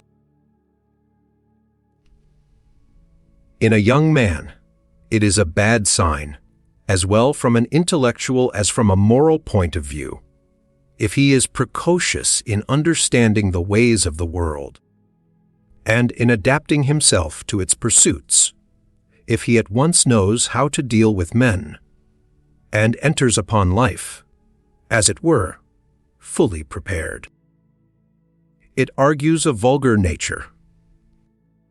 On the other hand, to be surprised and astonished at the way people act, and to be clumsy and cross, grained in having to do with them, indicates a character of the nobler sort. The cheerfulness and vivacity of youth are partly due to the fact that, when we are ascending the hill of life, death is not visible. It lies down at the bottom of the other side. But once we have crossed the top of the hill, death comes in view, death, which until then was known to us only by hearsay. This makes our spirits droop. For at the same time, we begin to feel that our vital powers are on the ebb. A grave seriousness now takes the place of that early extravagance of spirit, and the change is noticeable even in the expression of a man's face. As long as we are young, people may tell us what they please. We look upon life as endless and use our time recklessly. But the older we become, the more we practice economy. For towards the close of life, every day, we live gives us the same kind of sensation as the criminal experiences at every step on his way to be tried. From the standpoint of youth, life seems to stretch away into an endless future. From the standpoint of old age, to go back but a little way into the past. So that, at the beginning, life presents us with a picture in which the objects appear a great way off, as though we had reversed our telescope, while in the end everything seems so close. To see how short life is, a man must have grown old, that is to say, he must have lived long. On the other hand, as the years increase, things look smaller, one and all, and life, which had so firm and stable a base in the days of our youth, now seems nothing but a rapid flight of moments, every one of them illusory. We have come to see that the whole world is vanity. Time itself seems to go at a much slower pace when we are young, so that not only is the first quarter of life the happiest, it is also the longest of all. It leaves more memories behind it. If a man were put to it, he could tell you more out of the first quarter of his life than out of 2 of the remaining periods. Nay, in the spring of life, as in the spring of the year, the days reach a length that is positively tiresome, but in the autumn, whether of the year or of life, though they are short, they are more genial and uniform. But why is it that to an old man his past life appears so short? For this reason his memory is short, and so he fancies that his life has been short too.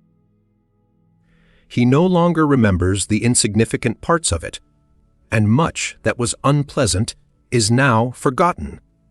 How little, then, there is left? For, in general, a man's memory is as imperfect as his intellect.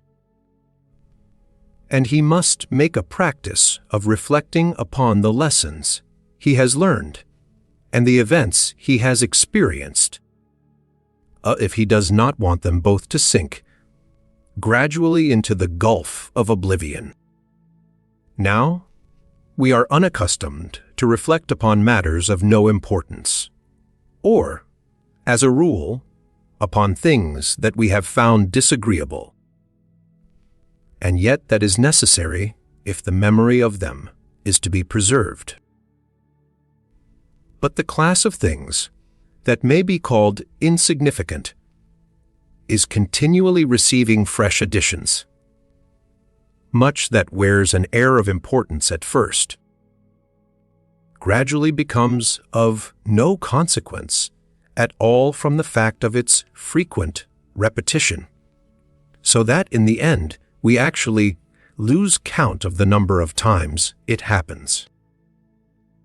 Hence, we are better able to remember the events of our early than of our later years. The longer we live, the fewer are the things that we can call important or significant enough to deserve further consideration. And by this alone can they be fixed in the memory. In other words, they are forgotten as soon as they are past.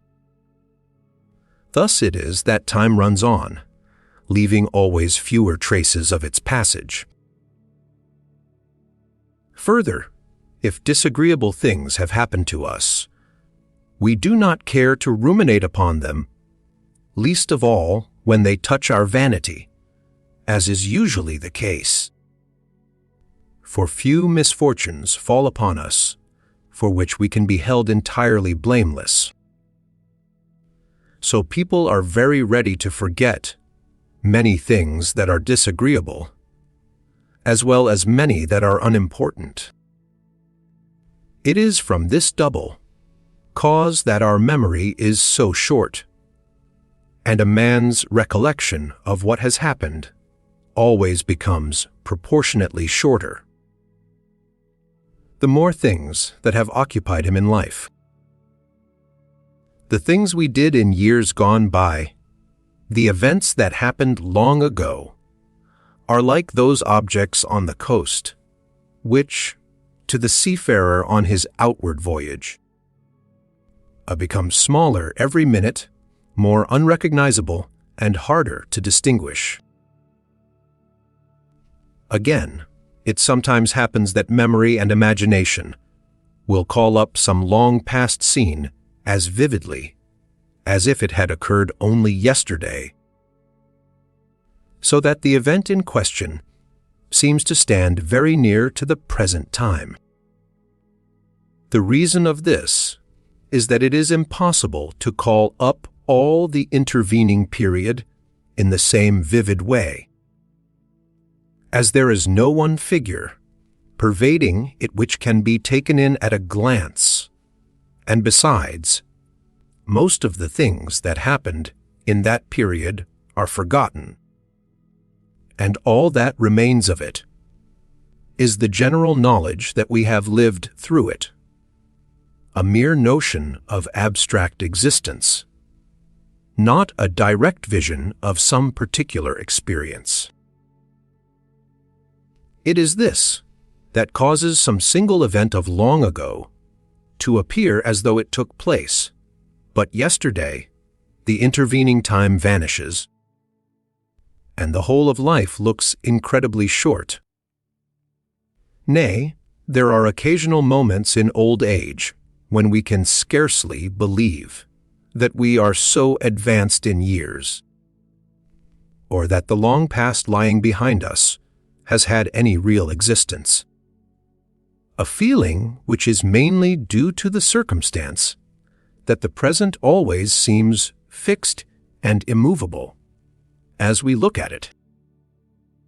These and similar mental phenomena are ultimately to be traced to the fact that it is not our nature in itself, but only the outward presentation of it, that lies in time, and that the present is the point of contact between the world as subject and the world as object. Again, why is it that in youth we can see no end to the years that seem to lie before us? Because we are obliged to find room for all the things we hope to attain in life. We cram the years so full of projects that if we were to try and carry them all out, death would come prematurely, though we reached the age of Methuselah. Another reason why life looks so long when we are young is that we are apt to measure its length by the few years we have already lived. In those early years, things are new to us, and so they appear important. We dwell upon them after they have happened and often call them to mind.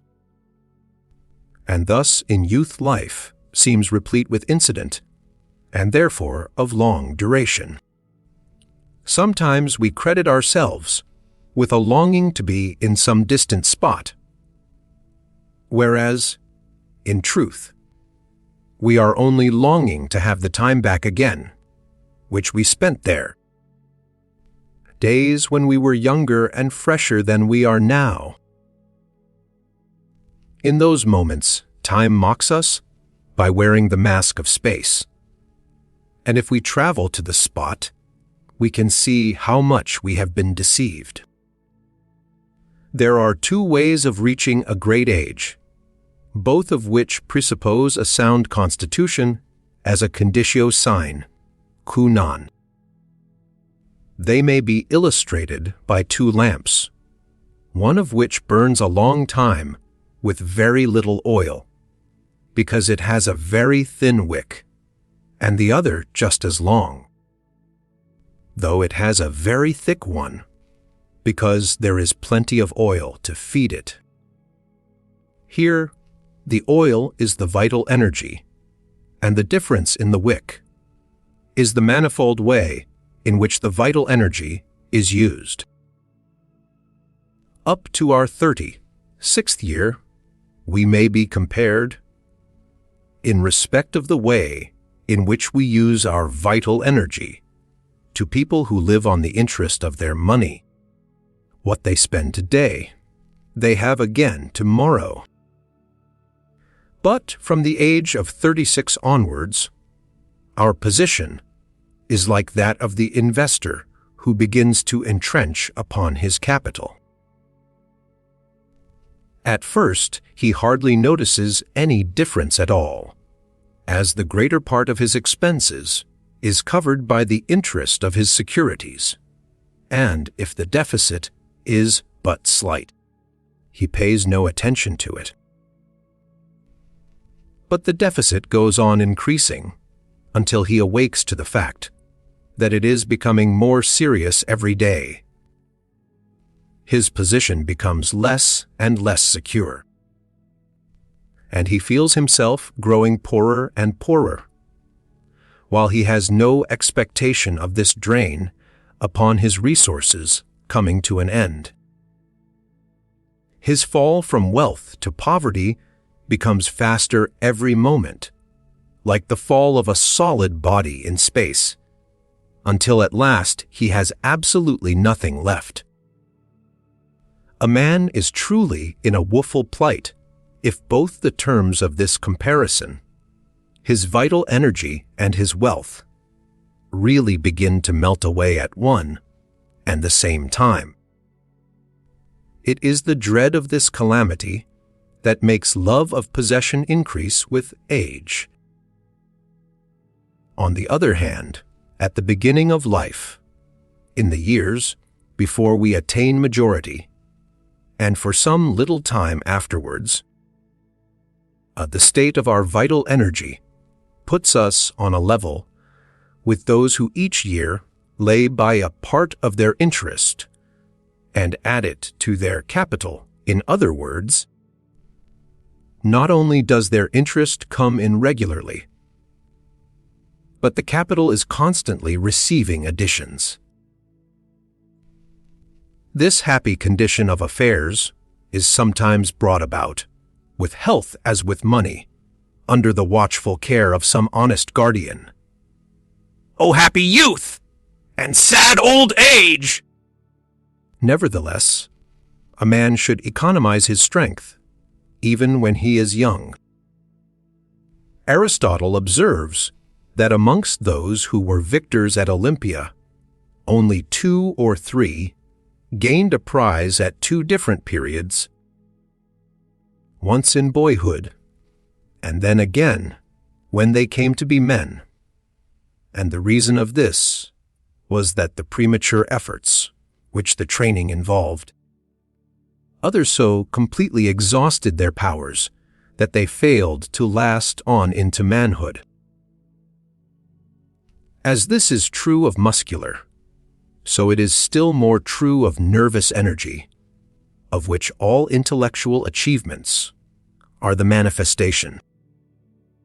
Hence, those infant prodigies, ingenia praecoda, the fruit of a hot house education, who surprise us by their cleverness as children, afterwards turn out very ordinary folk. Nay, the manner in which boys are forced into an early acquaintance with the ancient tongues may, perhaps, be to blame for the dullness and lack of judgment which distinguish so many learned persons. I have said that almost every man's character seems to be specially suited to some one period of life, so that on reaching it the man is at his best. Some people are charming so long as they are young, and afterwards there is nothing attractive about them. Others are vigorous and active in manhood, and then lose all the value they possess as they advance in years. Many appear to best advantage in old age, when their character assumes a gentler tone. Others becomes men who have seen the world and take life easily. This is often the case with the French.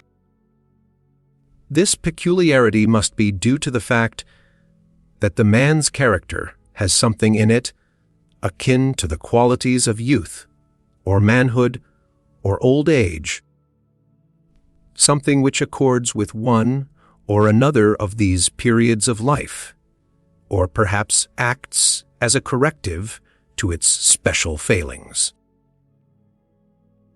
The mariner observes the progress he makes only by the way, in which objects on the coast fade away into the distance and apparently decrease in size. In the same way a man becomes conscious that he is advancing in years when he finds that people older than himself begin to seem young to him. It has already been remarked that the older a man becomes, the fewer are the traces left in his mind by all that he sees, does, or experiences, and the cause of this has been explained. There is thus a sense in which it may be said that it is only in youth that a man lives with a full degree of consciousness, and that he is only half alive when he is old. As the years advance, his consciousness of what goes on about him dwindles, and the things of life hurry by without making any impression upon him, just as none is made by a work of art seen for the 1000th time. A man does what his hand finds to do, and afterwards he does not know whether he has done it or not. As life becomes more and more unconscious, the nearer it approaches the point at which all consciousness ceases. The course of time itself seems to increase in rapidity. In childhood, all the things and circumstances of life are novel, and that is sufficient to awake us to the full consciousness of existence hence. At that age, the day seems of such immense length. The same thing happens when we are traveling 1 month seems longer than 4 spent at home. Still, though time seems to last longer when we are young or on a journey, the sense of novelty does not prevent it from now, and then, in reality, hanging heavily upon our hands, under both these circumstances. At any rate more than is the case when we are old or staying at home. But the intellect gradually becomes so rubbed down and blunted by long habituation to such impressions that things have a constant tendency to produce less and less impression upon us as they pass by. And this makes time seem increasingly less important and therefore shorter in duration. The hours of the boy are longer than the days of the old man. Accordingly, time goes faster and faster the longer we live, like a ball rolling down a hill. Or, to take another example, as in a revolving disc, the further a point lies from the center, the more rapid is its rate of progression. So it is in the wheel of life. The further you stand from the beginning, the faster time moves for you. Hence it may be said that as far as concerns the immediate sensation that time makes upon our minds, the length of any given year is in direct proportion to the number of times it will divide our whole life. For instance, at the age of 50 the year appears to us only 1/10 as long as it did at the age of 5. This variation in the rate at which time appears to move exercises a most decided influence upon the whole nature of our existence at every period of it. First of all, it causes childhood, even though it embrace only a span of 15 years, to seem the longest period of life, and therefore the richest in reminiscences. Next, it brings it about that a man is apt to be bored just in proportion as he is young. Consider, for instance, that constant need of occupation, whether it is work or play, that is shown by children. If they come to an end of both work and play, a terrible feeling of boredom ensues. Even in youth, people are by no means free from this tendency and dread the hours when they have nothing to do. As manhood approaches, boredom disappears, and old men find the time too short when their days fly past them like arrows from a bow. Of course, I must be understood to speak of men, not of decrepit brutes. With this increased rapidity of time, boredom mostly passes away as we advance in life, and as the passions with all their attendant pain are then laid asleep. The burden of life is, on the whole, appreciably lighter in later years than in youth, provided, of course, that health remains. So it is that the period immediately preceding the weakness and troubles of old age receives the name of a man's best years. That may be a true appellation, in view of the comfortable feeling which those years bring. But for all that the years of youth, when our consciousness is lively and open to every sort of impression, have this privilege, that then the seeds are sown and the buds come forth. It is the springtime of the mind. deep truths may be perceived, but can never be excogitated. That is to say, the first knowledge of them is immediate, called forth by some momentary impression. This knowledge is of such a kind as to be attainable only when the impressions are strong, lively, and deep. And if we are to be acquainted with deep truths, everything depends upon a proper use of our early years.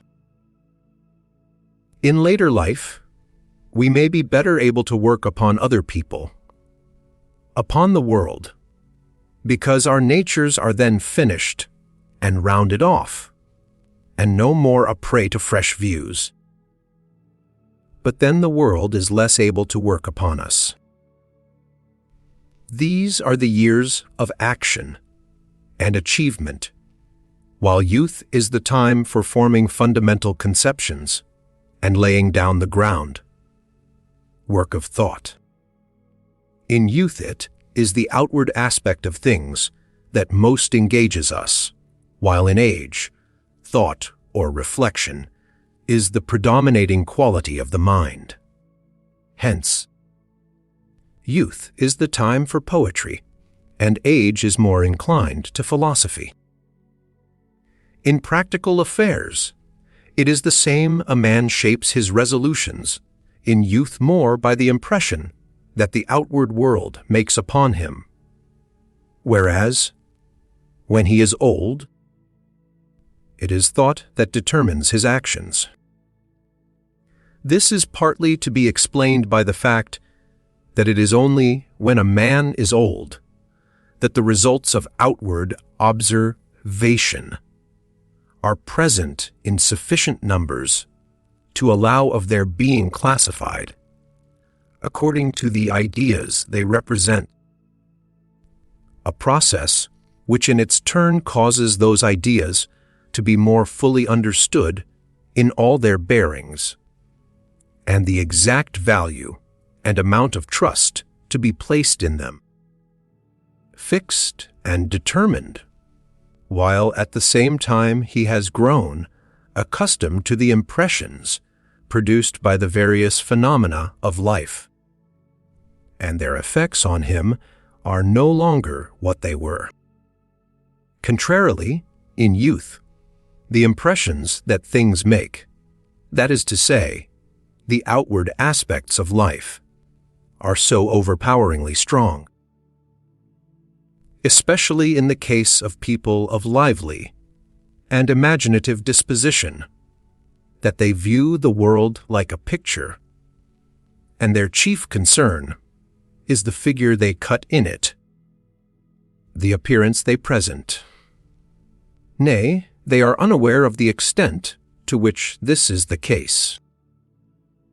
It is a quality of mind that shows itself, if in no other way, in that personal vanity and that love of fine clothes which distinguish young people.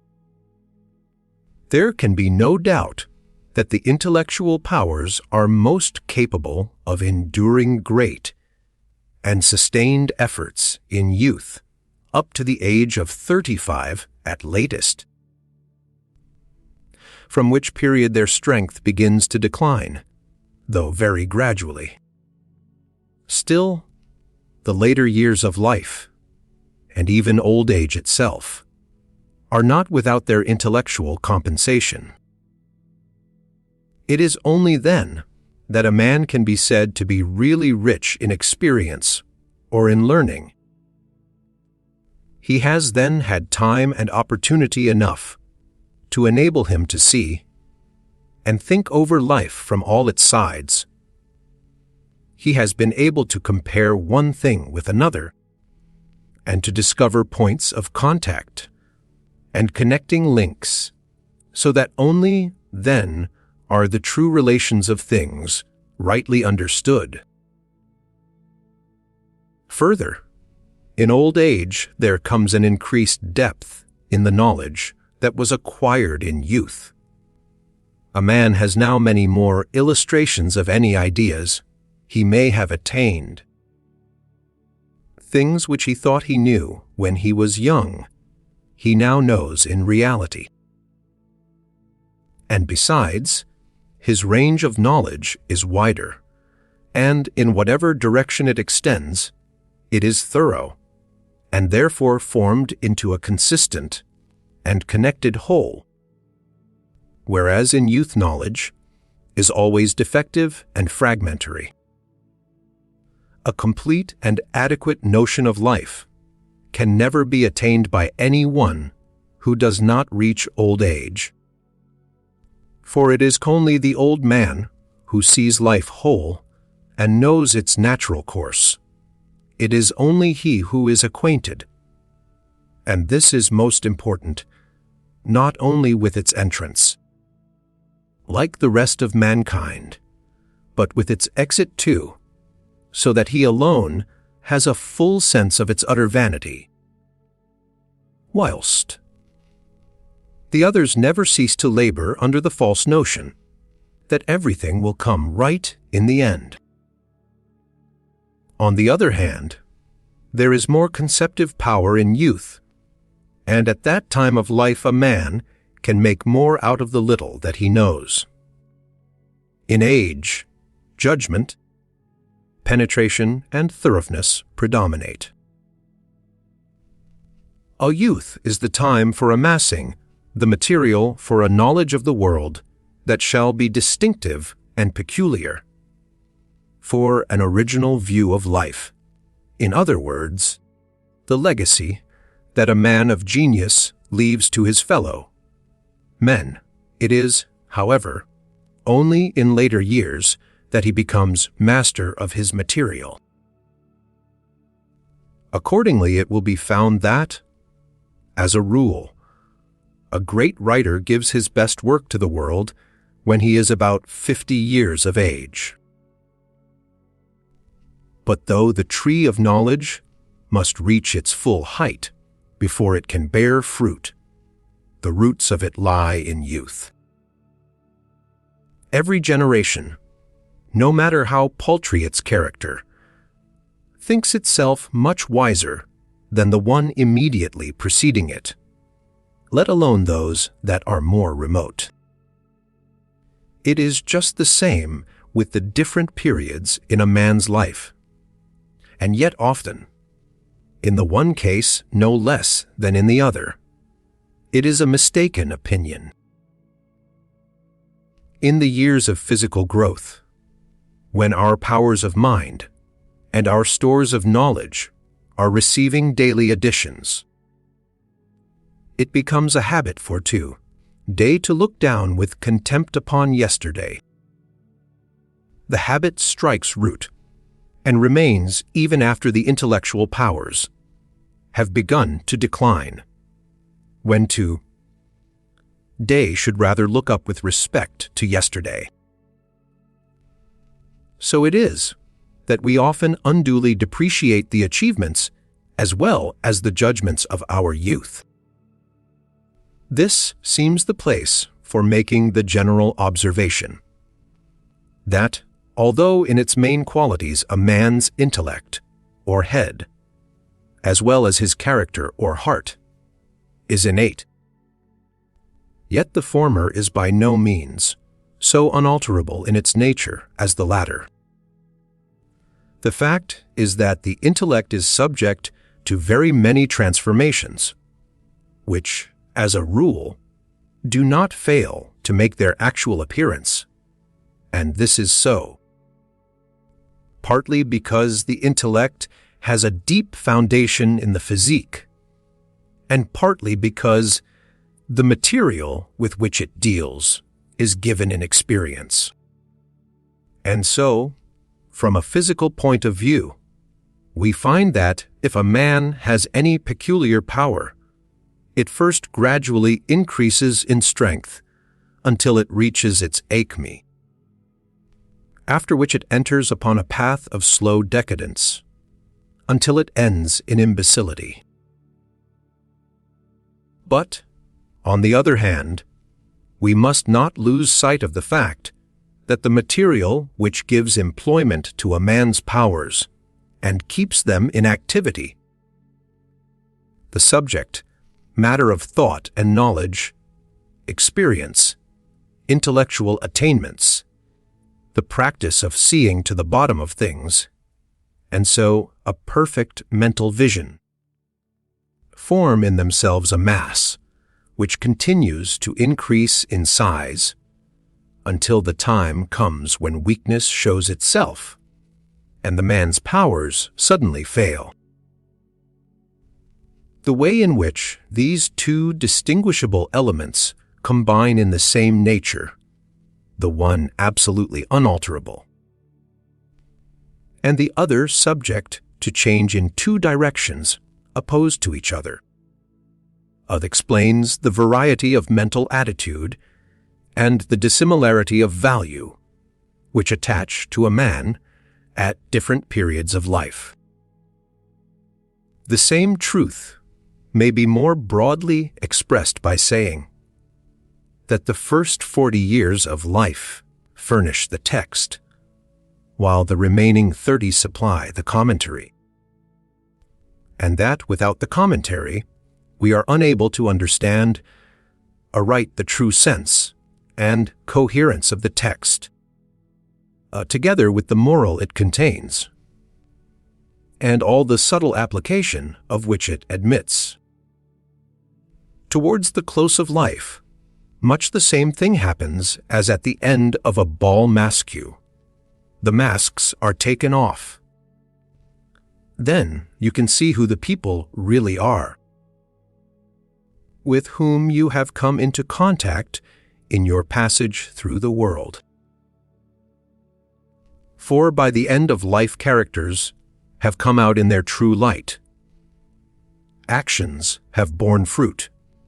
Achievements have been rightly appreciated, and all shams have fallen to pieces. For this, time was in every case requisite.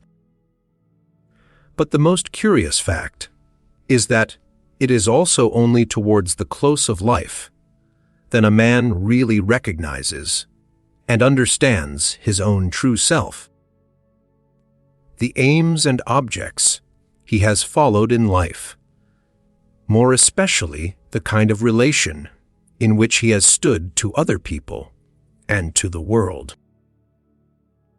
It will often happen that as a result of this knowledge, a man will have to assign himself a lower place than he formerly thought was his due. But there are exceptions to this rule, and it will occasionally be the case that he will take a higher position than he had before. This will be owing to the fact that he had no adequate notion of the baseness of the world, and that he set up a higher aim for himself than was followed by the rest of mankind. The progress of life shows a man the stuff of which he is made. It is customary to call youth the happy and age the sad part of life. This would be true if it were the passions that made a man happy. A youth is swayed to and fro by them, and they give a great deal of pain and little pleasure. In age the passions cool and leave a man at rest, and then forthwith his mind takes a contemplative tone. The intellect is set free and attains the upper hand. And since, in itself, intellect is beyond the range of pain, and man feels happy just in so far as his intellect is the predominating part of him. It need only be remembered that all pleasure is negative, and that pain is positive in its nature, in order to see that the passions can never be a source of happiness, and that age is not the less to be envied on the ground that many pleasures are denied it. For every sort of pleasure is never anything more than the quietive of some need or longing, and that pleasure should come to an end as soon as the need ceases, is no more a subject of complaint than that a man cannot go on eating after he has had his dinner, or fall asleep again after a good night's rest. So far from youth being the happiest period of life, there is much more truth in the remark made by Plato at the beginning of the Republic, that the prize should rather be given to old age, because then at last a man is freed from the animal passion, which has hitherto never ceased to disquiet him.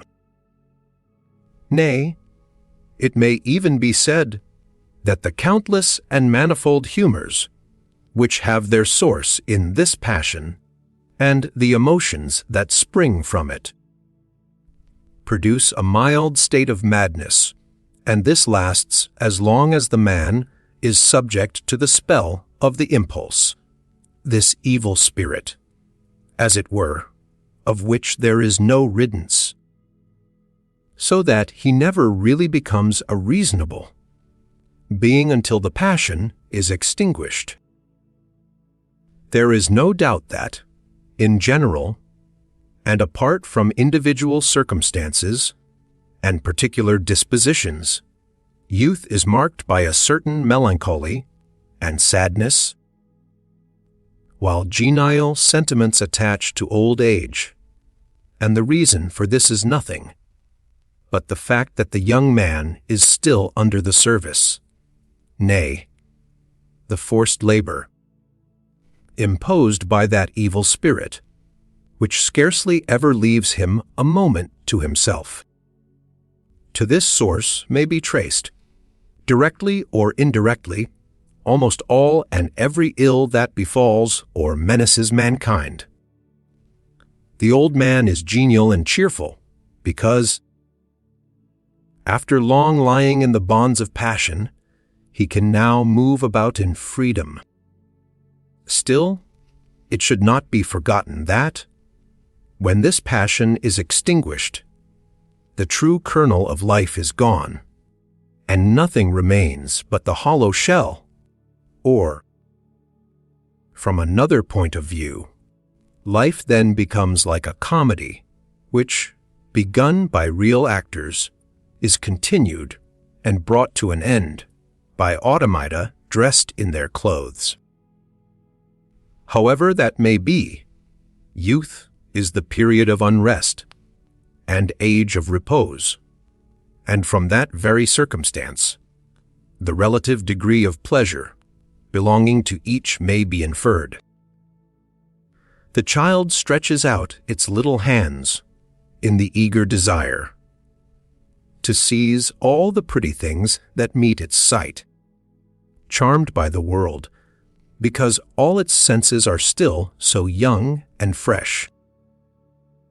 Much the same thing happens with the youth, and he displays greater energy in his quest. He, too, is charmed by all the pretty things and the many pleasing shapes that surround him, and forthwith his imagination conjures up pleasures which the world can never realize. So he is filled with an ardent desire, for he knows not what delights, robbing him of all rest and making happiness impossible.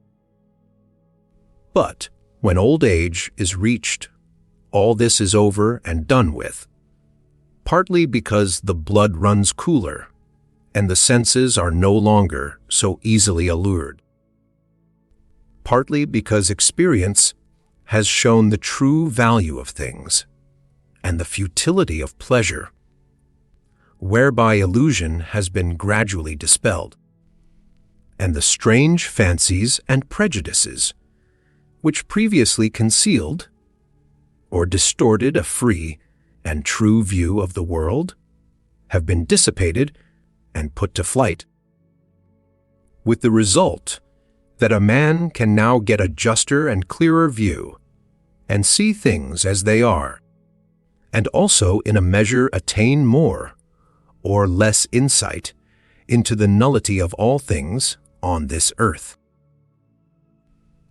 It is this that gives almost every old man, no matter how ordinary his faculties may be, a certain tincture of wisdom which distinguishes him from the young. But the chief result of all this change is the peace of mind that ensues, a great element in happiness, and, in fact, the condition and essence of it. While the young man fancies that there is a vast amount of good things in the world, if he could only come at them, the old man is steeped in the truth of the preacher's words, that all things are vanity, knowing that, however gilded the shell, the nut is hollow. In these later years, and not before, a man comes to a true appreciation of Horace's maxim, nil admirari. He is directly and sincerely convinced of the vanity of everything, and that all the glories of the world are as nothing his illusions are gone.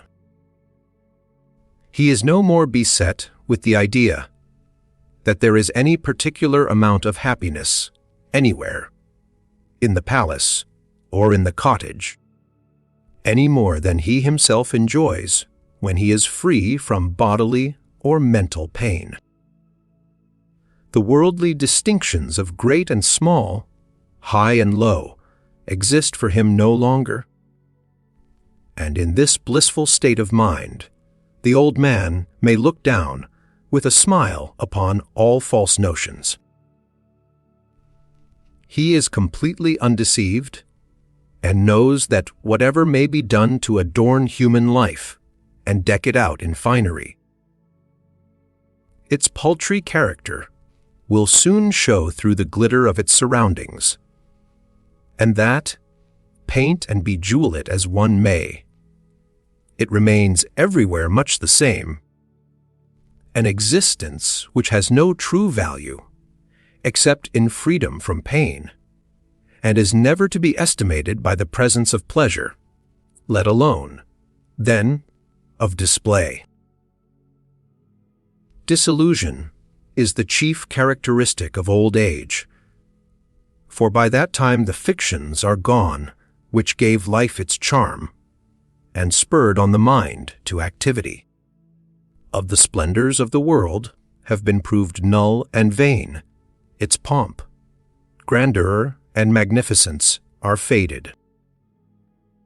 A man has then found out that behind most of the things he wants, and most of the pleasures he longs for, there is very little after all, and so he comes by degrees to see that our existence is all empty and void.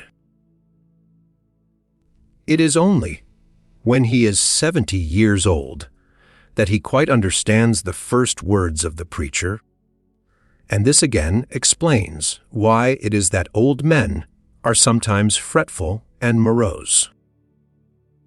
It is often said that the common lot of old age is disease and weariness of life.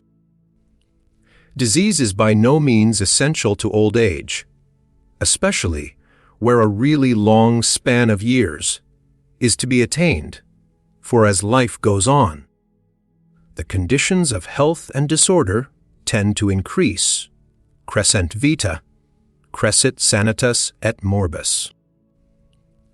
And as far as weariness or boredom is concerned, I have stated above why old age is even less exposed to that form of evil than youth. Nor is boredom by any means to be taken as a necessary accompaniment of that solitude, which, for reasons that do not require to be explained, old age certainly cannot escape.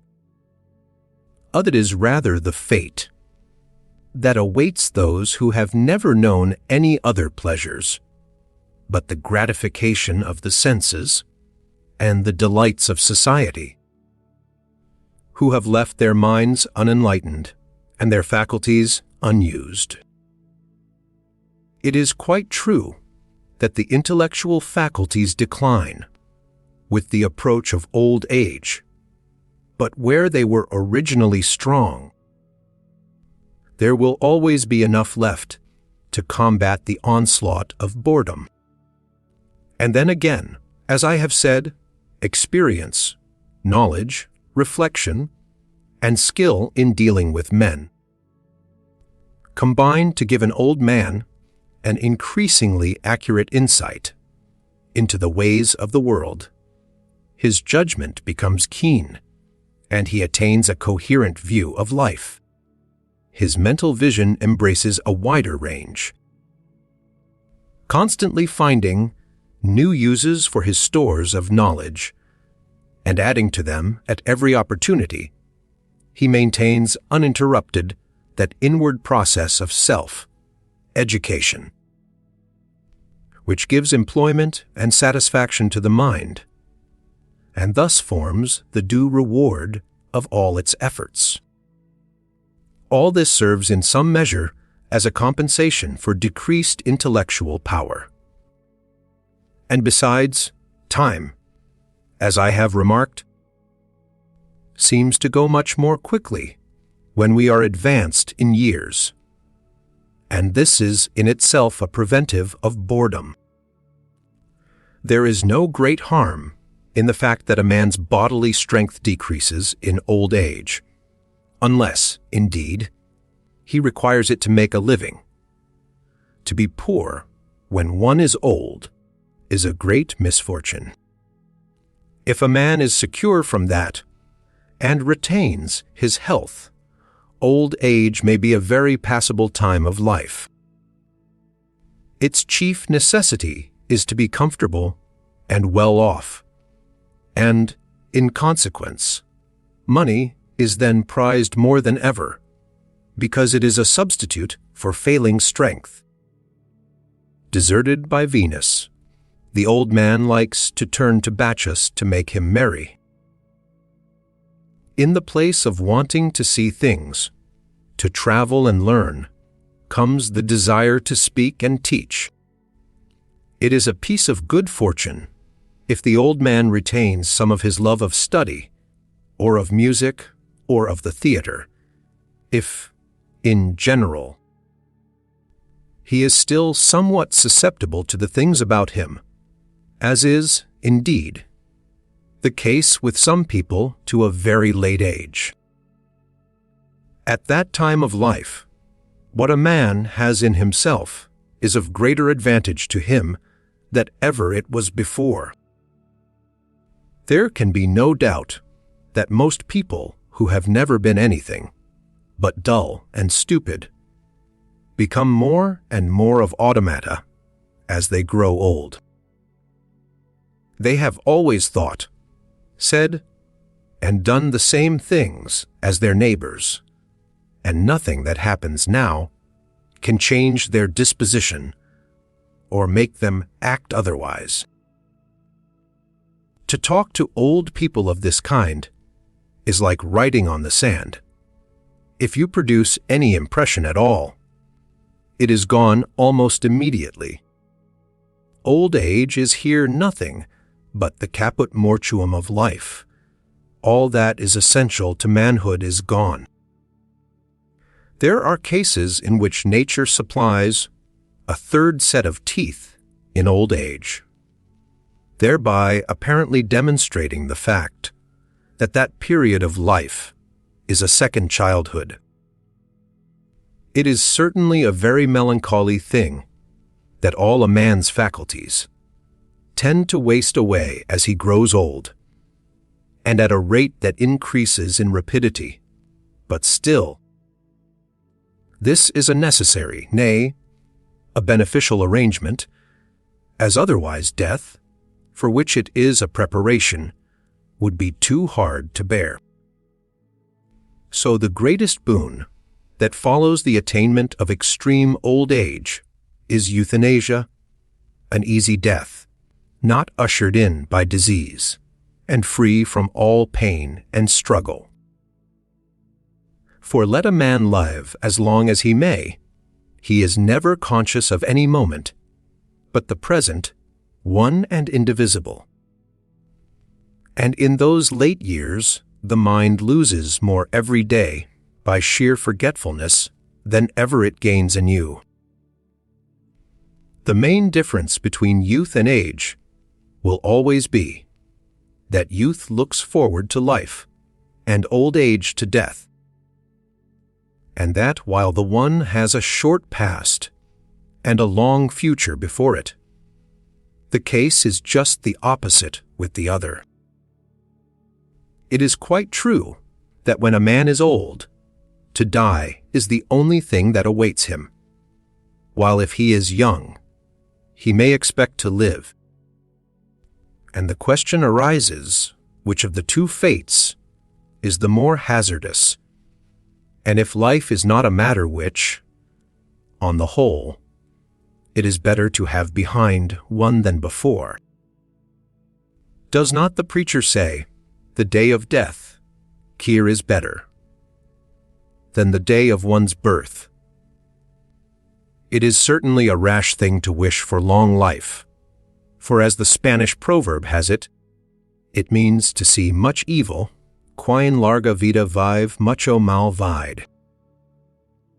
A man's individual career is not, as astrology wishes to make out, to be predicted from observation of the planets, but the course of human life in general.